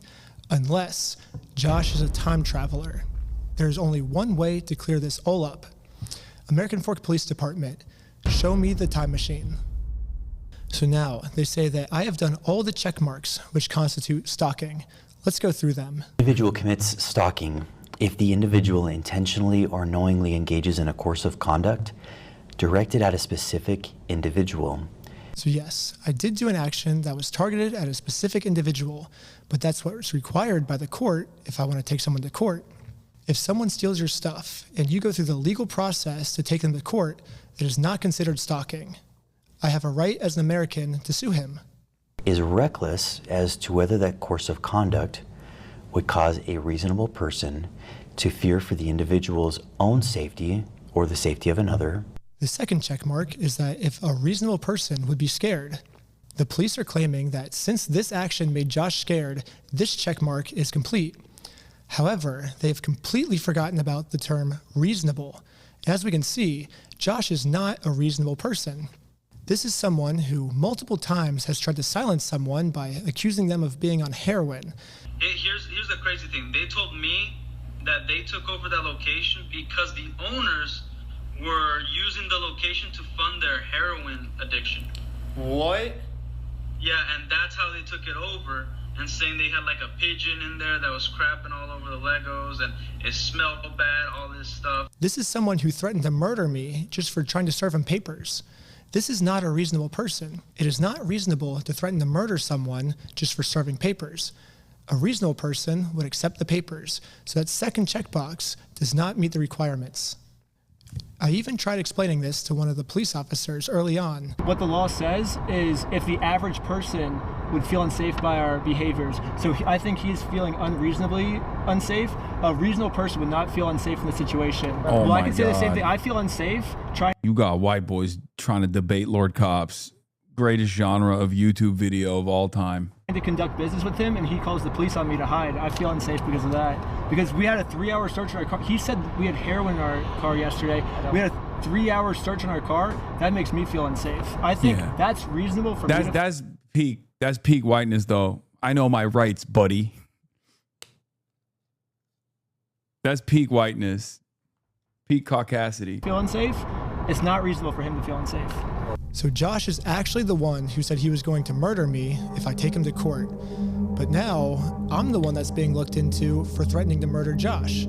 How does this make any sense? Mr. Johnson alleged that Mansell had hired Benjamin Snyder to harass, stalk, vandalize the store, threaten to murder the manager of the store. Now let's go to the heroin claim. We got pulled over by the police, and they claimed that we had heroin on us. This officer is going to conduct the search of your person because there are substances in the vehicle. Really? Most of this footage is redacted, so again, there's a big mystery of what happened.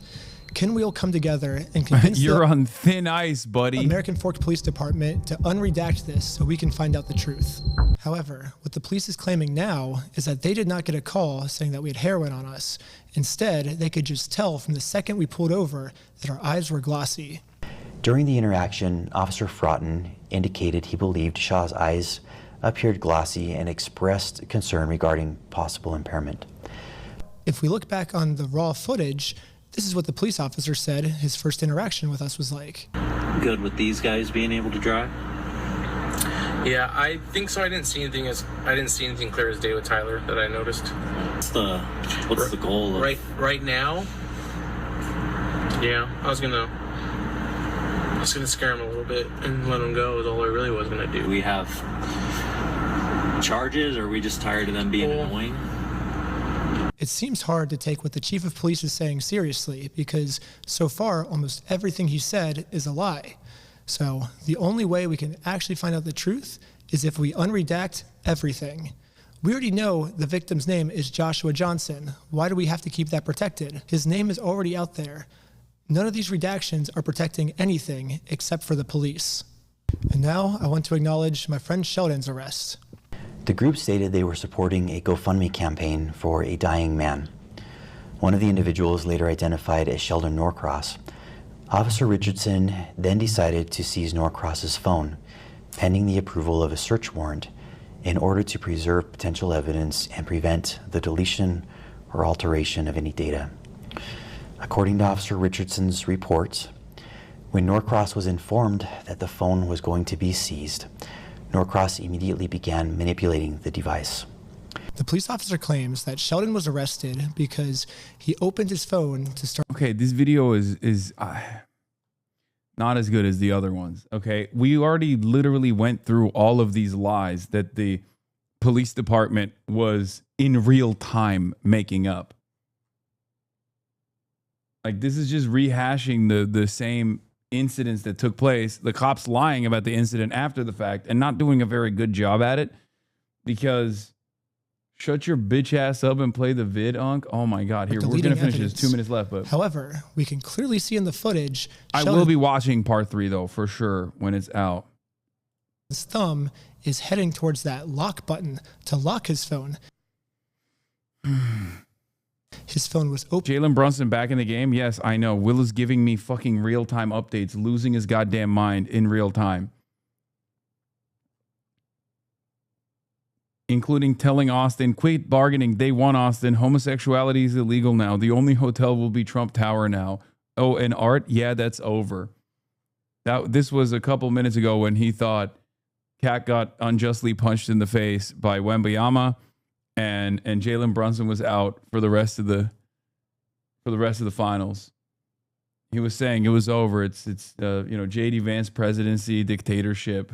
When he pulled it out, and the phone was transitioning from on to off, not from off to on. From this response, it almost seems like the police officers didn't even watch the video. So I can't believe this Ben kid found the only corrupt police department in America. No. Just a couple bad guys. It's just a couple of bad apples in one police department. The rest of the department is fine, I'm sure. So American Fork Police Department, if I'm your teacher, here's your homework. First off, learn the facts of what actually happened. Second off, stop lying about the facts. No one's believing it. Brunson down again? What the fuck? Unredact the audio that makes the police look bad. Some of the best lawyers in the United States are reaching out to me right now, so eventually this is going to get released. Wouldn't you just like to get this over with sooner rather than dragging this out? The more we drag this out, the more content we get, so this only benefits me to drag this out. It doesn't benefit you. If you unredact the illegally redacted parts now, you'll win over audience support much faster. It's kind of funny because a lot of you guys probably think I'm trying to make fun of this other cop by how he was talking. Brother, you mind turning up the volume? Holy, it's actual ASMR. Wow. I cannot really hear him. Why is he whispering?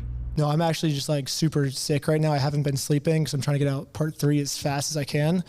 And that's caused me just to stay up all night, every night, and not sleep. And now I'm sick and have no voice.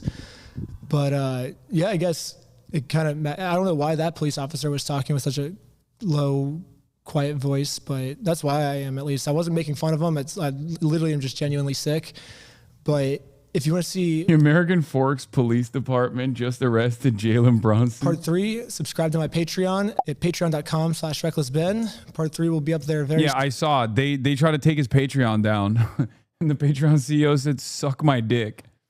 All right, that's enough for me for today, folks. Okay, I love you guys. I will be back tomorrow as always. You already know what it is, with more fun and more content and more news and more Legos and more police brutality and probably a bunch more New York Post articles as well, or California Post articles. They're fucking nuts. They're on my dick, dude. They're on my dick and balls and ass. Shouts out Pride Month, of course, as always. Happy Pride Month. More dumps, hopefully. Big dumps, big, beautiful dumps. We'll see how it turns out for Spencer Pratt, and Dom Steyer. Fuck. I just swallowed my spit. Bye, everybody. Introduction, starting off the day. All the chatter's trickling in. Hustle people hate. Sunny Los Angeles, California, says Hasan. Stun luck to the stun luck to the topics just begun. 'Cause there he is again. Hasan is streaming. Hasan is streaming. There is again. Hasan is streaming. Hasan is streaming.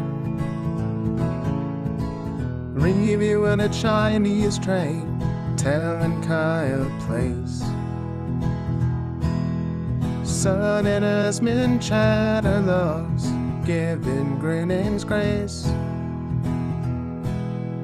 Zoran winning NYC, woke two back with the force.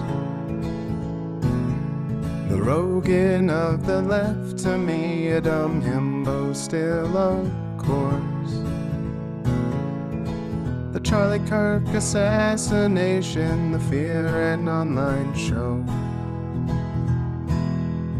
8 full fucking years of this, and plenty more to go. Doing fun stuff tomorrow, throw PBS up on the screen. A man-made horror reaction brought to you by this life's dream. 'Cause there he is again, Hasan is streaming. Hasan is streaming. There he is again, Hasan is streaming. Hasan is streaming. Kicked out of the DNC, IRL with March the Goat. Combating the propaganda that shoved down people's throats. CBS Israeli news, a coup, a regime falls. A full-blown fascist takeover, and still the duty calls. Total radicalization coming out to see. The system will always fail, it's up to you and me. On these daily streets, whether short or whether long, have helped millions of people keep it moving right along. 'Cause there he is again, Hasan is streaming. Hasan is streaming. There he is again, Hasan is streaming. Hasan is streaming. But hey, what can you say? That's BBS for you.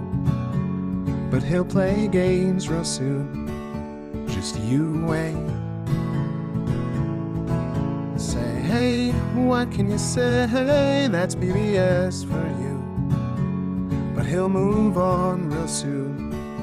Just you wait. Ba-da-da, ba-da-da, ba-da-da-da-da-da. Hey, what can you say? Hey, that's BBS for you. but he'll pull your lawns real soon.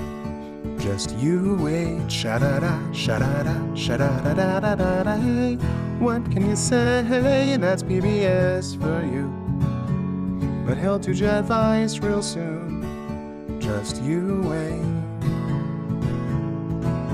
But hey, what can you say? That's PBS for you. Brought on by viewers like you. Just you wait. Just you wait.